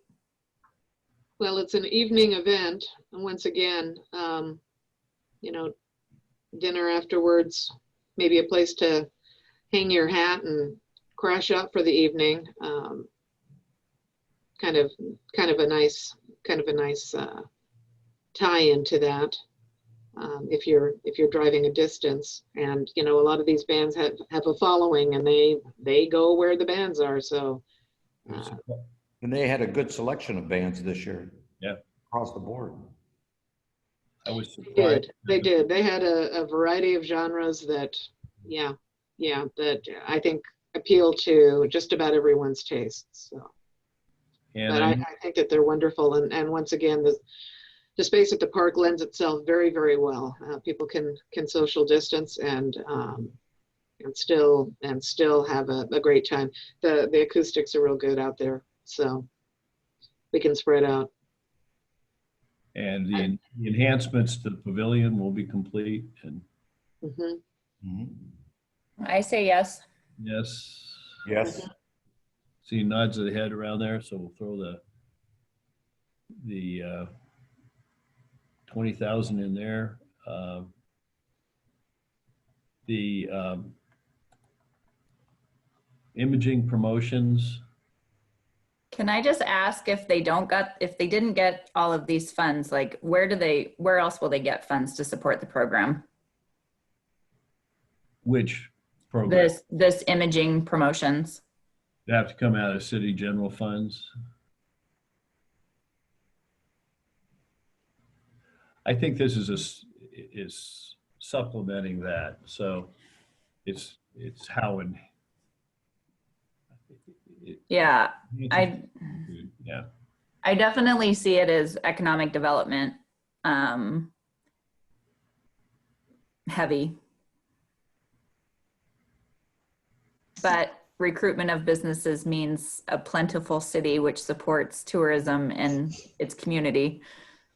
So it's a big circle.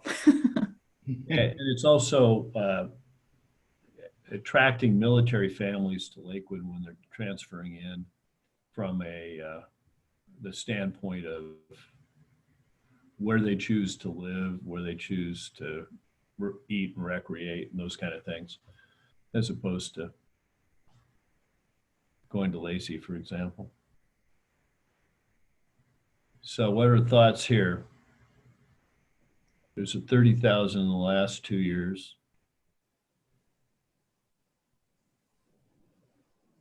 And the additional 20 is for? Well, it's enhancements in media. You know, some of this was hardware for internal production of materials. So Right. gimbal, camera equipment, kind of video, audio equipment. Yeah. Provide the content for the online promotions. Professional photography. Yeah. Yeah, which is only, the equipment's only $1,200. It's not huge. Yeah. And then the photographies too. What's really the most is the ongoing ad cost of almost $50,000, 46. And part of those expenses are coming from their use of Hemisphere. So, because they're the ones leading the marketing. Yeah. Which is a great company.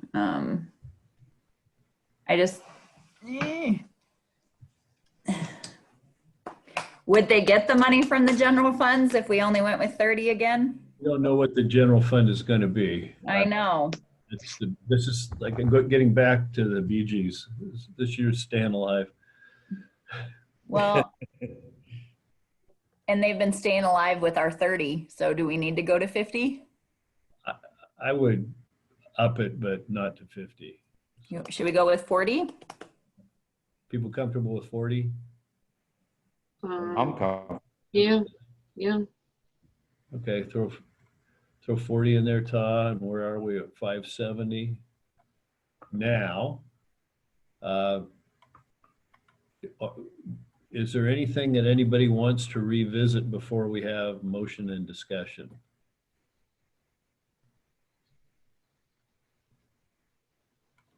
Seeing none, I would entertain a motion to recommend the selected funding levels to the city council for approval. I make a motion to accept the funding as indicated. Mr. Rashing has made the motion. Is there a second? I'll second it. Shalene's seconded it. Is there any further discussion?